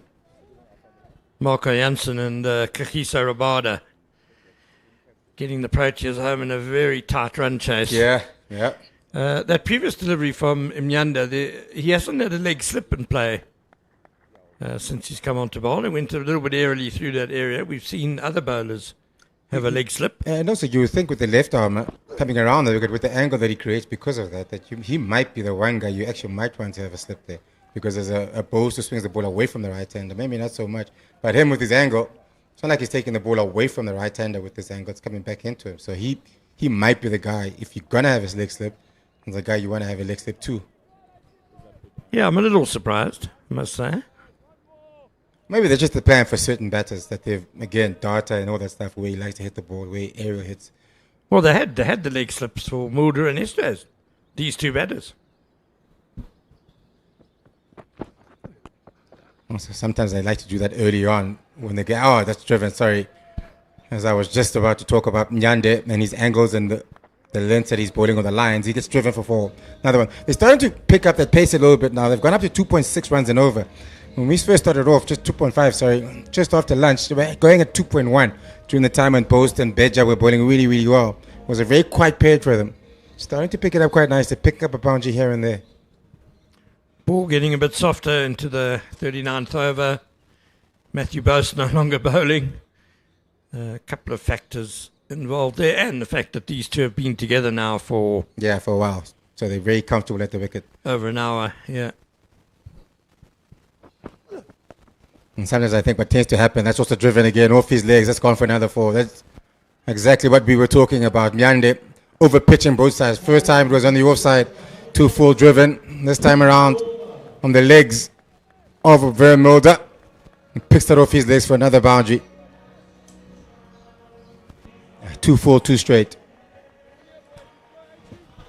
100 up for the DP World Lions, and the deficit still 204. When they get it to below 200, that'll be a little bit of a milestone. It means they can no longer follow on. Not that I think that was really in play. Nyanda. Bat, I think. I think there might have been a bit of bat. He got it right up there. Yeah. Because from where I'm sitting, obviously the angle's not exactly 100% area of parallax, as they call it. It looked like the line was really, really good line, but I think there was a bit of bat on that. He was a little bit on the move as well. Might have got him outside the... No, it's right. Has to be straight bat. Enough. Yep. Has to be bat, because if he's missing that, that's out to me.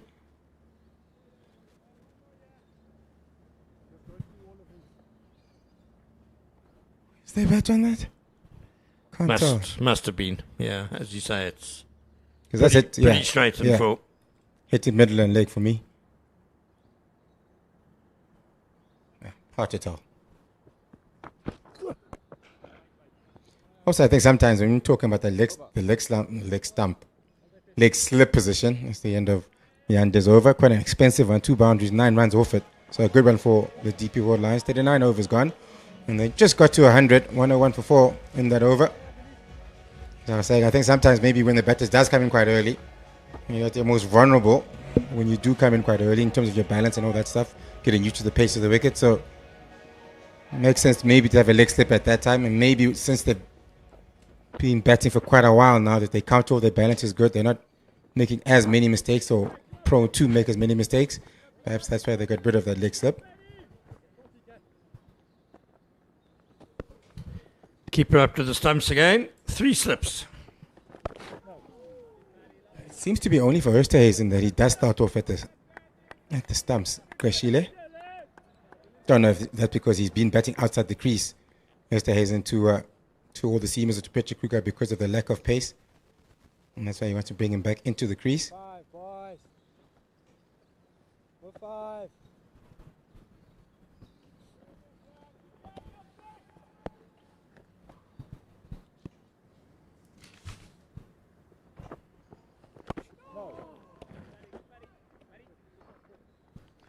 The big man, Matthew Boast, doing the fielding, and I just saw a hint of him warming up to bowl. Yeah, I was just about to say, I'm just looking at how many minutes left. 15 more minutes before tea. Yeah, a little burst. Yeah, maybe 1 or 2 overs here and try to pick up a wicket and break this partnership before tea, which would be a huge bonus. As you've been saying the whole time, these two, probably the 2 form men for the DP World Lions, so to be able to break this partnership just before tea would be a huge, huge bonus.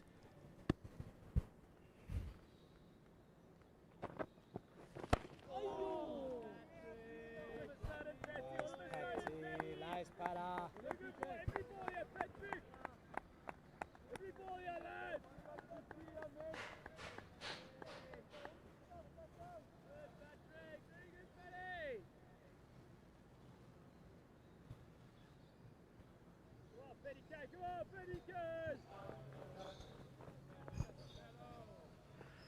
Lots of encouragement for Patrick Kruger from his teammates in the field.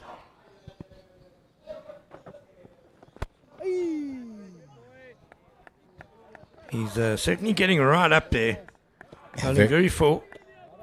Yeah, very full.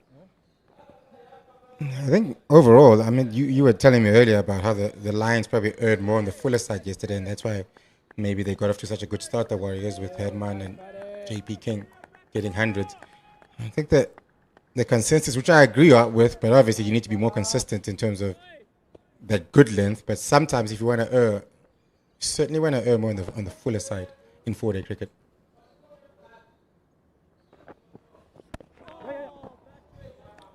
Nicely judged single by Esterhazen. Yeah, I think we must always add, when we sort of criticising the Lions bowling yesterday, credit to Jordan Herman, as the 50 partnership comes up between these two batters, 83 minutes and 102 balls, 8 fours, because he's just such a powerful stroke player, and he definitely put them under pressure. He's very strong on the drive down the ground, so anything remotely drivable he took a heavy toll on. So naturally, I guess, as a bowler, you're trying different things in that situation.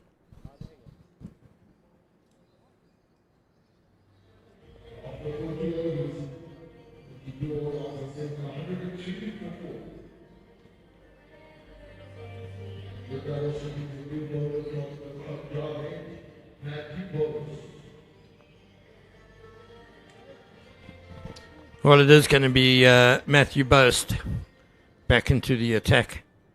9 overs, 3 maidens, 3 for 11 so far.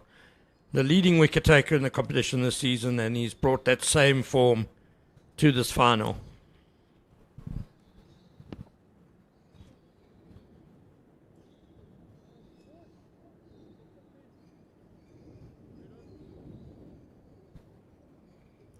Have a look at what kind of field they're going to have for him.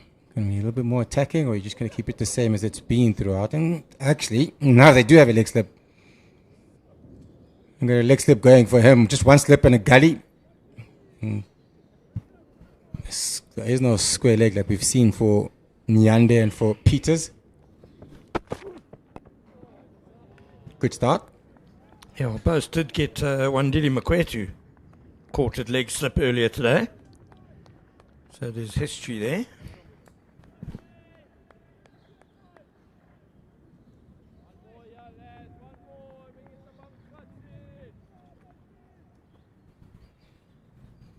Recent history too. It was the last wicket to fall.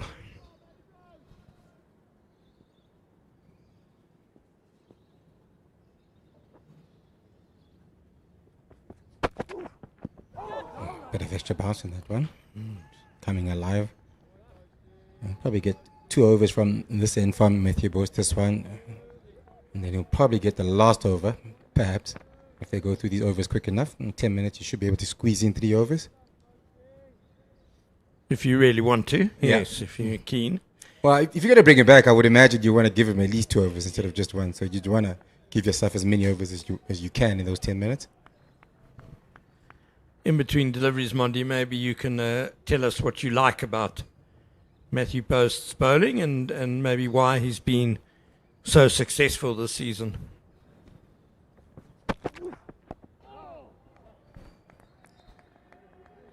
Yeah, it's nice and tall. As you said, I mean, it's hard to gauge how quickly he is bowling in terms of kilometers per hour, but I would imagine somewhere in the mid to maybe late 130s.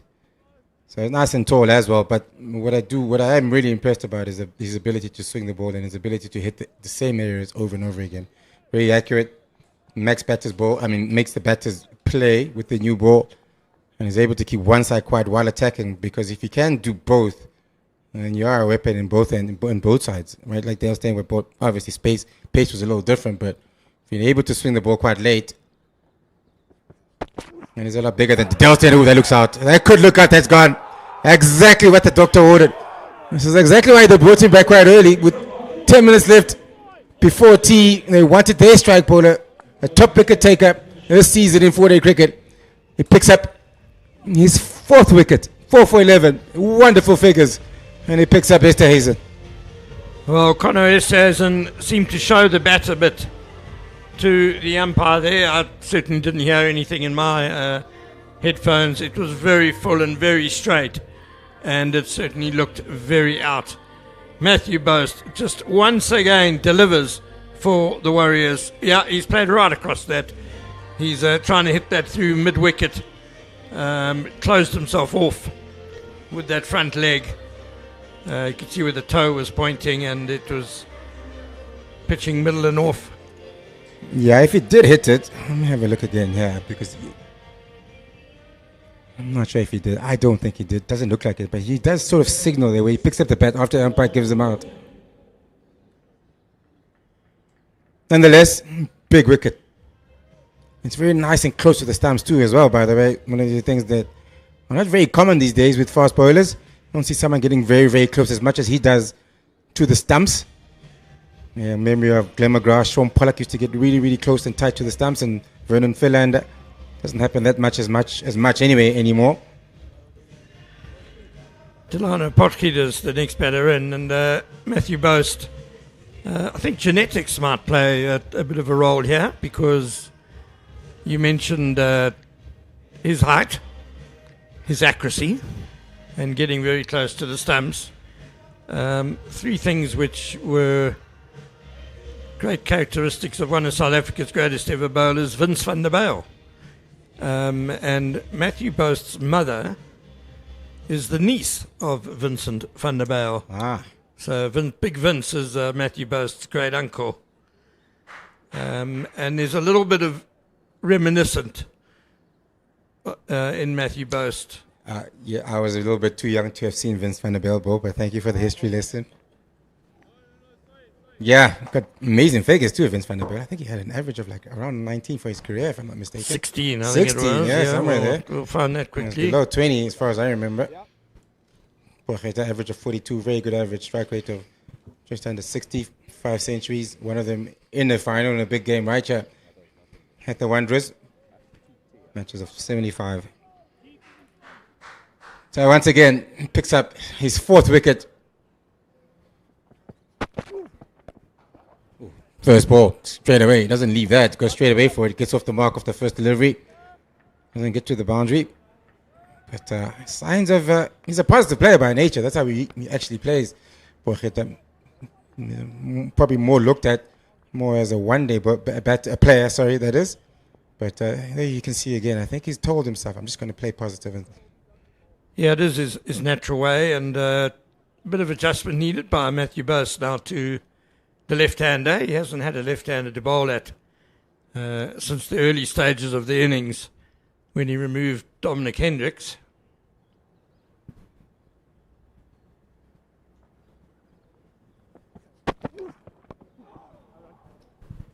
So Vince van der Bijl, his record in South African first-class cricket, 681 wickets at an average of 16.74. Those amazing figures. He played from 1967 to 1982, which I would also say was a bit of a golden era for South African batting.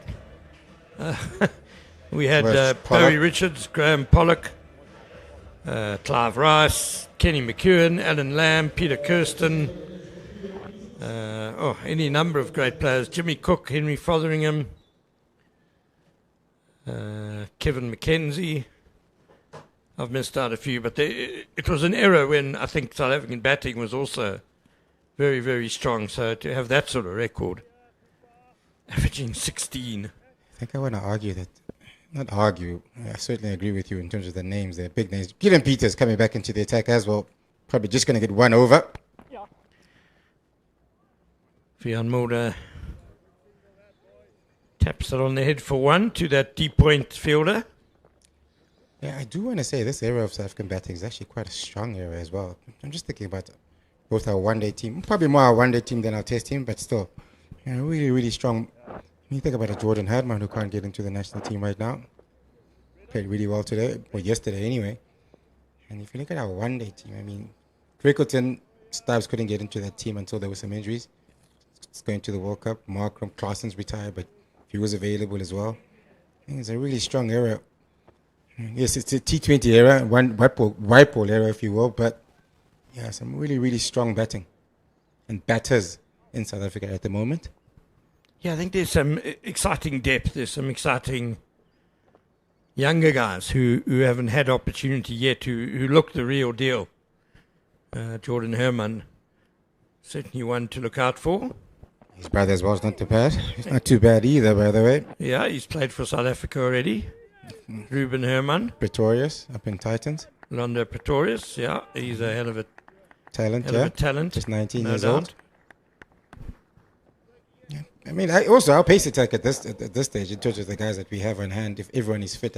Nandre Berger can't get into the team. Kutsia still, we spoke about earlier. Otniel Bartman. Yeah, Bartman. Mokoena coming up. We spoke about him earlier. And the nice CSA 20. Yeah, it is quite a strong era in South African cricket at this point. Just to have to nurture the talent quite nicely and make sure, and hopefully, injuries don't become a hindrance. And the results are also they're showing that. Yeah, they are showing. Test cricket, test champs. I think we've got a really, really good opportunity. If I take from top to bottom, if I look at this current World Cup playing right now, yeah, maybe I'm a little bit biased, but I do want to say I think top to bottom, in terms of bowling and batting, strength-wise, I do think we have the strongest team on paper. But again, the game is not played on paper. Stronger than India? Yeah. Bat and ball?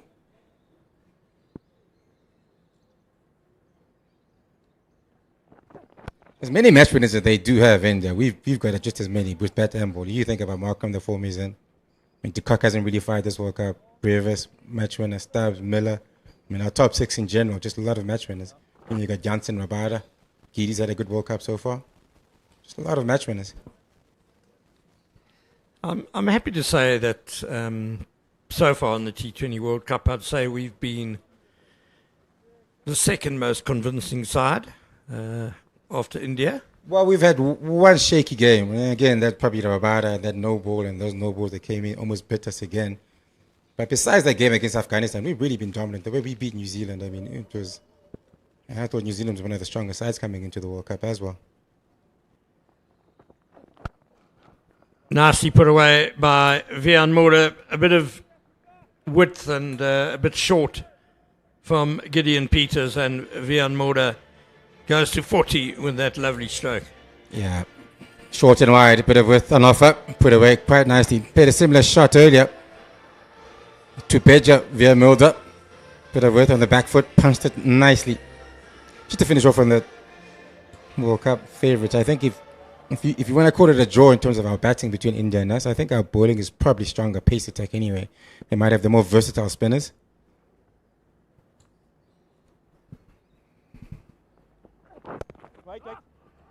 Well, we'll see on Sunday. Yeah, big game, big game. When we play India.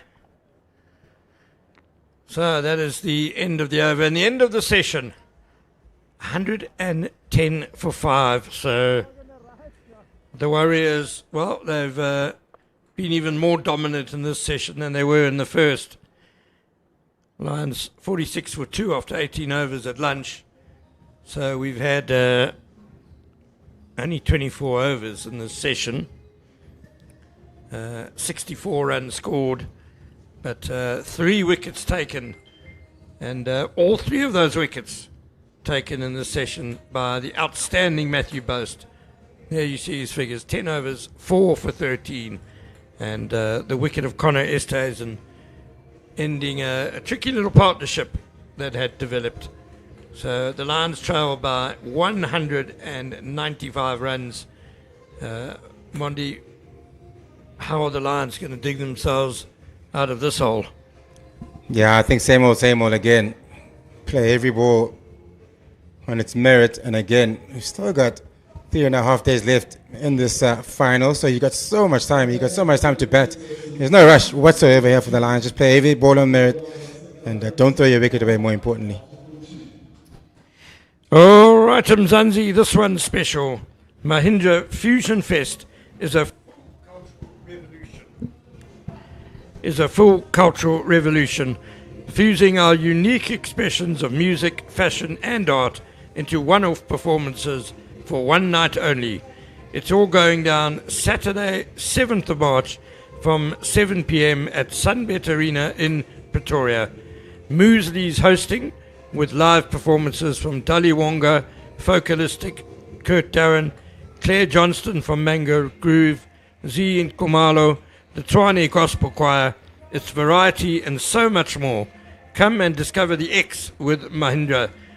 There's a loyal fan 50% discounted tickets available at the DP Wanderers ticket office. So be part of the movement. And Mondi and myself are going to move off and go and enjoy some tea, which no doubt the Dafabet Warriors will be enjoying as well. For the DP World Lions on 110 for 5, still trailing by 195. Much to think about at the tea break. Do join us in 15 minutes.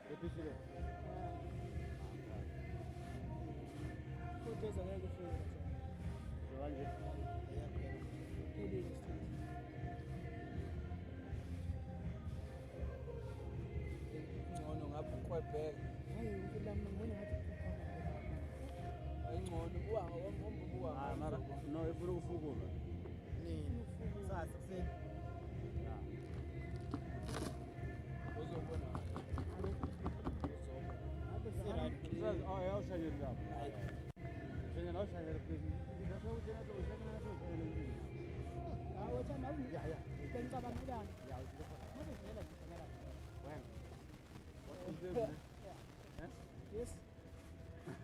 Vamos ufake kuleso shayela. Masala ngemuva.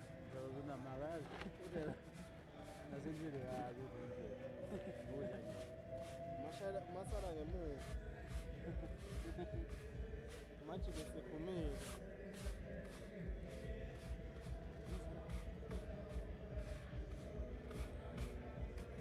Ngingakazwela ukuthi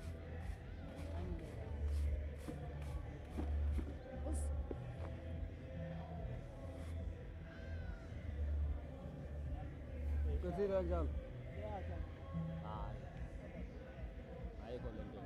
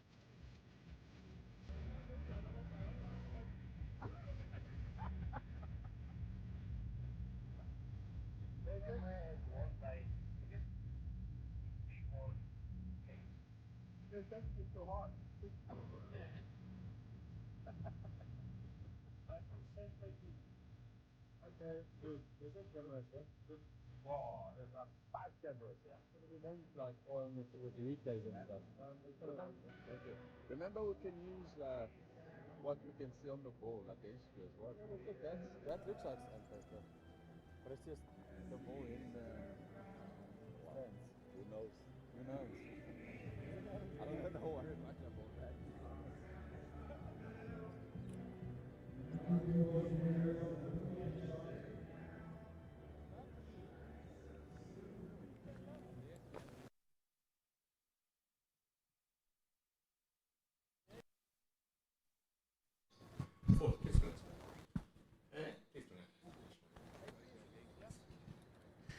Welcome back to the DP World Wanderers Stadium for the final session on this exciting second day, where the Dafabet Warriors have really taken a firm grip on proceedings. They've reduced the Lions to 110 for 5.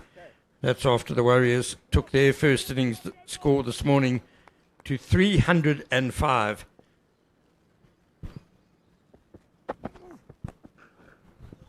Well, that's treatment that Matthew Boast hasn't received at all today. First ball after tee lashed through the covers for 4 by Delano Potgieter. Matthew Boast, after lunch, bowled a spell of 5 overs, 2 maidens, 3 for 6. He has been absolutely outstanding. And I know alongside me, Pendula Mangomani has been equally impressed. I've been beyond impressed, Ken. Honestly, been beyond impressed. With the ball no longer moving now, he's changed the angle of attack. We saw earlier on in the morning he came over the wickets versus Dominic Hendricks. Ball coming back sharply to the Lions captain. He had some problems enough to cost him his wicket. But now with the ball a little bit deader, opting to come round the wicket to sharpen that angle into the stumps and be a little bit more attacking to the left-hander. Well, it's a mark of his quality that in his previous over, when he got Esterhazen out, he did still get a little bit of late swing. But now it's just losing it a little bit. Matthew Boast, let's just say it's a loose now after the break. Just finding his rhythm back. That one dropped short.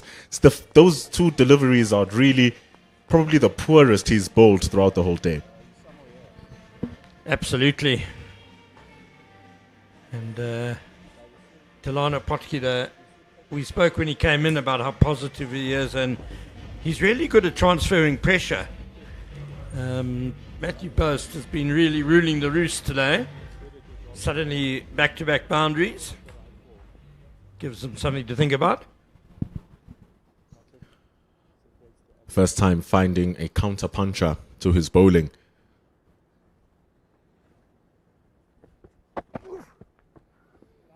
But truly, just like it's a hallmark of a really good batter to put away the good delivery that has beaten you. When you have 6 balls in your over as a bowler, it's a good idea to let go of those deliveries and just refine what had worked for you over the past 10 overs. Delano Potgieter has scored bulk of his runs this season alongside Connor Esterhazen. They played such a perfect fall together, and you mentioned that Ken, that brings the positive approach in all of his innings. And when you watch him alongside Connor Esterhazen, a much more conservative approach, which loosens up at the back end of his innings. On the other side, Delano Potgieter keeps it moving and keeps it going, and so that's why it becomes so dangerous when they partner together. So here, Jan Mulder has a really good partner in Potgieter. Yeah, what a season Delano Potgieter has been having with the bat. Averaging 86.33. High score of 169 not out. That's his career best. 100 and 250s.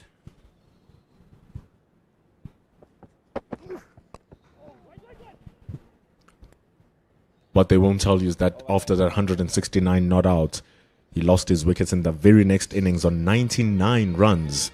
Ran himself out, unfortunately. Was on 98, was gunning for the second. It was inches, but he just couldn't make his ground and lost his wickets on 99. Such is the class of the man, currently on 11 for 11, 118 for 5 after 43 overs. So the questions that Matthew Boast has been posing all day with the ball just dried up a little in that first over after the tea break. It's going to be Wesley Bedger, who did a really good job bowling opposite Boast after lunch. Really held up his end well, kept the pressure on. 8 overs for 18 he's bowled so far in this innings. And honestly, if he didn't bowl as well as he did, Matthew Boast wouldn't have been as effective as he truly was. The other side, Bedger really kept it tight. I think in that spell where Boast bowled those 5 overs for 3 for 6, he bowled the same amount of overs. And in that spell, it was only one bad ball as well, which was almost identical to that where he was punched through the covers for 4. But otherwise, he and Boast really started to cause a mini collapse for the Lions. But it's what I was speaking with Gamva at that time, Ken, that at times when the bowling is that good, you have so much time in a 5-day game that you can allow yourself to just go into a little bit of a box to allow the ball to die out a bit more, the players to tire out a bit more, and get your eye in more into the game.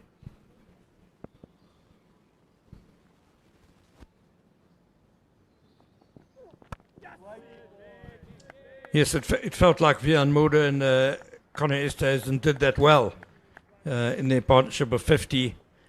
But then that man Boast came back just before tea and broke the partnership. He really has been the deliverer for the Warriors this season. So many crucial wickets he's taken. It's 42 now this season so far.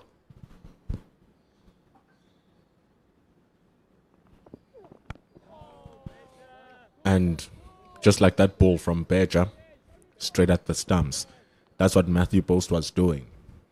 Kept on asking the questions. How many times have the batters left the ball that has been bowled by Matthew Boast? I genuinely can't think of a time until he bowled now to Delano Potgieter or earlier on a little bit to Dominic Hendricks. But once he found the correct line to Dominic, he could not leave the ball. And right now, he's slowly going to find it, hopefully, against Potgieter to see quality bowling again. Well, he asked such difficult questions. That's the thing, because he was always just on or just outside that off stump, getting movement away, but also being able to bring the ball back at times as well. So because he was so tight to that off stump and he gets so close to the stumps at the bowler's end as well, it's a really tough for the batter to leave a lot, because you really are worried about whether you're going to get an edge or not, or miss or get trapped by the one coming back. Connor Esterhuizen truly has the story of the one coming back in and trapping so many of the deliveries. How many appeals did he get with the ball just going over the stumps because of that extra bounce? That ball sharpening back into the right-hander. It was menacing. Yeah, and it was very full. Well, not very full, but it was full. And Esterhuizen made a mistake of it. It was probably pitching middle and off, and he was trying to hit it through mid-wicket, played across the front pad and missed. Excellent work from Wesley Bedger. He made it easy to talk about the work that Matthew Boast was doing, because he's doing the exact same in this over. Vian Mulder played at everything and scored at nothing. And this is how these two teams ended up at the top. It's the first time since the restructure we've had so many teams clock 100 points. And it is certainly the first time we've had almost all teams win 3 matches. What a tournament. Amazingly competitive, yeah. It's a thrilling final round last week of round-robin play. The Lions really thumped the Tuskers and got a huge haul of 27.98 points, which allowed them to go top. There's that win by an innings, right at the bottom, innings and 270 runs. Having started their campaign with a victory by an innings over Western Province. And then after that victory, just a little bit, that draw.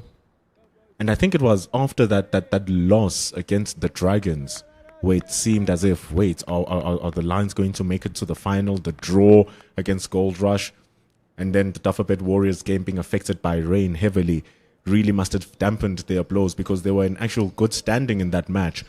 So the return against the Tuskers to perform the way that they did really put pressure on the Warriors to make something of the game, because the Lions won the match with a day to spare. So it was on the Warriors to make it happen, and didn't. Yeah, that poor performance against the Dragons here at the Wanderers, followed by 2 rain-affected draws, really set them back. Nothing setting back Delano Potgieter in this innings. He's really having a nice taste of Matthew Boast. That's his 3rd boundary against the Warrior spearhead. He moves to 15. Well, is it a left-hander thing? Is Matthew Boast battling to bowl to the left-hander? I mean, that's just far too short. Hammered away. It's a really good shot. How deep is in his crease? Just allows him extra time to play the ball.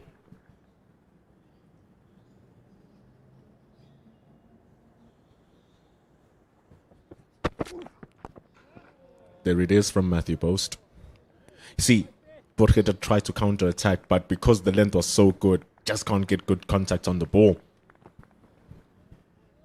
There's the Warriors record this season. They've been pretty consistent. I think fair to say that the Lions had the better of that draw in the penultimate round-robin game at St George's Park. But big innings win over the Northwest Dragons. And just the one loss to the Dolphins last week, which cost them a home final. Feels like on any other game, on any other circumstance, the Warriors play that Dolphins game a little bit differently than the way that they did, because they declared with the mindset that we need to take these wickets, we have to win the match. And I think that they brought it really close to those 2 wickets, but Semel Pillay was absolutely fantastic at the top of the innings in ensuring that the Dolphins have a great platform to chase the runs that they needed. Yeah, it was a mighty chase by the Dolphins. 375 they had to chase down.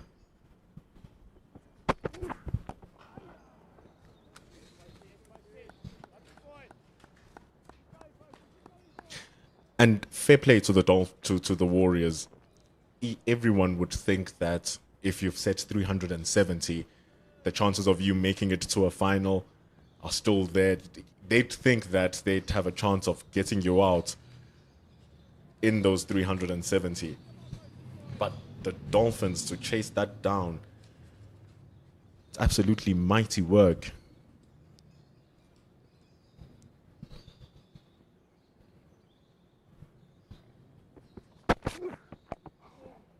They literally needed to pull out a world record. They needed to put out a record. Not a world record. They needed to pull out a record in order to chase that victory down, because it's the joint highest 4th innings total score to win the CSA 4-day series. And for Semel Pillay to make his maiden century as well. It's his rookie season. Just represented the under-19s for South Africa, and now at the top of the order against the Matthew Boast, who's the best bowler in the season. He comes and he scores a century. Yeah, I remember seeing Semel Pillay earlier this season, batting in the middle order for the Dolphins, and being impressed. He looked very composed and looked a lot more mature than his years.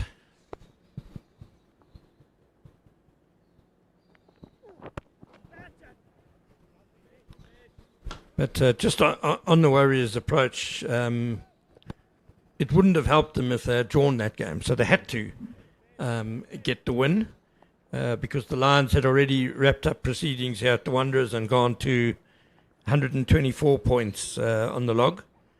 So a draw would have only taken the Warriors to 119. So yeah, they had to get the win, and yeah, look, I don't think it was a bad declaration. They certainly gave themselves a good chance.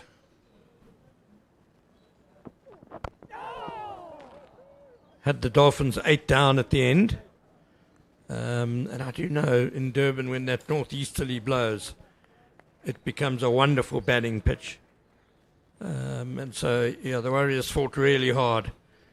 I don't think they were too despondent about that result. Sure, they would have wanted to host the final. But they've come here to the Wanderers and have played with great confidence. And the bowlers are doing a wonderful job as well. It's actually what Senoran Mutsasami had said on the toss when I'd asked him the question about just missing out on the home final. He did say that the boys were actually not too disheartened by that, because sometimes you just have to give fair play to your opposition who rise to the challenge. Because you see an Ethan Bosch late in the order scoring a 50, you see a Slate Verstaden raise his hand, a Semal Pillay and on his rookie season raising his hand. It's not as if Matthew Post didn't perform either, because he did. So it's just a thing of your position playing better. And he knew that he and his team needed to chase the game, like you had said. And they brought the fight indeed, yeah. And they've given us a really good battle. It's truly a game worthy of the two best teams, the way that it's playing out. And so far the Warriors are very much on top. Halfway through the Lions' first innings, and the deficit is still 183. If they can get these last 5 wickets for less than 100 runs, that will be a very powerful position to be in. Maybe even be batting tomorrow, which should be a good day for batting, the third day. They do need to win the game outright in order to claim the title.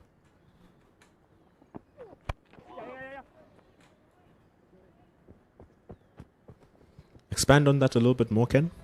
Yes, there's been a change in the playing conditions. So last season, the final here was drawn. More than a day and a half was taken out of play by a wet outfield.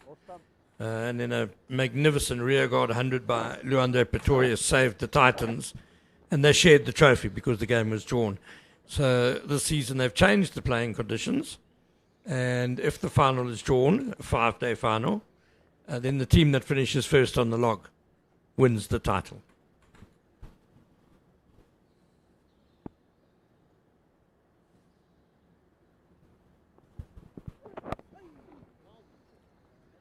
I think that's fair to what the format is. I mean, for the way that the format is structured and the point system, it's designed for a home and away fixture. That's how it's made for. But because of the way that it is, how else would you differentiate who the best team is at the end of the day? It's a tough one, yeah. It's there are pros and cons for both ways, and Cricket South Africa have chopped and changed for 30 years on this. I can remember in the 90s there was a final where the rule that's been used now was in place, that if you finished top of the log and the game was drawn, you won the title. And the Titans, or Northerns as they were known then, went down to Durban to play against Natal. It was tightly contested first innings where I think Northern's got a 50 or 60 run lead, fairly low scoring.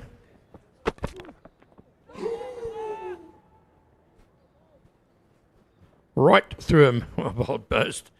And then the wind at Kingsmead switched from the southwesterly, which is the bowling wind, to the northeasterly I was talking about just now. And the Dolphins batted for the rest of the match, got over 700. Dale Bingenskine got 250 odd. And yeah, they just batted until the end of the match. A draw, thank you very much. We take the trophy. Well, if Matthew Bose continues bowling like this, there will be no draws.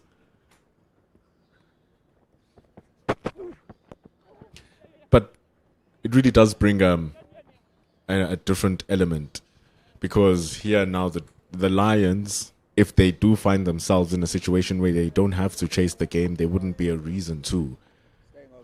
And then it would have to be the Warriors who are putting everything into it, and the scales are a little bit imbalanced if a really good team doesn't want to lose their wickets, but at the same time are no longer chasing any risk. Yeah, that's the con. The pros was, last season the teams had to share the title, and sharing a title is like kissing your sister or your cousin. It's just not that satisfying. And so it's a tough one to decide which system is best. I guess that makes those final rounds of fixtures extra important, because to be fair, both these teams played equally well, you can say. Both played 3 games, they both drew 3, some of their games were also rain affected, and they lost 1. You can say that, okay, the Lions' loss was an outright team outplaying them fully. There was no tactical this or tactical that. The game was finished with so much time to spare. And you look at the Warriors one, you say, they could have drawn it if they really wanted to. But you can't be that objective, you can't be that subjective and look at contextual of how they lost their game, because that means you must then look at how they won their games to balance the scales. That just becomes too much admin and too much logistics. So I feel as if, like you said, for the best of what we have right now, what else can you go for than choosing the team that finished the top? Yeah, if you don't want a shared title, then that's all you can do. I'll tell you one thing, though, that the Lions, 5 wickets down in their first innings, on the second day, 180 behind still. If they do manage to draw this game, they've probably done very well. You could say maybe deserve the title. I think most people last season felt the Titans deserved something for amazing fight back, led by Lodre Pretorius, for being able to survive for so long on the last couple of days. Problems with the landing area here. Umpire Jalen Tuma just checking it out and ensuring the safety of the bowlers. It's going to have a little bit of a pause to ensure that all is well and that we can continue. And even in last year's final, we even had problems like that, where we saw our groundsman Brandon Frost having to come out and actually change the playing landing area, which made it safer for the players to land. So this pitch has been fairly similar to last week's pitch against the Tuskers. But groundsman Brandon Frost just confirming this morning that a bit less grass on it, which is why looking at this pitch this morning on the second day compared to the second day last week, this pitch looks like it's got a bit more wear and tear, and especially in those landing areas. So not too surprised that they need a bit of remedial work via the mallet. But also at the end of the day, we must commend how well the surface has played. There hasn't been any sort of two-pacedness. There hasn't been any sort of variable bounce. Everything has been playing true. There's been enough for the bowlers to get movement off the surface. There's been enough for the spinners to actually play their game as well. There's been enough for the batters to apply themselves and score runs. So I think it is a spectacular 5-day siege at the surface. And if it plays the way Dominic Hendricks says it would, that it's going to be the best to bat at day number 3, that means that it becomes a contest truly going into the back end of the match, day 4, day 5, where Bjorn Fortuin or Senaran Mutusami will truly be in the game with their spin. Agreed. Outstanding pitch last week and this week. Everyone's in the game. Even Bjorn Fortuin got a few wickets last week. Spin, there was a bit of turn. Bat well, you can get runs, as the Lions showed. Bowl well, you can get wickets, as Matthew Boast has shown today. And the really nice thing with having a surface that is true to play on with the batter, with the bowlers, the really quick bowlers can bowl quick and not lose any of their pace. And then we can see some of those short balls. We can see different little strategies because your slip fielders are always in the game. The front of the wicket is always in the game as well.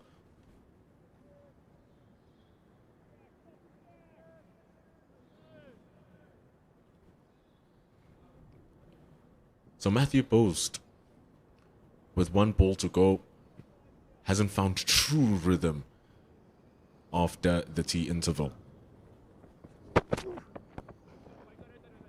See, he hasn't bowled that full with that much width. Maybe it could be in the legs as well. He has bowled 13 overs. Still fantastic figures. 4 for 27 as the DP World Lions on 125 for 5. Well, there were accusations yesterday from some journalistic colleagues from Gqeberha that the Lions must have either done something to the pitch or maybe put something in the tea because of what happened after tea yesterday. The Warriors went from 197 for 2 at the break to 245 for 8. Raised a few eyebrows down in the Eastern Cape. Nothing quite as dramatic as that yet after tea today. But, yeah, Matthew Boast just hasn't quite been the bowler he was before the break. It is difficult to bowl fast, bowl accurate over and over again. He's on his third spell right now, Matthew Boast. Still have 37 overs in the day's play. If we want to look at it another way, it's still 2 hours of cricket remaining. So there's still a couple of overs that he still needs to bowl at the back end of the day. But it must be said, Wesley Badge is doing really good undercover work. It's a splendid economy rate going at under 2 per over. Undercover, that's a good description. Yeah. Just 19 off his first 10 overs. 20th run there.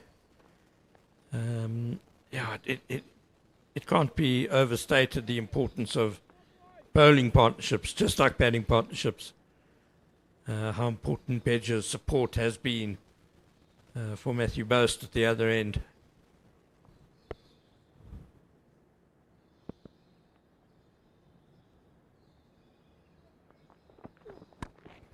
Drops it a little bit short. Not to Vian Mulder. Not when he's in this type of form. And the fact that he pulls it in front of square means that he pulled that authoritatively for 4. He's strong on the pool, is Vian Mulder. I don't think this run was that short. But, no, it is pretty short, yeah. The quality of Vian Mulder, South Africa's highest ever test innings.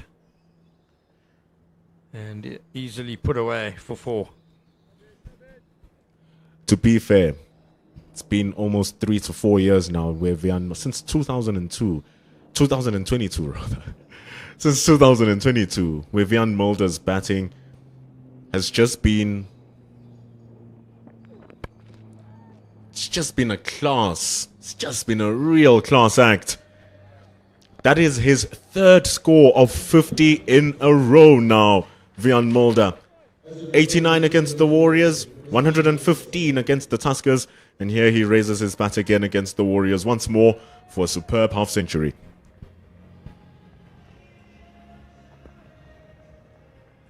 "17 times, can you believe it? Scoring all around the ground. Through the covers is where he's been the most efficient. That's where he's been the most productive. 73 deliveries over the course of 2 hours. It's been a superb innings.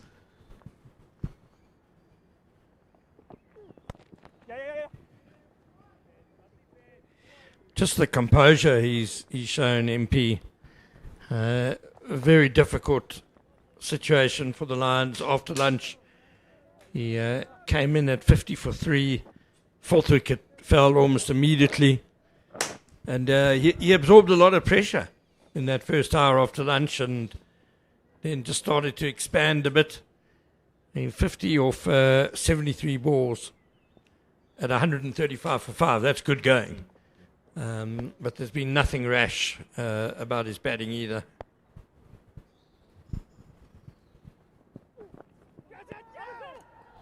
A little bit of a sound, but nothing off the bat, claims umpire Jele. Delano Potketer on the other side, 17 from 22 deliveries. Gets one that just goes down his hip. Steps across his stumps. Must be careful of that leg stump. He has quite liked today so far to kind of get into that channel around off stump. So, yeah, maybe a leg stump Yorker, something to look at for the Warriors. No one standing at square leg. They're down there at the boundary. Would have been a tough opportunity, but it would have been an opportunity nonetheless. To see the end of over number 48. It's 136 for 5. We are here, the iconic DP World Wanderers Stadium. The pride of Jersey. And the Lions, the pride, is proudly sponsored by ACDC Express. We're excited to announce the relaunch of our e-commerce websites, making it easier than ever to shop online for all of your electronic needs at ACDC Express. From lighting and electricity saving solutions to home automation and tools, it's now quicker, smarter, and more convenient to get what you need when you need it. Visit acdcexpress.com today and experience everything electrical for everyone, everywhere. Pride. It's proudly sponsored by ACDC Express. After 48 overs, 136 for 5, we'll have a commentary change. Gamba will be joined once more by Monde Zondege.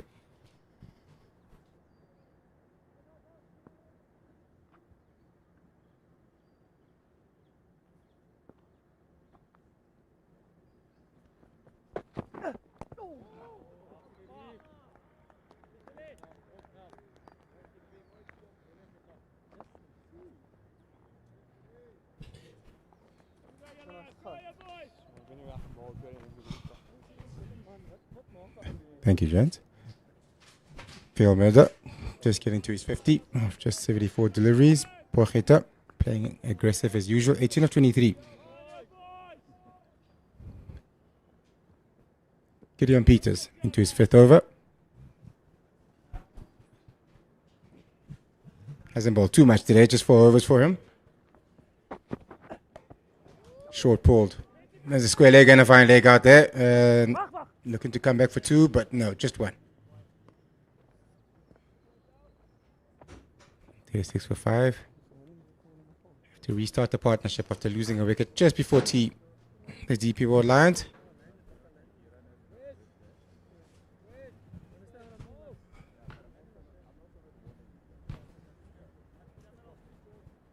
That's Middleton. Cheers.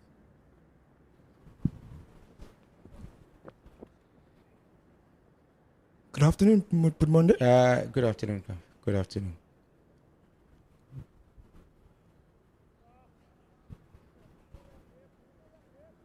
Having a look at the field here for Peters. Point on the boundary. Square leg and fine leg on the boundary on the onside.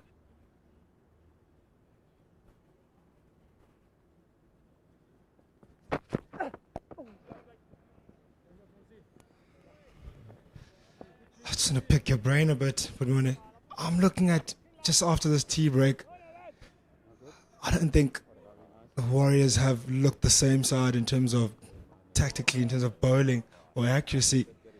There's been a few boundaries been given away since that tea break. Yes, they picked up the wicket.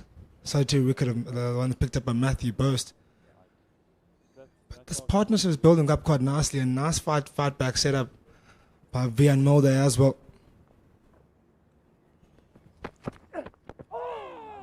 Yeah, it has. It's 36 already, and have got their run rate up to almost 3 runs and over at 2.8.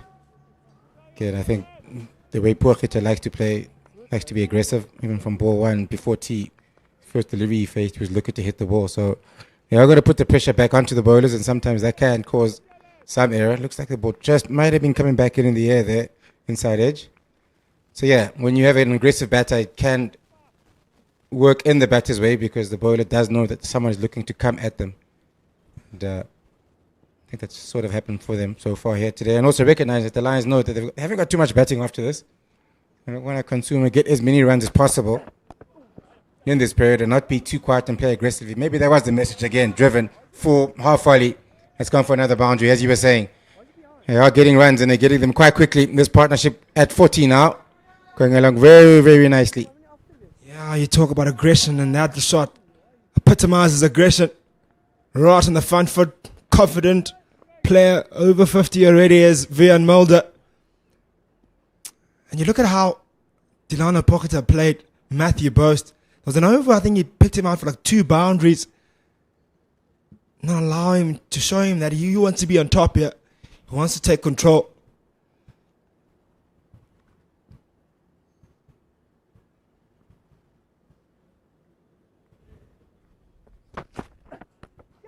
Short ball. Did go for it this time, Vian Mulder, but not quite the timing he was looking for, but nonetheless, just 1 run off it. No big damage done. Another good over there for the deep over line. 6 runs off it. 49 overs gone. 142 for 5.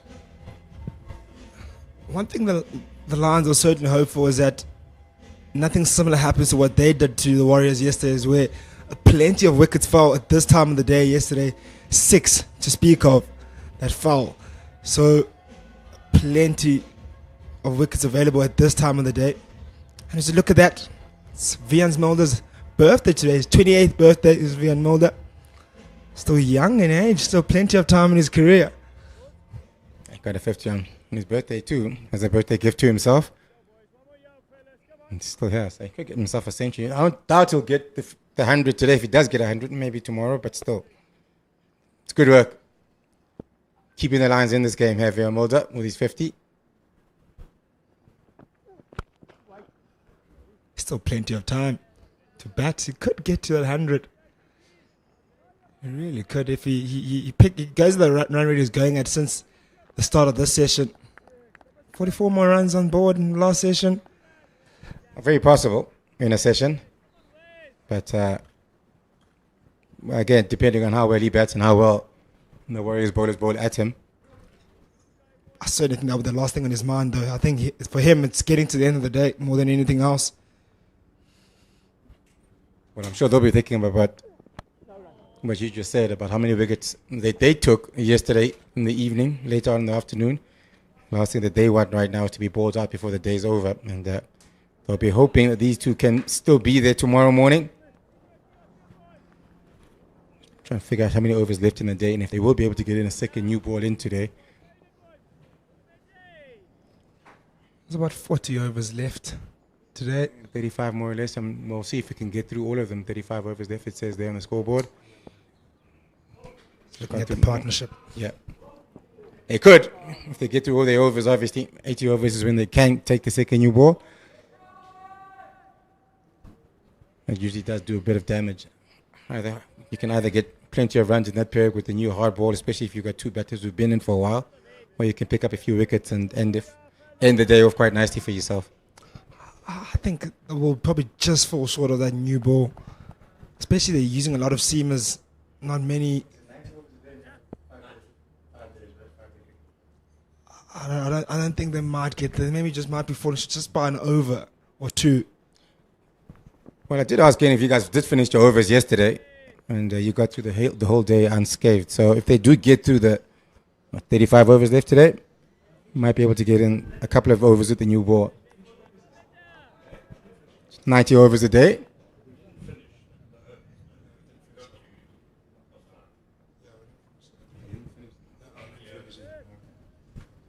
Yeah, just 90 overs a day, 5-day cricket this one, the final that is. So yeah, that's why I say you might just fall a tad bit short. Yeah, it's that It's that shadow from the stadium. Sometimes it does come onto the field and just sometimes get the umpires to take it. The light reading, if it's not the greatest of light, then they do come off quite early. Sometimes. Not all the time, of course. To be fair, yesterday we had some really good light right up until the end of the day. We could make a cut comfortably. I think because they're bowling a lot of seamers, so it takes up more time. I haven't seen much spin since that middle session. Yeah, he's only, I think, 3 overs there for Mutasami today. As you said, yeah, a lot of seamers, so that does take up a bit of time sometimes and does slow down the run rate of the overs going.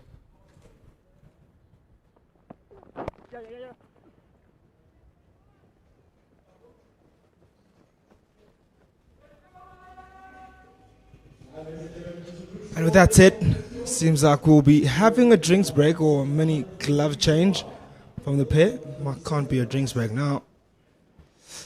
But the score at the end of the 50th over, it is 143 for 5. Still a run rate going at 2.9. Yeah, they picked up that run rate quite nicely, actually, since lunchtime. After lunch, they were going at 2.1 runs per over, to be exact, just after lunchtime. And they've only lost 1 wicket since then. There was a wicket of Esterhazen just before tea time, and they've picked up the run rate quite nicely. And this partnership's helped, of course. Scored at a good rate. Outside of the aggressive batting that we've seen from the Lions, do you think maybe they could have done something different to pick up more wickets here in this session for the Warriors? I think it's been some really good batting, of course, as I said before. When the batters do put pressure on you, they don't allow you to just bowl. There's a wicket. Here's a wicket. We were just talking about this partnership. They finally broke it. Van Mills, a big wicket as well. He's the one they would have wanted really, really bad. He's on 57, talking about his birthday a couple of seconds ago and hoping that for the Lions' sake, anyway, he gets to his century. But Peters picks up his first wicket, caught behind, and a wicket at the time that they really, really needed it. This partnership was getting dangerous. Absolutely huge wicket that Van Mulder has to walk off. Nice foolish length delivery, just jags, I think, back in more than anything else. That gets the outside edge of Van Mulder. How big is that in the context of this game? Look at that front foot though. It didn't go anywhere, did it? Sort of stayed in the crease and he threw his hands at it and nicked it off. Look at the celebrations from Gideon Peters. He knows how big that is. You'll see him on screen just now. Absolutely happy about that. That's what a bit of extra pace can do for you. Van Mulder's on 57. He's been there for a long time, but that front foot, after receiving a short ball just previously in this over, or previous over, sorry, that he pulled for 1, it wasn't very convincing when he pulled that short ball. But this one, very full. And I reckon if there was someone with a little less pace, that front foot would have gone a bit further down the wicket. Might have not nicked that, but that's what pace can do for you. And they've picked up in the 6th wicket, a big one of Van Mulder. Oh, that's absolutely massive, that. That puts the Warriors into even a better position here in this final. And brings out to the creases Bjorn Fontaine. Somewhat call him an all-rounder. 110 innings, 3,014 runs, average of 32. Good strike rate of 61.8. 10 50s at 800s. And look at that best score there, 194. So he definitely can do something with bat in hands. But here you'll have his work cut out. Well, yeah, certainly those numbers do tell you that he certainly can bat. He's an all-rounder, a bowling all-rounder, not a batting one. Certainly an all-rounder who can bat. A couple of years ago when they played against Mr. Province on this field in the final, we were in a lot of trouble when these two came together. And they put on a big, big partnership to help the Lions win that game, the final that is a couple of years ago. So maybe they'll be hoping for the same. 143 for 6, in a bit of trouble. Oh, he's got to deal with Gideon Peters now. Got his tail up. Took some time to get into this game. Is Gideon Peters. He's picked up a wicket now. That would do something to his confidence. Hasn't bowled much, has he, today? Just 5 overs into his 6th over this. Him and Mnyande has probably been the 2 least used out of the seamers.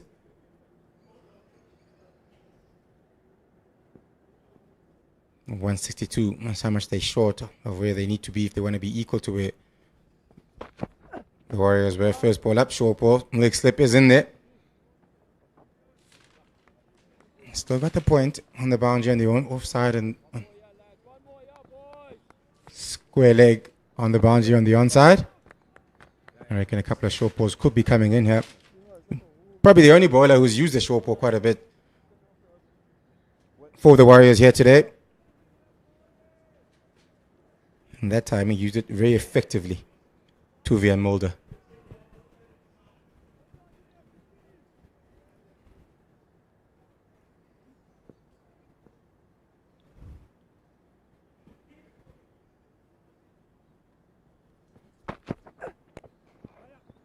Nice back foot punch.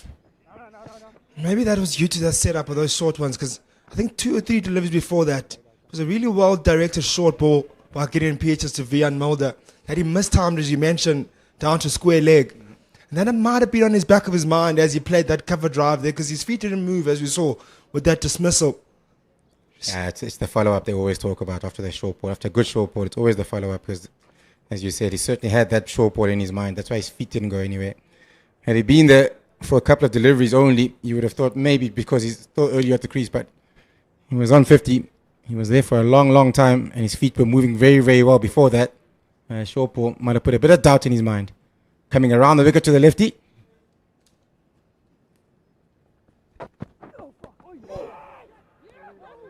Oh, Not sure what happened there. it's no ball. Yep. Yeah, just lost control. I think he might have heard it as it came out of his hand there. I think it was Peters who misfought that ball. Just didn't come out the way he would have wanted it to come out at all. Obviously, as a full toss. Those are nasty as a batter. Yep. He's quick and now full toss directed at you. Just want to get out of the way of that. Yeah, that's nasty. Yeah, I think his feet might, as the bowler that is, might have got stuck at the crease. That's why he fell over there after he delivered that ball. Gideon Peters had a brilliant game last game as well. Bowling 14 overs, getting 2 man outs of those. Picking up a 5-er in his last game. If someone had picked up a 5, he falls again this time around. It's not a full toss though. Maybe just having a little bit of trouble with his feet at the crease around the wicket. Not too many. That side of the wicket hasn't been used too much today. Maybe just some issues with landing there. Yeah, he was the guy I was looking at going into this game, thinking he might be. Obviously, we know what Matthew Bose brings and Topper could take her, but I thought him being in form and pace here in the high felt at this on this surface, thought maybe he would have been a lot more to deal with. He's getting into his work now. Late in the day here, halfway point of the session. Yeah, short and wide this time again. Just erred again on the shorter side. Bit of width on offer too, just one. Yeah, just after picking up 5 wickets, I think your confidence is surely going to be up. And you'd wanna, like we were asking ourselves why he hasn't bowled. I think he started his first over after 30 overs were bowled. So waiting that long might have been frustrating for him. And then his spells have been very, very short. I think he bowled 3 in his first spell, and then he got 1 just before tea. And then he's come back for his third spell now. So not getting an opportunity to get into a nice rhythm here, Gideon Peters, which can be difficult for bowlers sometimes. It's interesting that both teams took a while to use a 4th seamer in this game. 5th seamer when it comes to the Warriors, that is. I was very surprised they used Kruger ahead of him. Yeah, you're absolutely right. 5th seamer. Sia Blackie took him 37 overs to come in to the game yesterday.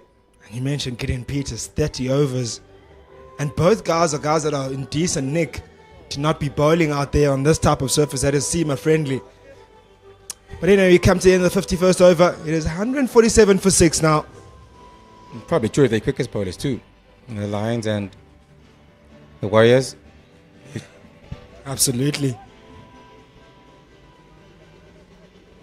I think naturally coming here to the Deep World Wanderers, you want to bowl your quickest bowler as early as possible with the newer ball.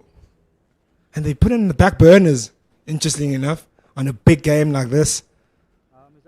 Surface that had plenty of pace, carry, plenty for seamers also to work with.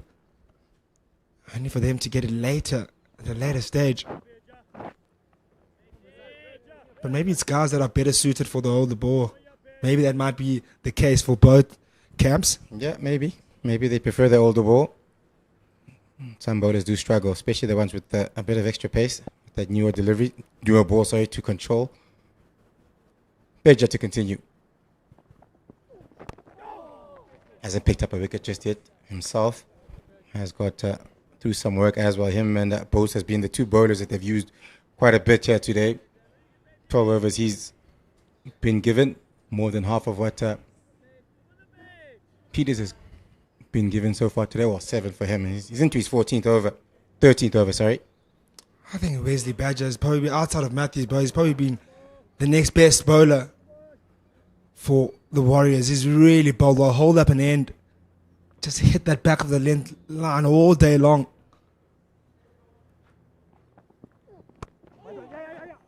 And I think he's one guy who's deserved a wicket. He's beat the bat quite a few times and asked quite a few questions of the bat. And he's just running all day long.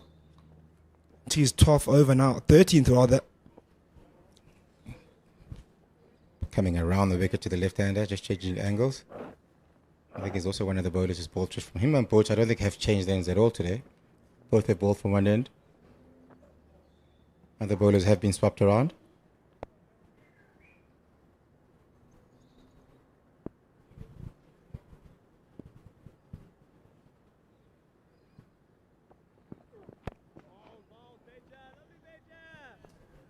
I think as we come into the last 2 hours of this day, I think the most interesting spot I would love to see at the end is that last burst for Matthew Burst.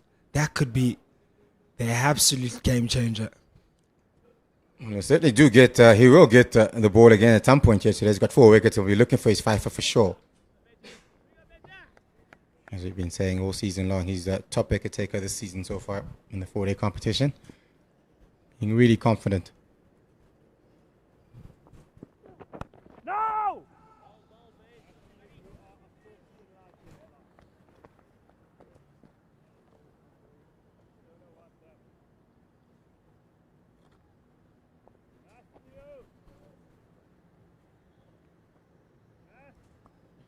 Still really good weather out here though in Johannesburg.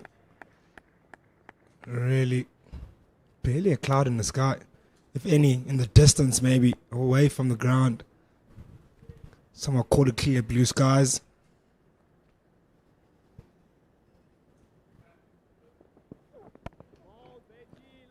Let's hope it stays that way throughout the weekend. There's a bit of rain around, I hear, starting from tomorrow, but let's hope it stays away from this area. I see a full 4 to 5 days of cricket. It's been a long time since I actually watched a 4-day game or a test match actually that goes 5 days. Absolutely. A lot of games nowadays finish within that 3 to 4 day mark. Yeah, 3 to 4. Australia. England. During the Ashes tour was, I don't know how many games went 3 days. How many test matches went 3 days actually. A couple of 2-day test matches. Do you think that goes down to the surfaces that have been prepared or genuinely how cricket has been played nowadays, more due to the amount of T20 cricket being played, less patient batters who go out on the attack, or just maybe it could be a matter of surfaces? I think it's a combination of a bit of everything. That's the end of the 52nd over, 148 for 6. Yeah, I think it's a combination of a bit of everything. With England obviously trying to play the Baz ball, if you will, where they're being very attacking, going at 3-4 runs and over. Australia also pretty aggressive in terms of their approach, how they want to bat and how they want to approach the game. So that certainly plays a big factor into it.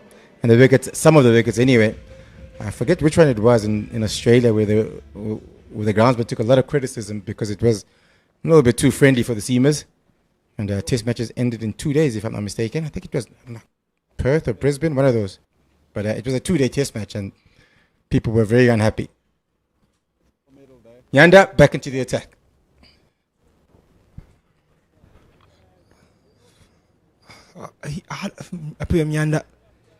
I think he hasn't had the best of days with ball in hand.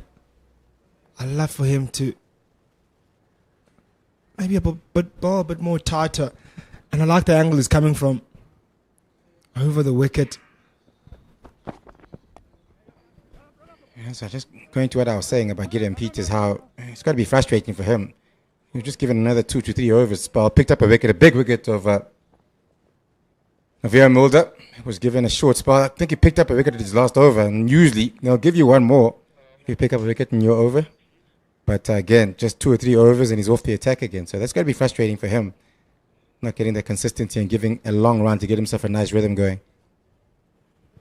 Yeah, I'm actually surprised as well, especially if you want to do some more damage into this batting lineup. You don't probably the thinking for the Warriors. You don't want them to get over that 200 mark.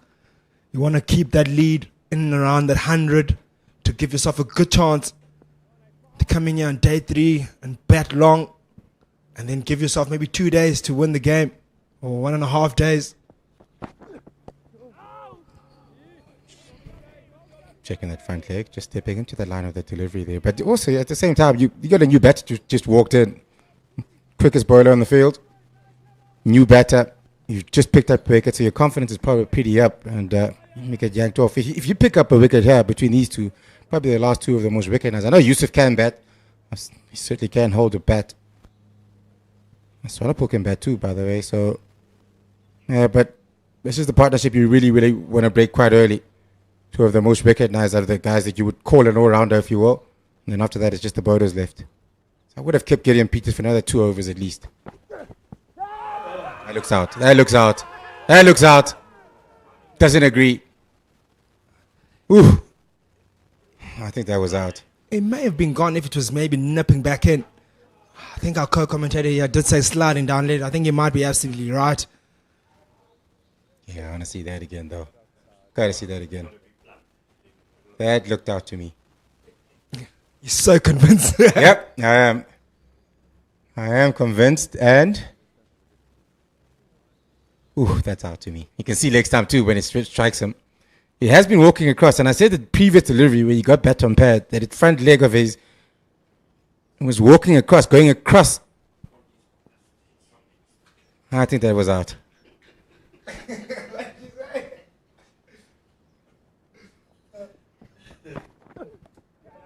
Short ball pulled, not quite convincing. Down to fine leg for 1. But Moni, I think that one might have been sliding down leg there. Slightly, 50-50 call. Umpire's call. Umpire's call. That's out. I think that's out. I can still see leg stump. Clearly can see leg stump. Look at that front leg where it goes. Goes right across him, that front leg. Falls over a bit, lost his balance. Yeah, I think that's out. But that's just me. I guess it's Johannesburg's lucky day then. He needs to cash in there. Got a lifeline. A hometown decision. 150 on the board. Oh, that's not good news. Yanda looks to be holding his hamstring, his lower hamstring. Just stretching it. That's really not nice to see. That's the last thing the Warriors want as well. If anything, you don't want to lose a seamer here on this deck. You don't want to find yourself a seamer short. So doesn't want to make it worse. If there is something that he's pulled, rather just go off and maybe get some physio and try come back tomorrow morning rather than make it worse and not be able to bowl for the rest of the game. Let's see after this delivery how he pulls out.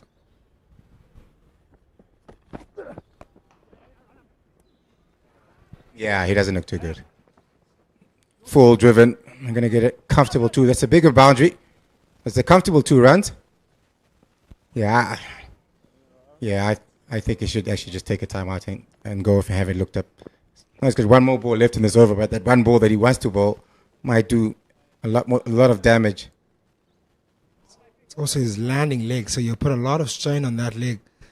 Yeah, I think one of the senior players or bowlers should have a word with him and tell him to maybe not. Still stretching it.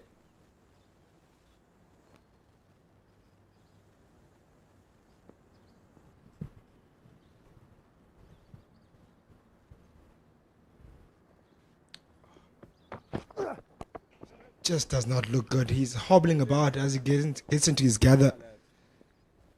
I think he needs to just go. You're absolutely right. I think he has to just get off and ice it up or do whatever he needs to do on it to recover. Should be walking towards the dugout right now, actually. Trying to see if the physio is signaling anything or if he signaled anything to the physio. Not much movement in the dugout, but he does seem to be coming off. Yeah, certainly picked up something in his right leg.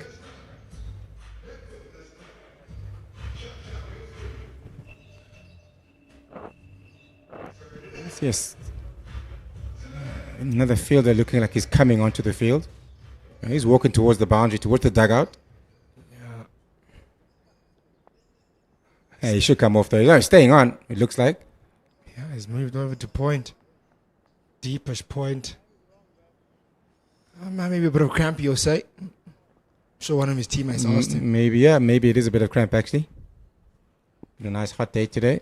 Could have taken a lot of fluids here on a day like this. Pidger to continue. Round the wicket to the left-hander. Felt like he was a bit unlucky as well in the last over not to pick up the wicket of Porchetta. You'll definitely say so.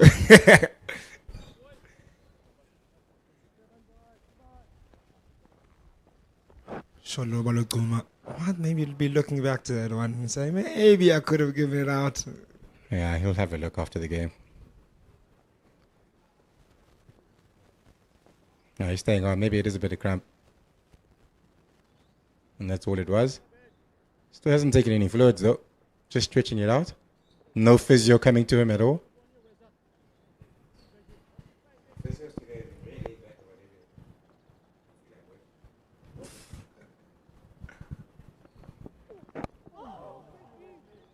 And Wesley Badger continues where he's been all day long. Back of it in delivery. Just there and thereabout.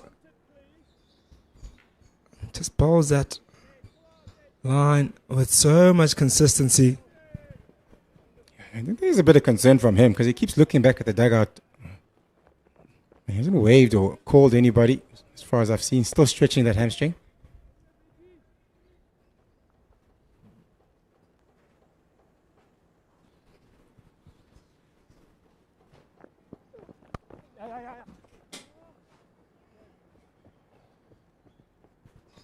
Bodies are getting a bit tired. It's been a long day. Last hour and a bit. Left in the day. It's going to be a bit of a hard push for the seamers. It's been a bit of hard work for the seamers, especially a Bedge and a Boats who's bowled 13 and 13 overs. There we go. Is there any response from the coaching staff? Nothing so far. I think we'll get a good towel in the next over. How he goes through with that.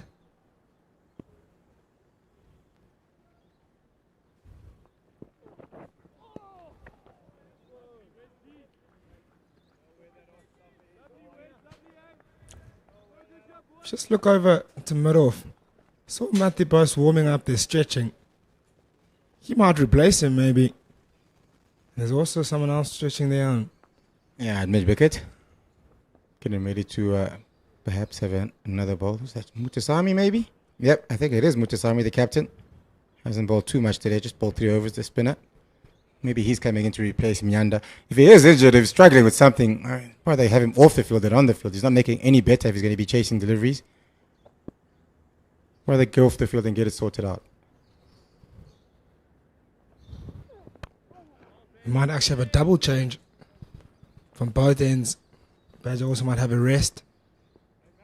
And maybe Matthew Boast will come in from the corner drive end and Mr. Samuel will come in from the golf course end. Yeah, I reckon so, because as I said earlier, I think Post has only bowled from the corner drive end. Mutasami's first ball was from the golf course end. So maybe, as you said, a double change.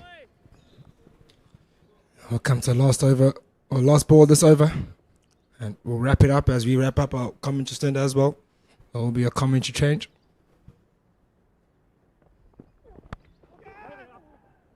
Full toss. Oh, very good fielding. Very good fielding. Kaber diving to his left and stopping the ball from going for a boundary. So that's the end. The 54th over. 154 for 6. Porchetta on 22. Portain just joined him. He's on 7. With that, we're going to have another commentating change.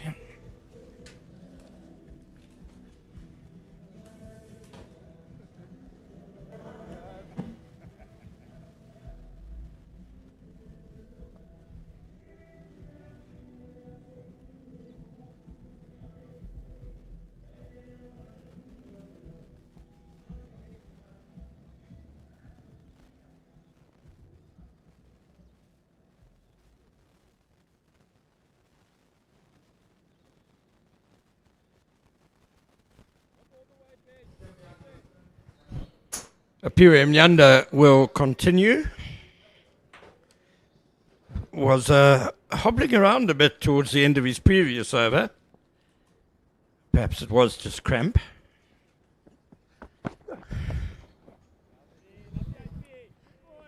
Pendulo Magubani has joined me in commentary.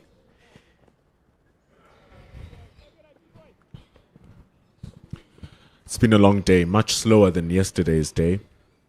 Much, much slower. I guess when you start with a plum in your innings, bowling, getting the wickets and disrupting the flow of the batting at the top order, the middle order needs to just contain the damage and restart.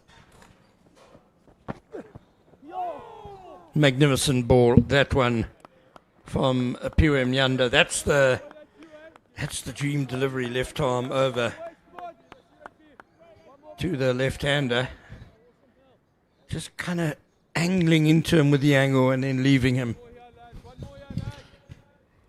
Favorable matchup this for Apiri Mnyanda. We saw with the right-handers he was struggling to find the correct angles. This is very crisp. Draws the shot from Delano Potgieter. Just shaping away a little bit. Just saw a shot there of Potgieter batting outside his crease. Trying to negate a bit of that movement. But what you were saying previously, Pendulo, yeah, certainly today the bowlers have held sway. Yesterday we saw a couple of brilliant centuries by Jordan Herman and JP King. The Warriors reaching 292 for 8 at stumps.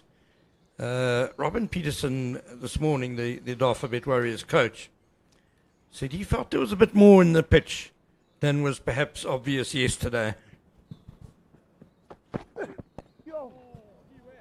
And at 155 for 6 now, the Lions, it seems he was correct.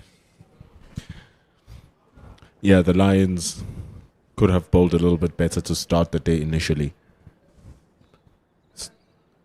Would have been the discussion that we needed to tighten it up, and then I guess a stern talking got them to shape up in the final inning, on the final session, because we saw the bowling being much more tidier from especially Delano Potgieter and Vian Mulder. Something along these lines that Apiri Mnyanda was bowling, and since the Warriors were so much in freedom of scoring, all of a sudden here comes this tightness right at the end of the day, and something they just couldn't deal with at the time, and the collapse happened a bit. So it's very good from the Lions what they did, and the Warriors have been on that mark since the start of the innings. That's why, like you say, it seems a bit slower. Yeah, the Warriors lost 6 for 48 after tea yesterday. But before that, they piled on 197 runs for the loss of just 2 wickets.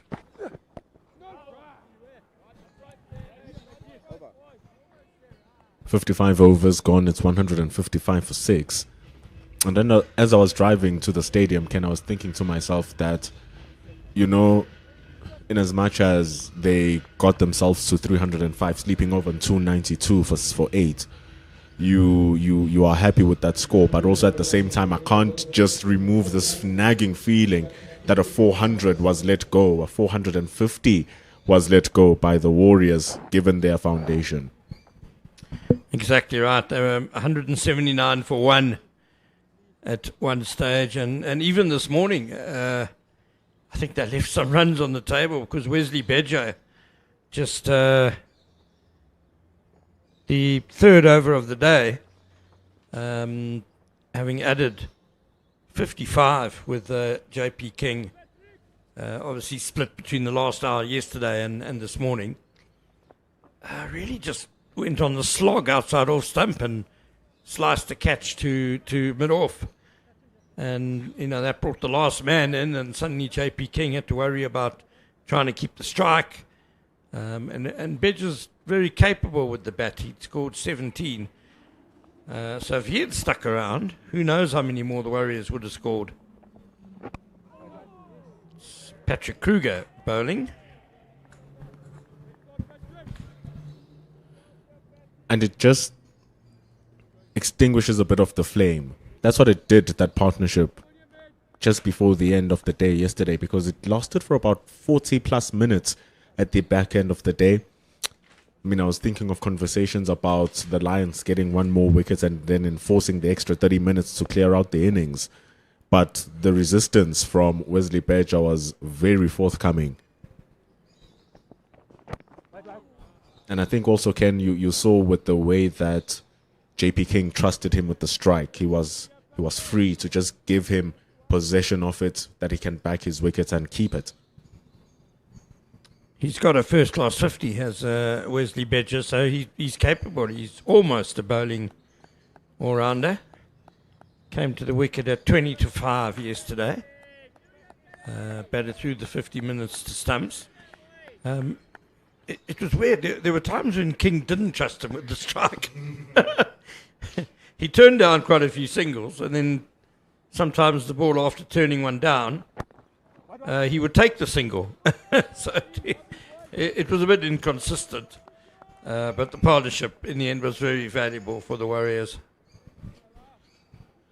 Good stop from Herman. He took that really good catch down the leg side against Wandile Makwetu, throwing himself around here.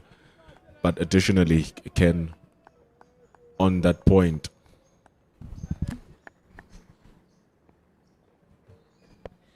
amidst the thrill of the dismissal and a plan working, both to Makwetu, yeah, perhaps not enough attention was paid to the quality of the catch. It was a very good catch by Jordan Herman. Scooping it up, you had to dive a bit. Sharp catch as well. The ball was coming quickly. On that point of the inconsistency of running, I think maybe it was an assessment also from JP King, because he has that responsibility to test if the over is good or not. Because he would, if you think about it correctly, he would face the first 2-3 deliveries of the over, and he would run on that third ball, maybe fourth ball even, after he's sussed out that, okay, here maybe he can survive. So maybe he's trying to just protect him in that kind of manner, a little bit differently. That's certainly plausible, yeah. Just that previous delivery from Patrick Kruger, he's medium fast, but it did stand up a bit at the splice of Bjorn Fortuyn's bat.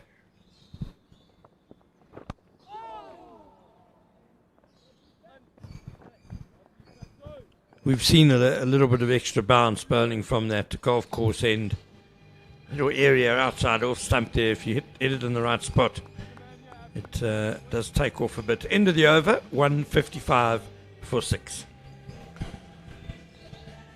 The One Day Cup is around the corner, and imagine if the Warriors are able to win this 4-day series right now. The amount of boost that they are going to get, knowing that they've won a white ball competition, now they can win a red ball competition. The Lions did it a couple of seasons ago, winning all 3 trophies. They didn't. Apologies. They've won all of them. Yeah, it's like the holy grail of South African domestic cricket.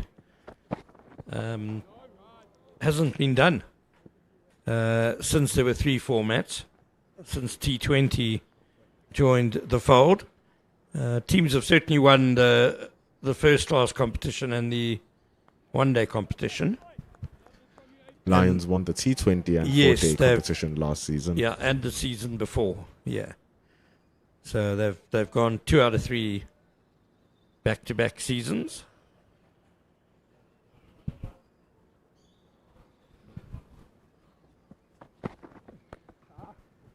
Slashed away through the covers for 4. Delano Potgieter is ruthless when you give him that much width. But, yeah, it's quite strange given how good the Lions have been at T20 cricket and given the players they've got. They've been quite poor in one-day cricket for the last few years. Haven't really made an impact in that competition. Yeah, they've only won it once.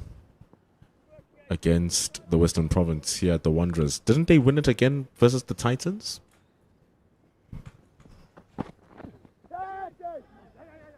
I do remember early in the previous decade, I think Dom Hendricks was still new, was relatively new. The Lions won a 50 over cup back then under Jeff Toyana. That certainly rings a bell.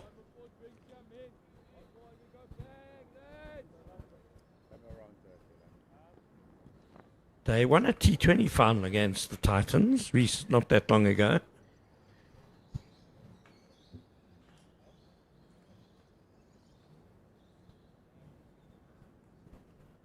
Pendula Magubani is fact-checking me, which is always a very good idea. It's in my name. It's in my name, Ken. Pendulo.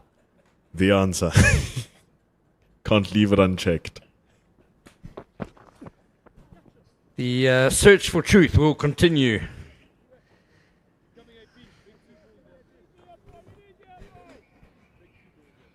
But it is truly a winning culture. From the days of Coach Doyana to the days of Wande Kwavu, who was incredible with his tenure, which booked him up a management job in the Proteas. And so here he is, ushering now Coach Russell Domingo is into the fold. Enoch Nkwe as well. Won trophies with the Lions.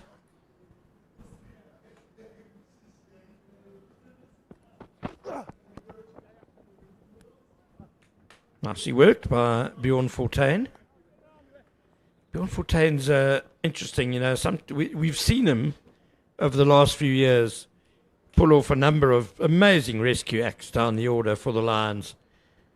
And, you know, sometimes his approach, he comes out and he just counterattacks. He really just tries to turn the momentum immediately. Other times he kind of digs in a bit, like he is today. 8 of 18 deliveries.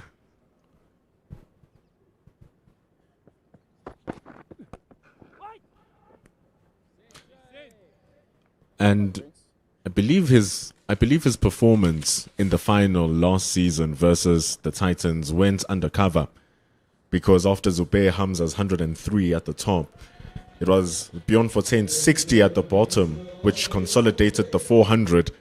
And then the fifer that he got in the second innings, he really does come in when the team needs him the most. He's absolutely brilliant. But we go and we have a little bit of drinks. The score was 161 for the loss of 6. Speaking about the One Day Cup, Pendulo, One Day Cup cricket returns to the DP World Wanderers Stadium as the DP World Lions take on Western Province on Saturday, 28th of March, the big North-South derby. Transvaal, Western Province, Gauteng, Western Province, Lions, Western Province, Lions, Cobras. Call it what you like. It's always a big game. So bring your friends and family and enjoy live cricket in an unbeatable atmosphere. There will be entertainment for everyone, including a live DJ and halftime activities for both adults and kids. It promises to be a fun day out. Secure your tickets today by visiting www.cricket.coza. Wear your replica shirt and stand behind the DP World Lions this season. DP World Lions, the pride of Josie. And we're just going to take a couple of minutes break for the drinks break.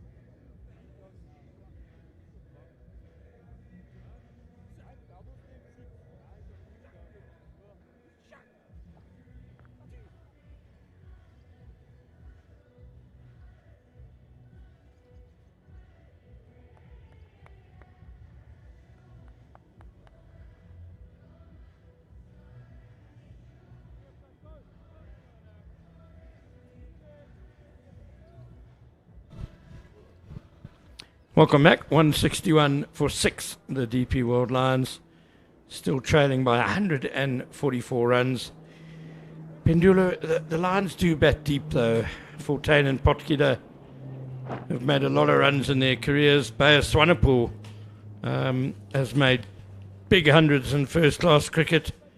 Cody Yusuf has shared some absolutely vital partnerships down the order. So, you know, if they can get this deficit to, say, halve it, make it 72, and they're still in the game, aren't they?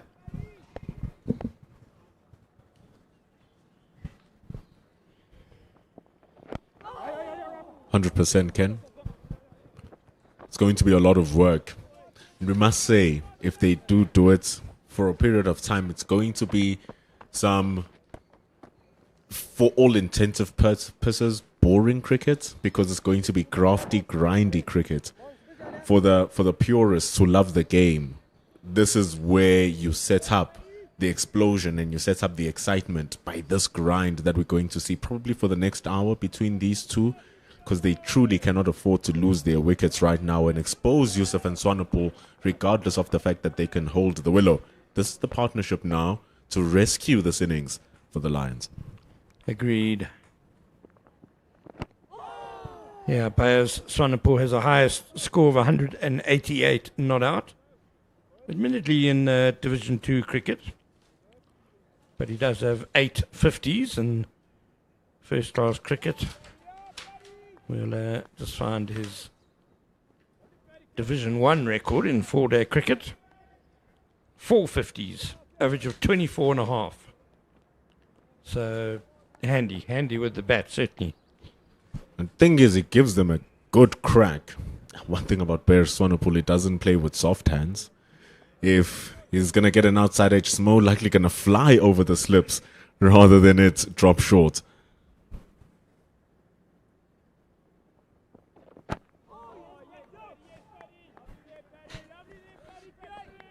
But the honest truth is that Bjorn Fortuin for the Lions, he genuinely has that clutch gene. Don't know where it comes from. But all the time when they are in the corner, when they need him to be the best spinner in the country, he becomes the best spinner in the country. If they need him to become the best number 7, the best number 8 in the country, he becomes the best number 7 batter. Beautifully put. Oh, and then beaten. Good ball from Patrick Kruger. He's bowling a very good spell here. Patrick Kruger has been very tidy as well. At the end of the day, Ken, it is a battle after all. Don't just walk in there and waltz your bat around. The bowlers are also in it. To shape away from it after it pitched. The ball is 58 overs old. The surface is now basically 6 sessions old, and it's still giving the pace bowlers something to work with. It's amazing.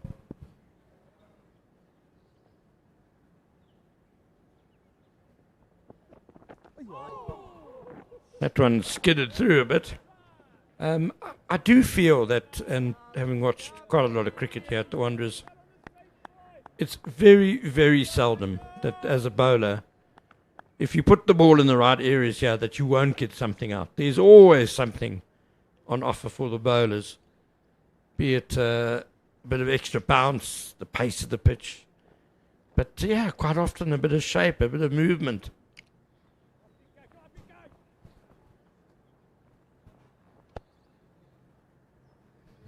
We saw a lot of turn at the end of the SA20 competition.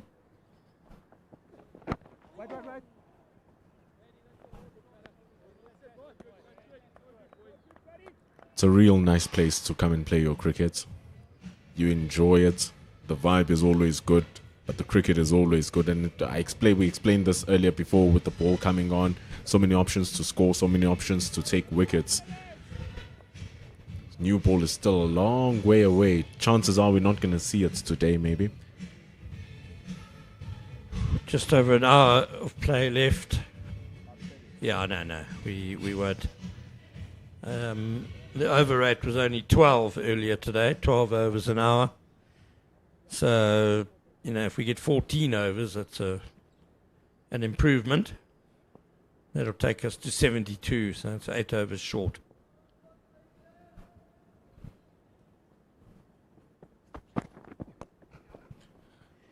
Nicely worked to mid-wicket by Potgieter, just a single. Aphiwe Mnyanda's really been intent on getting the ball up there. He's really bowled a pretty full length today. It's worked against the left-hander, but he's only had Dilano Potgieter to bowl two. Matthew Post made quick work of Dominic Hendricks at the top of the order. So this is the only left-hander he's had to bowl to, and he's shown his quality against the left-hander. But when it comes to the right-hander, he just hasn't found the angle that works with him the best. Even if he comes around the wicket, he's far too often way outside the off stump, and then just allows the ball to be driven away. Yeah, I think Mnyanda hasn't quite been at his best today. I've certainly seen him bowl a lot better.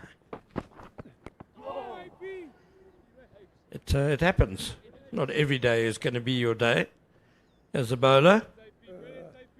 Other bowlers pick up the slack in the attack, and then Aphiwe Mnyanda will pick up their slack on another day. But he is an exciting prospect, I believe. 2 innings is what constitutes a first-class match after all. If you do get to bowl twice, you use the second one to your fullest advantage.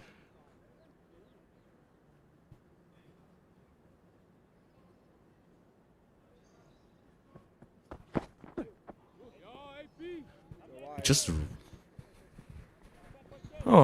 bit of a belated call from the umpire for a wide.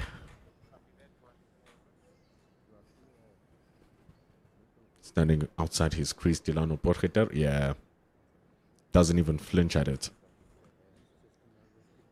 Yeah, umpire Bongani Jelly at square leg immediately had his arms going out.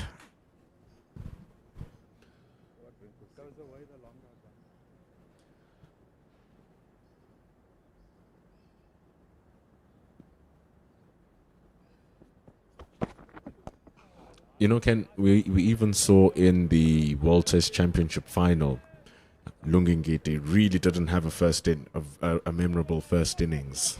Got a lot of criticism for his bowling, but without him in the second innings, South Africa don't win that World Test Championship. And when you go and you look at his record, his second innings statistics are mesmerizing. So that's the beauty of first-class cricket. You still have a chance to make it back.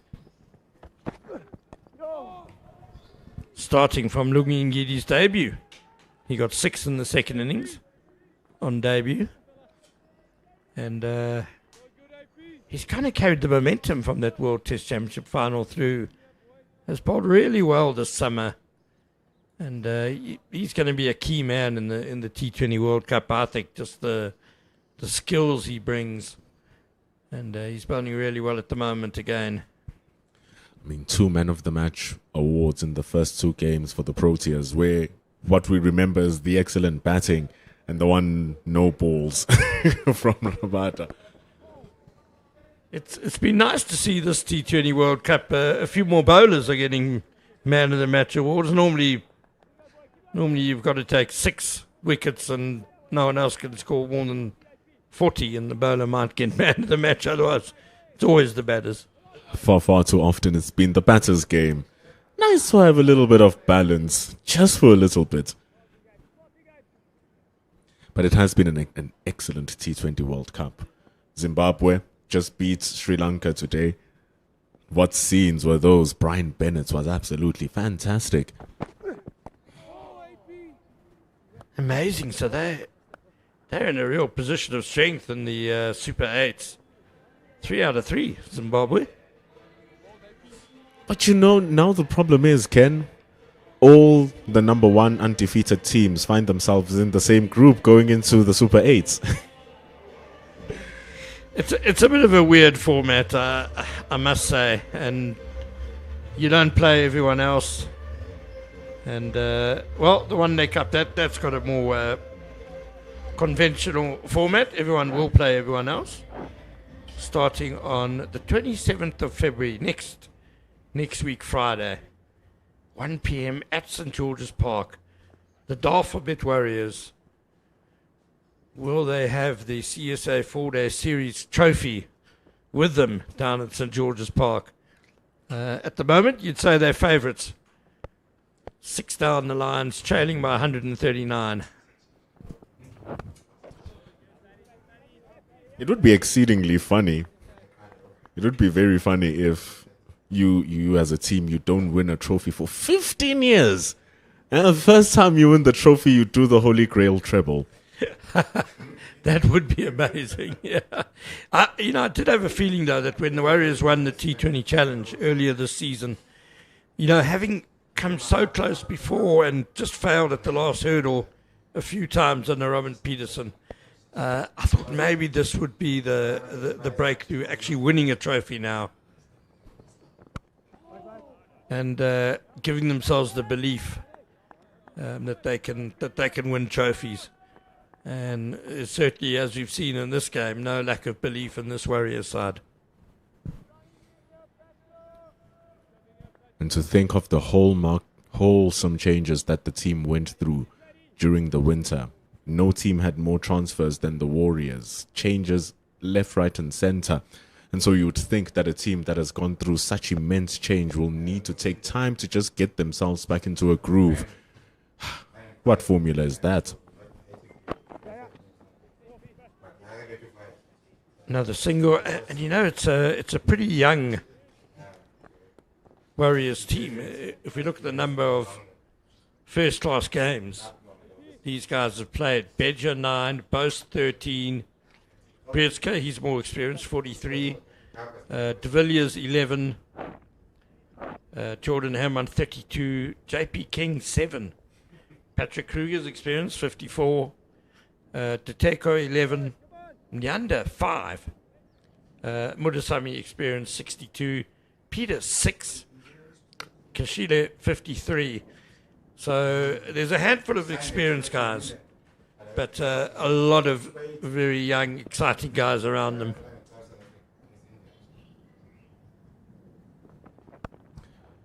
If you combine the careers of the two Hendrixes, the Dominic and Reza Hendricks, I am sure that the matches that they've played together, just them two, is more than the entirety of the Warriors. 212 games between them. Dominic Hendricks has 109, Reza 103.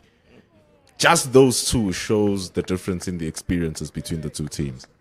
And the Lions look like they're going to field a very experienced and powerful side in the One Day Cup.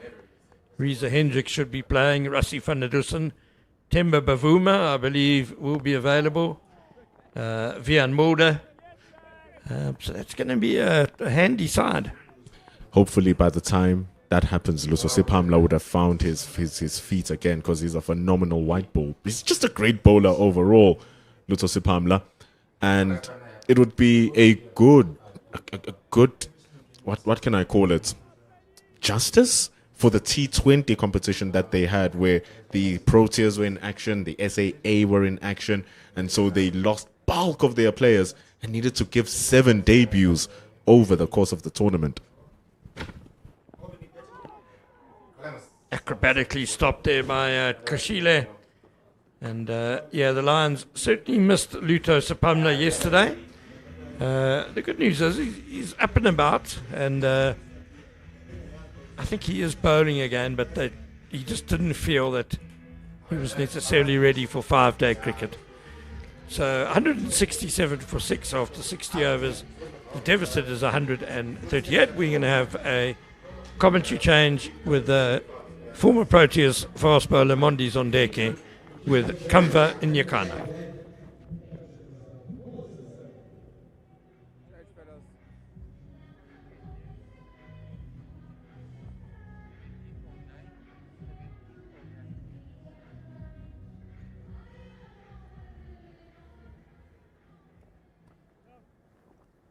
Left arm round.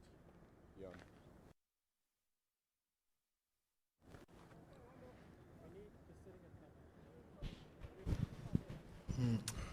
Very good afternoon again to everyone. Going to the last hour of the day now. Usually drags a bit this last hour. I'm sure for the Lions, they wanted to end as soon as possible so they can find themselves still with that wicket column unscathed. Or any further. 6 wickets down, gone now. And find themselves 167 for 6 after 60 overs. I highly doubt we'll get 20 overs in the next hour or so for the new ball. Yeah, with 24 overs left in the day, yeah, I doubt we'll get there. With Tasami back into the attack, he's only bowled 3 overs, as you said. Spinners haven't been too effective on this wicket. Hasn't given much turn to the spinners. So I'm sure he's just giving a rest to some of his seamers who've worked really hard here today. All of them in the double figures besides Peters, who's been, to me anyway, underbowled. Playing for turn that time around. No turn whatsoever. Looking to play the ball square where he should have been looking to play it straighter. I think he saw the length there and he thought he could drop back or rock back on the back foot. Maybe knock that into that square leg region. But I almost trapped him in front or damaged that with timber there. Lucky enough for him. Didn't do either. And you have to be careful against a guy like Munsami. He's very accurate and wicket-to-wicket kind of bowler. He's got that slider in his armour as well, the quicker one. So you don't want to be rocking on the back foot with him with that straighter delivery.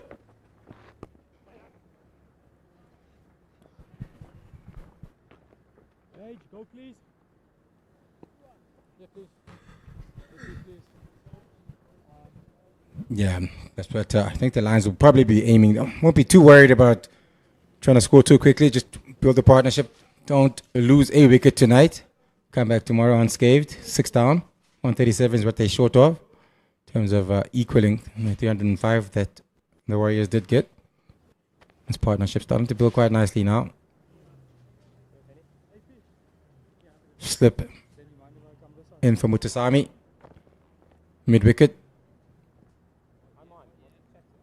Short on drive and a cover.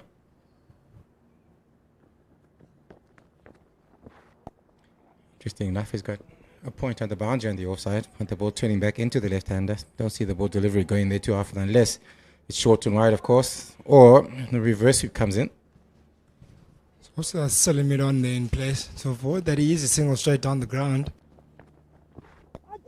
Or for rather that delivery that it's maybe chipped into the air. Well, it brings us to the end of the 61st over.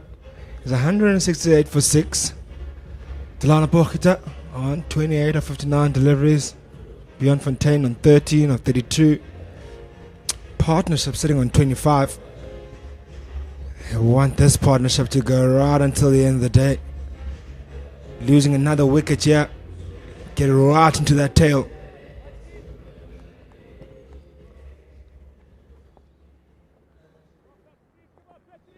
It will be Patrick Kruger to continue from that golf course end.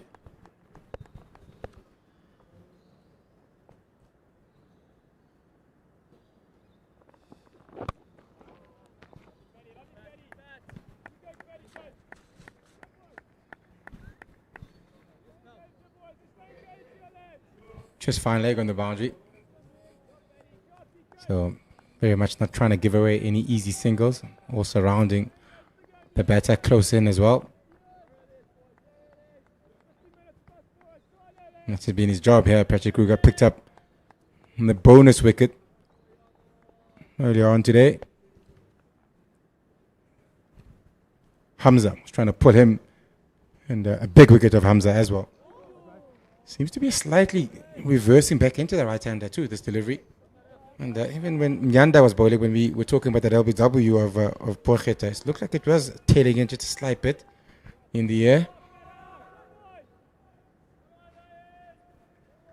Have a look at that. What you talking about? Haven't taken much note of first swing or tail.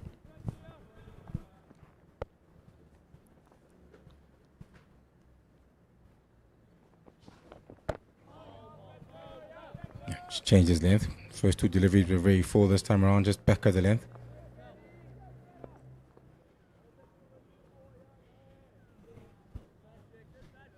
Pochete, ever since losing the wicket of Vera Mulder, when that partnership was going at a good rate, good run rate, they were aggressive, both of them. He's kind of slowed it down again, become more cautious. Certainly understands that losing a wicket now would be the worst time to lose a wicket for the Lions. So perhaps just being a little bit more cautious.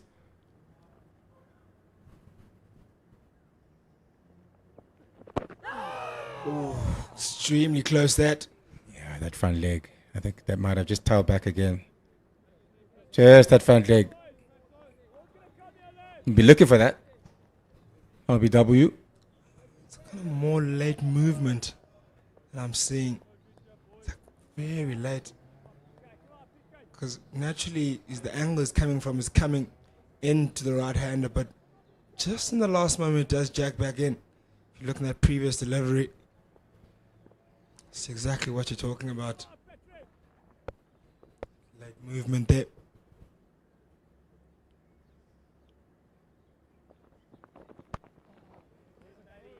It's that fuller length that is usually that causes the trouble. Yeah, it is. He's bowled three quite full lengths, and then the other two have been sort of back of the length. And it's a lot easier to play for 14. Don't give him too much trouble, those ones. You see the length quite early. And even if it is coming back a little bit, you've got enough time to adjust. Especially because of the lack of pace of Kruger.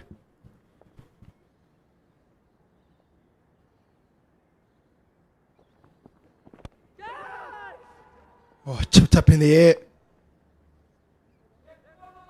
Getting stuck in the crease is Bjorn Fontaine. Again, that fuller length delivery.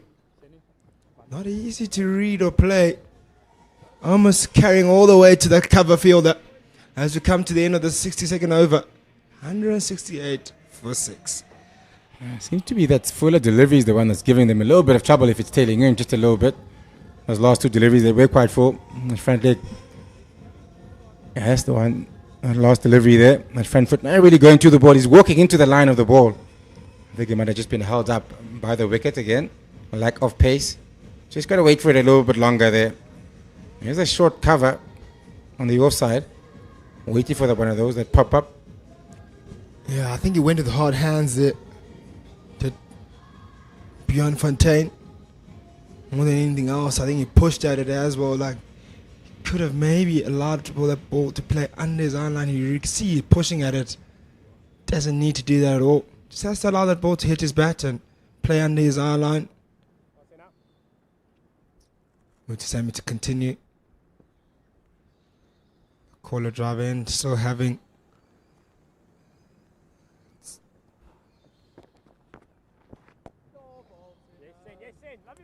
that mid-on in place there. Deep fine leg in place. Very deep.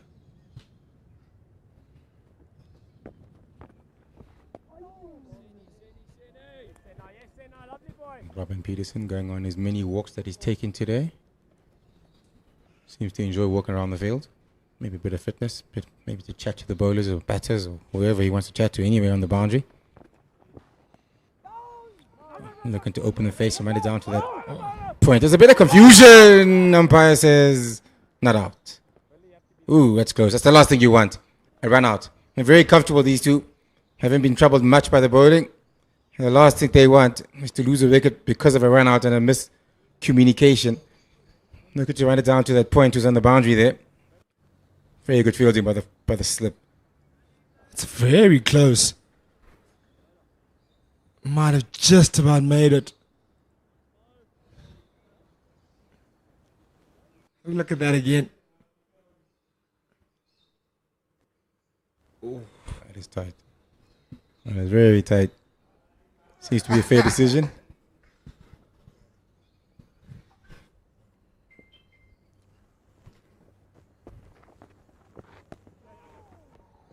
Fair decision, but indecision between the batters. Yes, no, yes, no. And eventually they made a decision very late there. Any more delays in that call would have been serious trouble. It does get to the end of the day where maybe just the concentration might drop a little bit. Got to stay alert.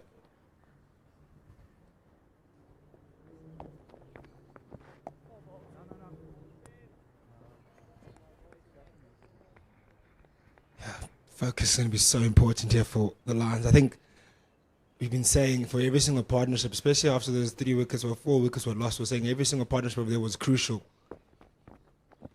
I think this one is even bigger than any other one to continue on. The last of the so-called recognized batters, if you're 2 all-rounders here, Pogeta probably more of a batting all-rounder and 14 more of a bowling one. But after that, Yusuf who can bat, Swanepoel who can bat. But you certainly would say it's the last of the 2 most recognized batters, and the Warriors will know that. Picking up a wicket here would be big and crucial. There's Robbie P covering plenty of steps today, as you mentioned already. I'm sure that watch will be beeping, saying over 10,000 steps today. Yeah, when you get old, running becomes a bit of a mission. Walking is a bit more relaxing, but as you said, helps with the steps. Changing bowler, Matthew Best coming in from the golf course end. First time today that I've seen him bowl from that end. So he takes the ball once again. Looking for his fifer. He's been really good today. 4 for 27 in his 13 overs. Was a little bit expensive just after tea. It was that man, Delano Pogeta, who went on the attack with him. It'll be interesting how he plays him now, late in the day.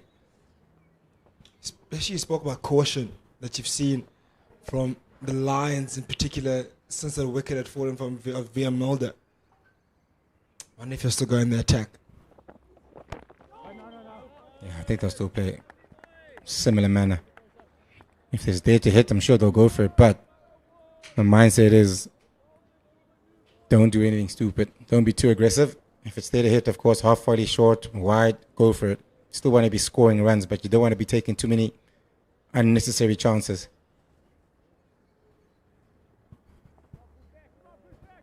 Especially this partnership, you wanted to take that trail by to under 100. That's their first target. Certainly tailing in. Here's a bit of reverse swing coming in, Fab. His last 2 deliveries were falling straight, just coming in the air just a little bit. So we look to be starting it just outside off stump, if it is tailing in a little bit. Those last 2 a bit too straight. And it's the first time he's bowling from that end, so maybe we'll just get used to bowling from that end. It's interesting that he's changed ends where you picked up 4 wickets on the other end and you come in and change. Did you ever prefer doing that after like picking up quite a few wickets on one end and then changing? I think everyone has a preferred end in every ground you play in, especially the grounds that you're very familiar with. Gone! We were just talking about losing a wicket at the end of the day. Once again, Post comes in, picks up a crucial wicket. He's done that throughout the day today. Picked up crucial wickets at crucial times. He picks up his 5 for 27. 14, he goes, and that is a big wicket.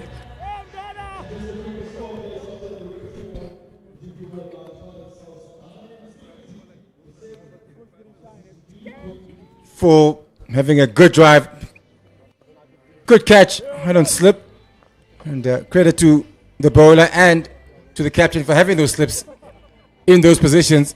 And he picks up his fourth fifer of his first class career, and picks up a big wicket. 4-10 gone. He's gone for 14 of 41 deliveries. He was looking very comfortable for the DP World Lions in this partnership, and then this man comes back into the attack, picks up another wicket. There's that tail back in. And a brilliant catch to finish it off by Patrick Kruger. Low on his left-hand side, went to him quickly and took a brilliant one. Matthew Boast, how brilliant has he been? 43 wickets now in the season.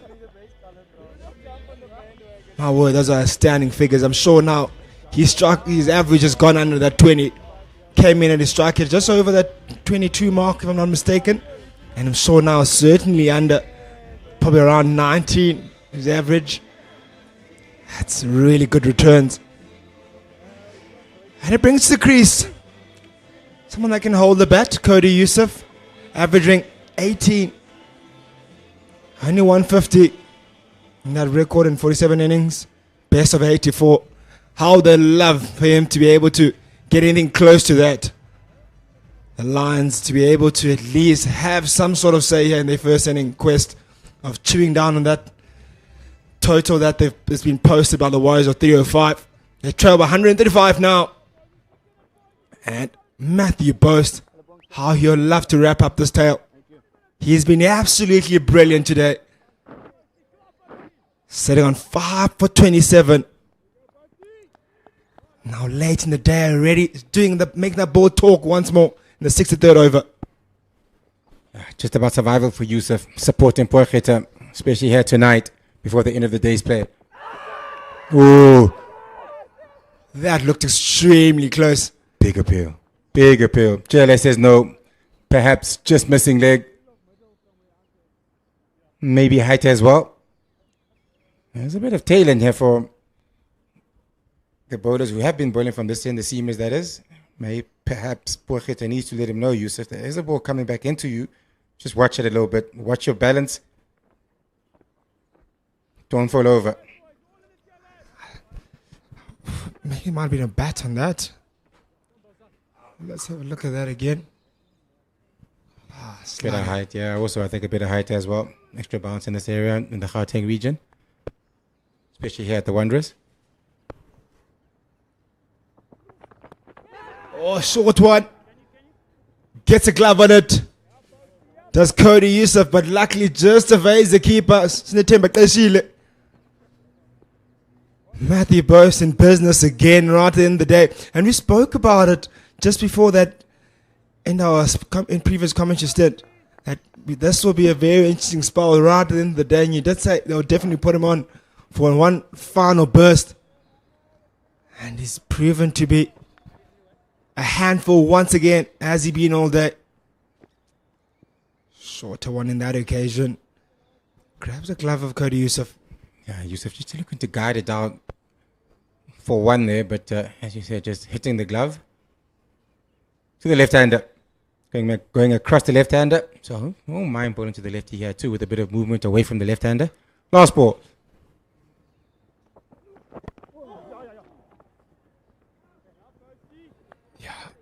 Delano Porchetta now's innings becomes even more big for him.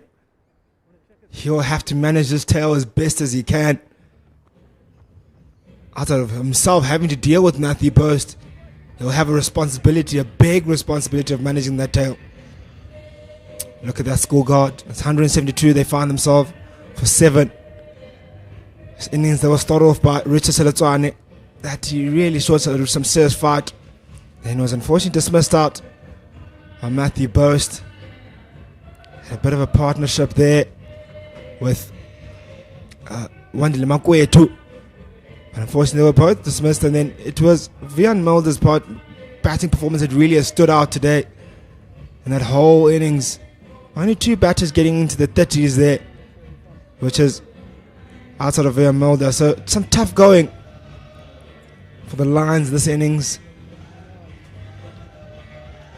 Seems to be a problem with Porchetta somewhere there. Physio's up. I don't know if that's his hand or what the issue is. Just a bit of a delay. I think it's Cody Yusuf after that bouncer. Oh yeah, maybe it is Cody Yusuf. You're right. Yeah. Just maybe struck on the hand. They won't mind. It's the Lions. Just waste a bit of time. Yeah, they want to take up as much time as possible. Yep. Just slow it down a little bit. There's a lot happening after that wicket was taken. Just a bit of a breather. Just a tad over 30 minutes to go in this day now. You wanted to take up as much time as possible, that 30 minutes. But still Matthew Boast coming in the way he's bowled. How brilliant has he been today? What's your thoughts on the way he's bowled today? He's clearly been in form all season, as we said, top of the log in terms of wicket takers this season. And he said, I think he's on 43 now for the season, 8 games. So that's some really good work. Got the ball to swing away from the right-handers into the lefty. Good control today. And at the back end of the day, he's getting the ball to slightly reverse back into the right-hander. So he's had the ball talking all day. Ball good areas. Decent pace on a wicket that has had a bit of assist for the seamers, and that's why the physio is there. And striking him on the hand. Yeah, Murthy Bose has been very impressive. For those who haven't seen much of him this season, if you are watching, you'll see why he is the top wicket taker in the country this season. Yeah, only 7 games. 43 wickets. My word, that's outstanding figures.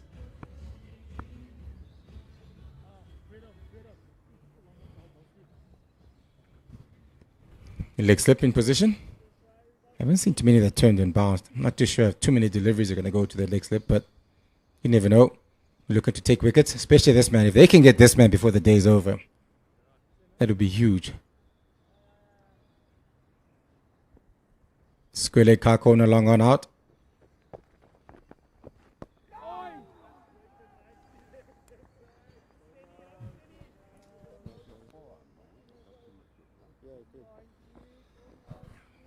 Warriors running back. The captain clearly wants to get in as many overs as he can here today before the end of the day's play.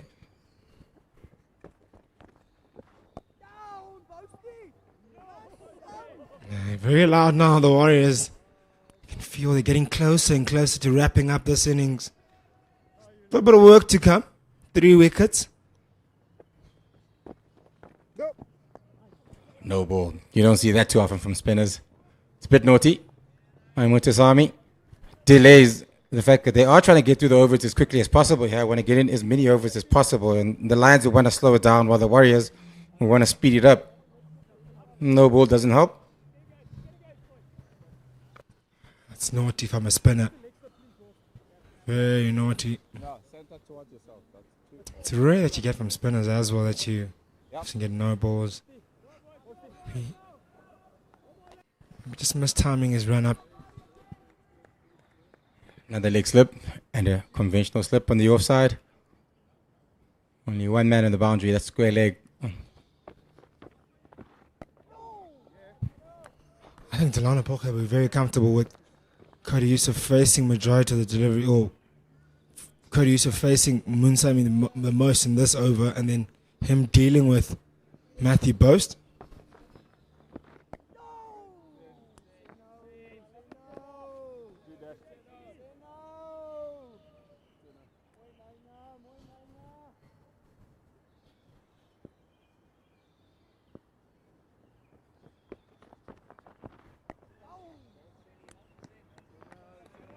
Getting through his over very quickly here. Mutasami. He genuinely does.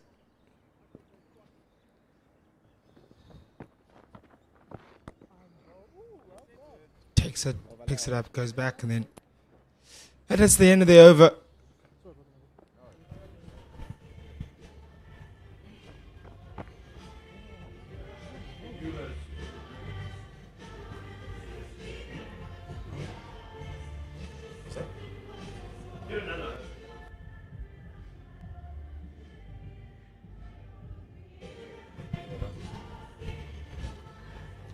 Look at those bowling figures there.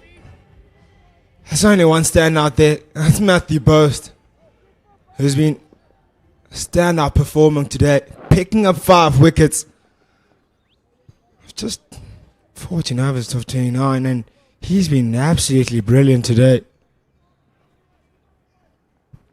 Yeah, if I'm Mutasami, there's certainly a temptation. Yes, you want to get in as many overs as you can as possible, but Gideon Peters is still fresh. Only bowled 7 overs. Bit of pace to the tail enders. To Yusuf, that is. Perhaps thinking about giving him a couple of overs before the day ends. With the spinner, doesn't look too threatening, Mutasami, at all in terms of picking up wickets. I think there's nothing wrong with being a threat from both ends. Bring back Peters for a couple of overs.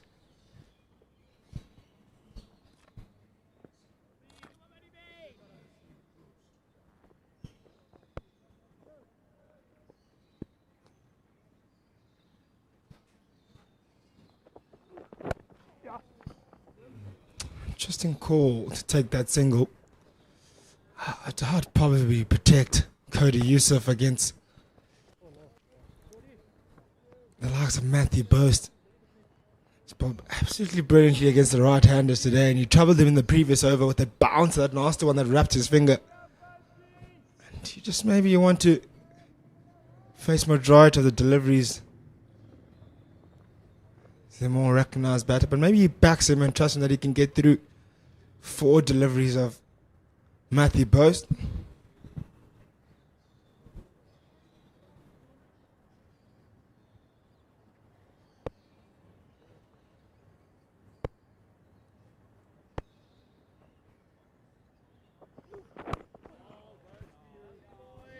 Nah, I'm pretty comfortable with Cody Youssef actually, just facing him.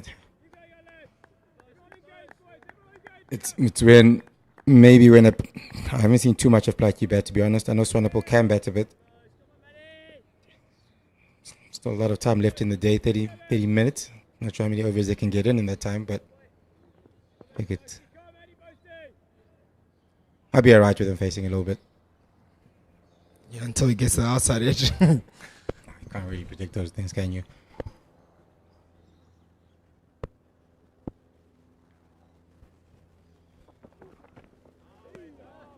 Short ball. Haven't seen too many of those from Matthew Bose today.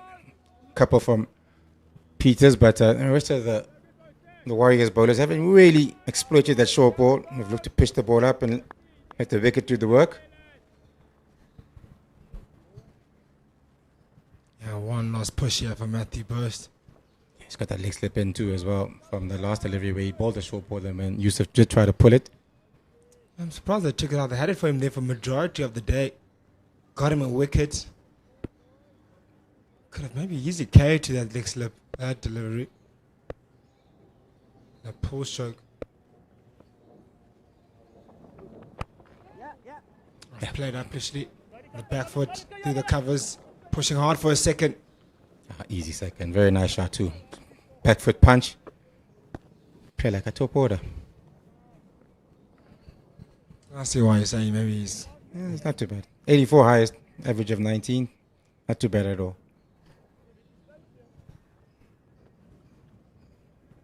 Last delivery.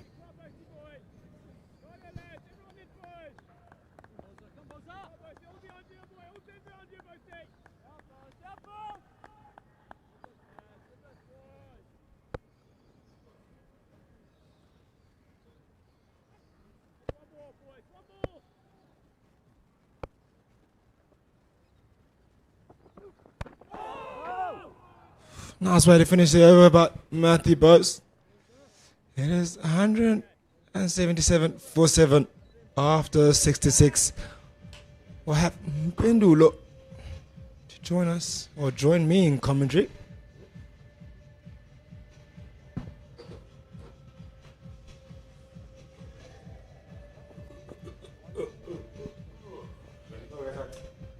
Look at that, it's the opening game of the One Day Cup on the 27th of February.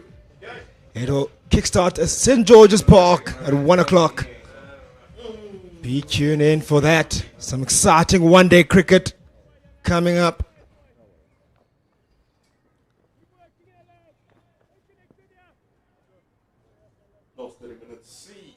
Last 30 minutes of the day. Blockathon queued. See if these two can make it for the last 30 minutes and keep the Lions at 3 wickets to go.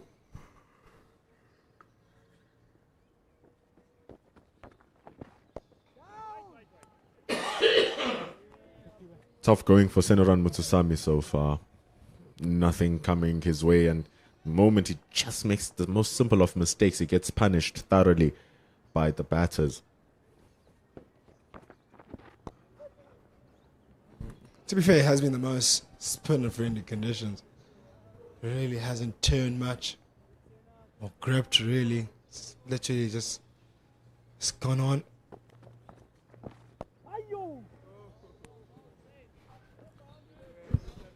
Lot of work in Delano Potgieter's shoulders right now. Would have really loved to continue with Vian Mulder Would have liked to continue with 14, but he's been dealt the hand that he's been dealt with right now. Started off his innings with a little bit of a bomb. He was explosive, batting in the high 80s, and then all of a sudden, with the fall of the wickets, he has needed to just gear down a little bit, and so you can see that now his strike rate is is currently below 50. Nothing like Delano Porcheto plays, but the situation needs it.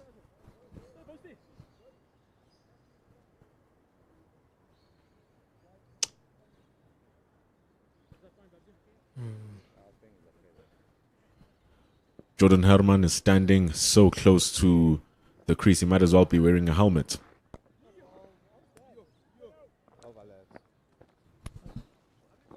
Stand. 67 down, 178 for 7. It's be all about now how Lions get past this next 20 minutes or so. They want to get there tomorrow, still batting. The last thing they want for them is to be bowled out for under 200 and leave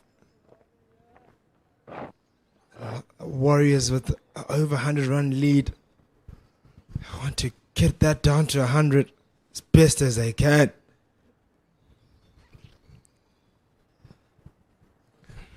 Cody Yusuf has only batted twice this season. This is the third time. Has scored 44. Good ball from Matthew Boast. Whatever happened in his third spell where he just started to leak a little bit more runs has been thoroughly pushed aside, and he's back to regular proceedings. Yeah, he's come back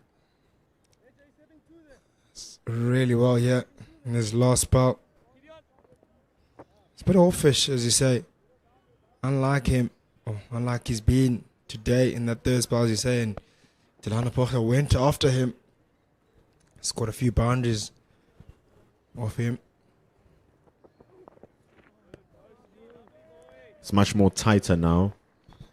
With the ball not moving around that much, if Dominic Hendricks was leaving them on a knife's edge, with them sharpening back to his padding, here, you can leave them with just a touch more confidence. Always feel like you can play them on that line. That's what Matthew Boast wants. So he still has a slip fielder there, Matthew de Villiers. Yeah, to be fair, it's 68 overs, old ball. Maybe it won't do as much as it did in the morning, but it will still be something out there to play with. Still hustling in really hard here, Matthew Boast. He's getting wickets galore. Yet another fifer. It is fourth this season. That's ridiculous. That's the fourth fifer he has in just 12 innings. Outstanding return. That's really good returns. I think he's sitting on 43 wickets now. Strike rate under 20. What more do you want from a seamer?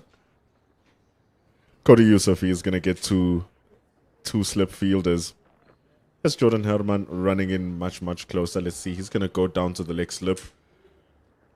The ball does slide down to the hips of Cody Yusuf. There's where Jordan Herman is. Took the catch of Wandile Makwetu there earlier on. Matthew Boast has attacking options everywhere. I think he most certainly has his hand up for player of the season for the Warriors. And possibly, maybe, just maybe for the 4-day series as well. Makes a good argument. Makes a good argument, I'm not going to lie. Gavin Kaplan on the other side, 900 runs. These numbers are outrageous. Thought 3 seasons ago when Matthew Bretsky got 770 odd, that was pretty crazy. Gavin Kaplan didn't get the memo. 900. Jeez.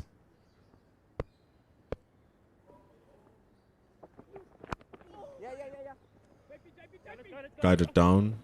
It's going to come back for 2 here, Cody Youssef. Yeah, you look at Gavin Camper's numbers are absolutely outstanding. Maybe the only difference between the two, the one is in the final, the one is not. And the one could possibly take his team to victory here in this final. It's the one thing that could be the big difference maker. Even his performance here in the final, Matthew Boast, he's raised his hands up to be man of the match with this type of bowling. Especially when you think that this will be the time to actually bat. No other bowler has gotten more than 2. He's clinched 5 out of the 7. So truly a real difference here. It's the one saying Cody Youssef must glance it to the leg gully. Missed out. End of over number 68. We only have 18 minutes to go. 181 for 7.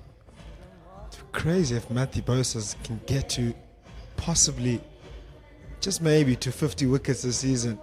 He's got 3 here left. Maybe if you take 1 or 2 more here, leave him with another 5 for to get in the second inning, which is very possible. That will be outstanding figures for a season.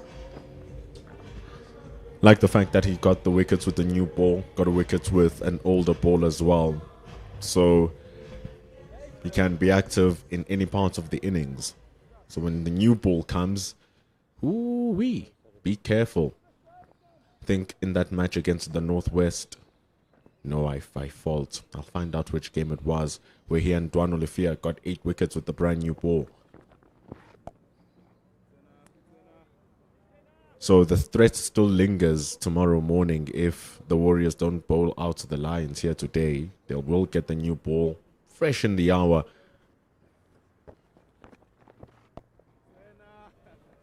And you know who will have it in his hands? Matthew Boast. How brilliant was he with that new ball, Bendul? Oh, was so accurate, and you dissected his bowling run up so well early in that morning. Or this morning rather. He's got that action where he comes in wide when he's running in, but when he finishes, when he gets to the crease or the popping crease, he's right over that. His bowling arm is right on the off stump or the off stump line to the middle stump. Then also makes it move away or in swing, one of the two. He's got both in his armour. And he was absolutely outstanding in doing that. Such a difficult customer to face, and he got it to zip through. So he definitely does have claim to be player of the season. He really, really does for the 4-day series. Ball just being padded along by Cody Youssef. And you get a fifer in the final against a surface where your team scored 300 runs and 2 players getting hundreds. Slapped away very nicely. Very nicely indeed from Cody Youssef. Look at that shot from a number 9 batter. Through the covers. It runs for 4. Nice shot from Cody Youssef. So, I'm not just a tail ender. I can hold the bat, I can do something. Mention he's only his 3rd innings this, and he's out of those 3 he scored 44. He can definitely do something here.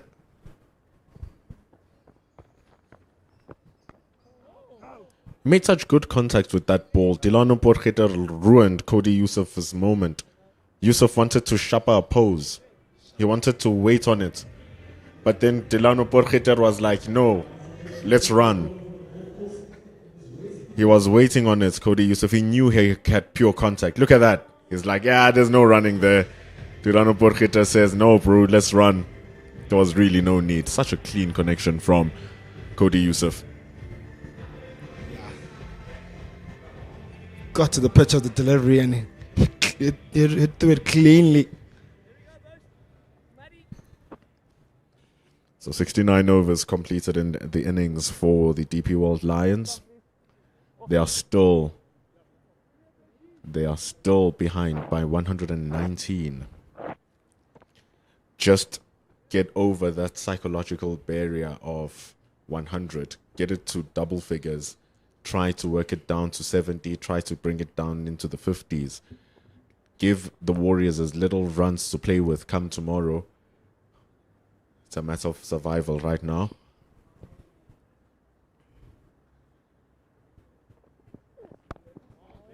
I think the importance of this partnership here, right here, holds the exact importance of the one of JP King and Wesley Badger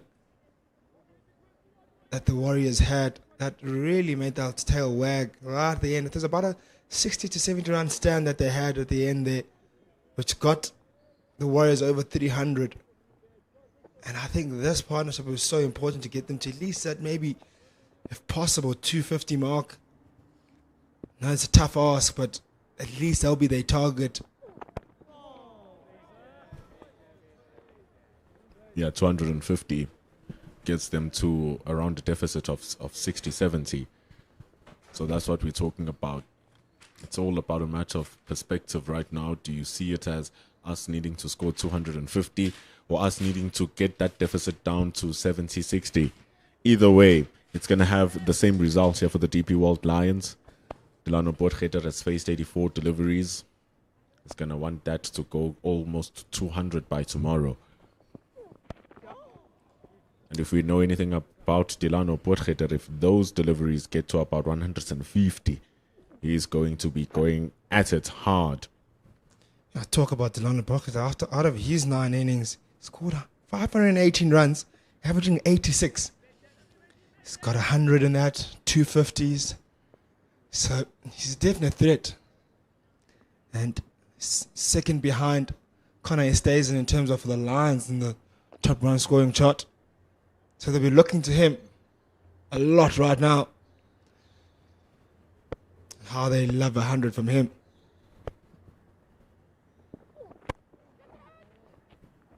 His 169 was completely beautiful. Oh my word, that 169 was glorious. I think it was the same match where Connor Esterhuizen got his 200. The 99 was also good, but the 76, which came from his second 50, was probably one of the most clutch innings he could have played. It really helped, really helped the Lions get that draw versus Boland.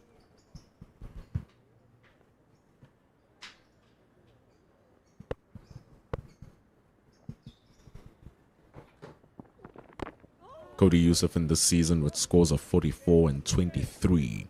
The only 2 times that he has batted. Double-digit scores. That should give the team a bit of confidence that here in this partnership, which has now grown to 17, they'll get to double figures again. And hopefully face triple-figure deliveries just to frustrate and really maximize this innings as possible for the Lions.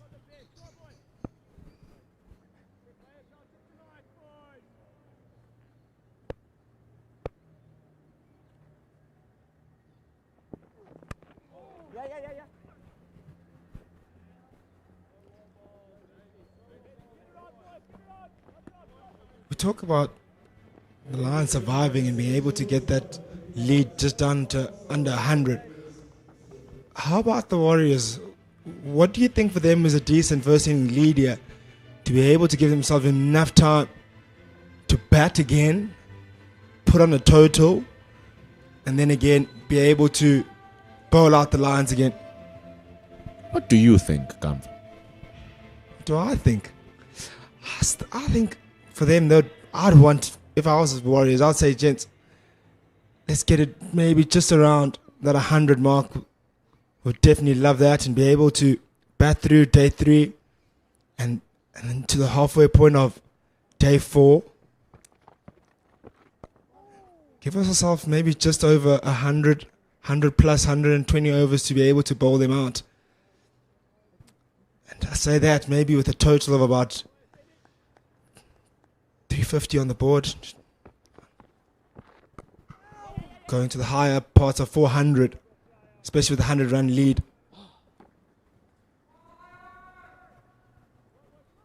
3 wickets to go. Probably come back tomorrow over number 73, 74. The new ball will be around the corner. I'm sure the Warriors will be happy with any lead going into their next innings. When you say any, they'll take 20. I think probably something around 50 plus. I mean, you still have Dilano Porcheter out there. You have Bear Swanepoel who's going to come in after this, who can actually bat. And depending on what plans have been put into place for the start of tomorrow, with their 3 wickets, if they're still intact, Bear Swanepoel might have a different approach and make this innings last longer. So I really think maybe a lead of 60 will be something that they'll be happy about, and anything more than that is an added bonus. I was listening to yourself and Ken speaking of air about if Lions don't manage to get a draw here, or this game doesn't get a result, or the Warriors don't get a result here, it will be the Lions who will take the trophy home due to them being top of the log. And for sure, they'll want to give themselves enough time to be able to get those wickets.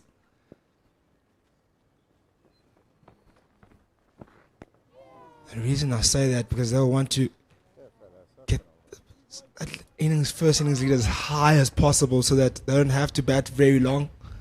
Because if you're thinking 50-run lead, it requires you to bat a bit longer. It takes out a lot more time out of the game. It's a question of, do you back the Warriors to get 3 wickets quickly, or do you bank the Lions to add an additional 60 runs with the 3 wickets that they have remaining? Just looking from the tips of scales, 60 for 3 from this is quite balanced for where the game is. That's just what I deduce. 9 overs until we see the new ball come in.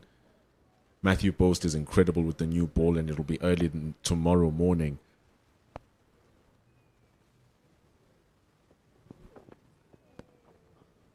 So coming tomorrow, it will all depend on what plans that the Lions had. Like I said, it will depend on how much they're looking to take it on coming in tomorrow. Because tomorrow is the day that determines what type of game we're going to have by the time we reach day 5. Because the calculations are different, because there's one additional day. So you have 90 more overs that you can bargain with.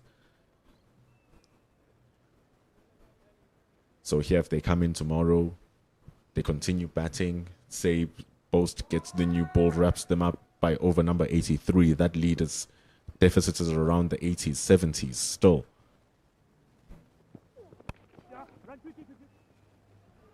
It's nicely done by Dilano Porcheter. It's going to come back for 2 runs.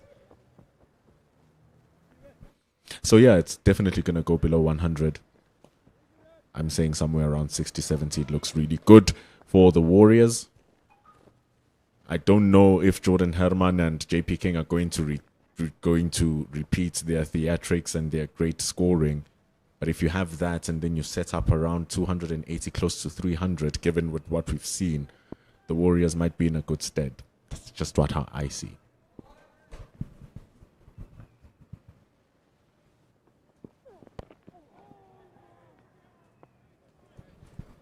It actually makes for a very interesting day 3 then. Because a lot will lie on the day 3. But I don't call it moving day for nothing. So a lot is yet to come tomorrow. So be sure to be tuned in here on our CSA YouTube channel for plenty of action tomorrow. Honestly, the real test will be that new ball once it arrives tomorrow morning. That's going to shape it up. Because from here, the Lions want to bat until lunch tomorrow. If you bat until lunch tomorrow, you're adding another 30 overs from here. If you're adding another 30 overs from here, you're adding give or take 80 to 100 runs. That's what they ideally wish. The question is, once we get the new ball, what type of bowling are we going to see? Because if it's bad bowling, it's going to be a lot of runs. If it's good bowling, it's going to be a lot of wickets. Pretty much go either way.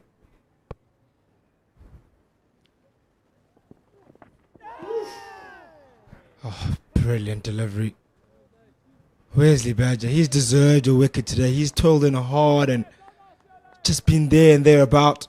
In particular, that back of length delivery and that fuller one. Oh, what a line.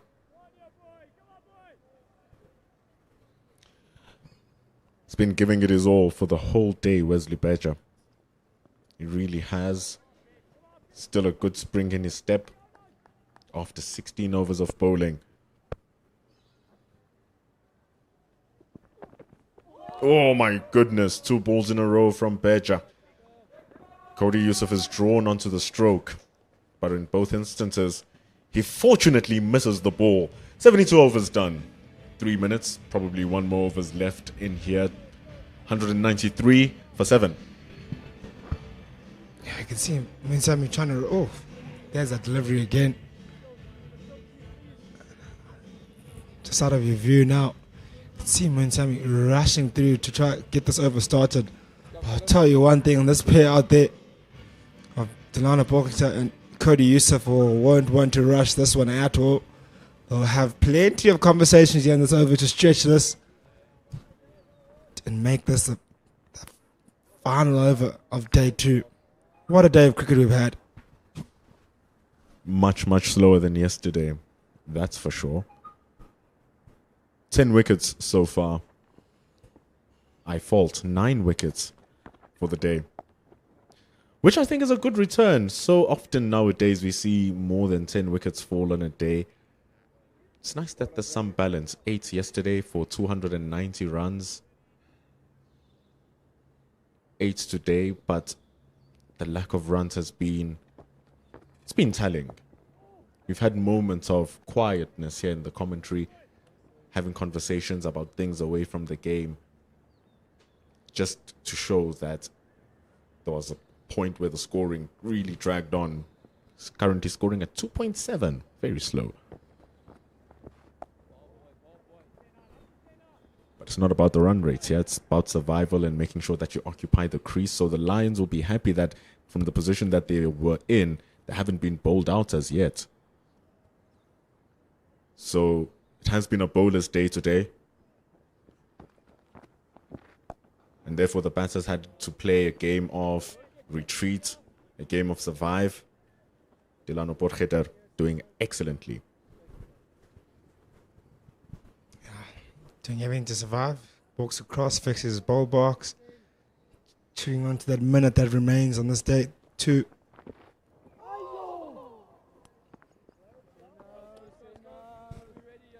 Mutusam is going to get what he wants. Think he will get in that final over. Delano Potgieter doing it to Jonathan Trott. You can hear umpire Tuma saying, come on, Delano, the over will be in. It's completed. Over number 73. We will have 1 more over. No, we won't. The bowler's not set up by the time it clocks. Those extra 15 seconds from Delano Potgieter works. Umpire Lubabalo Tuma. He's done his part. He's had some really tough calls, umpire Tuma, but upon closer inspection, you see that he made some incredible decisions. Very good day of cricket for the bowlers. Grindy for the batters. But it ends at 193 for 7 here for the Lions, and they still trail by 112. Trail indeed, and what a day of cricket we've had.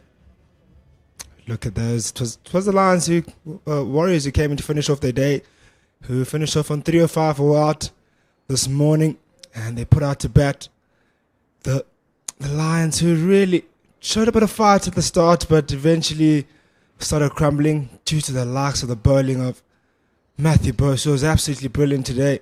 The standout batter there for the Lions was Vian Mulder, who had a really good performance up until he was dismissed. And also the likes of Delano Potgieter, who's fighting out at the end. And the bowling figures, you can take us through. Bendulo.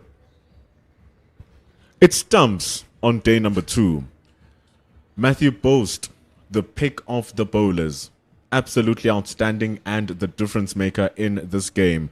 It will be 112 trailing for the Lions come in tomorrow. A match of survival. Matthew Bose will be on fire, looking to get more wickets as the leading wicket taker. And we'll be here on CSA YouTube channel to bring you every single ball.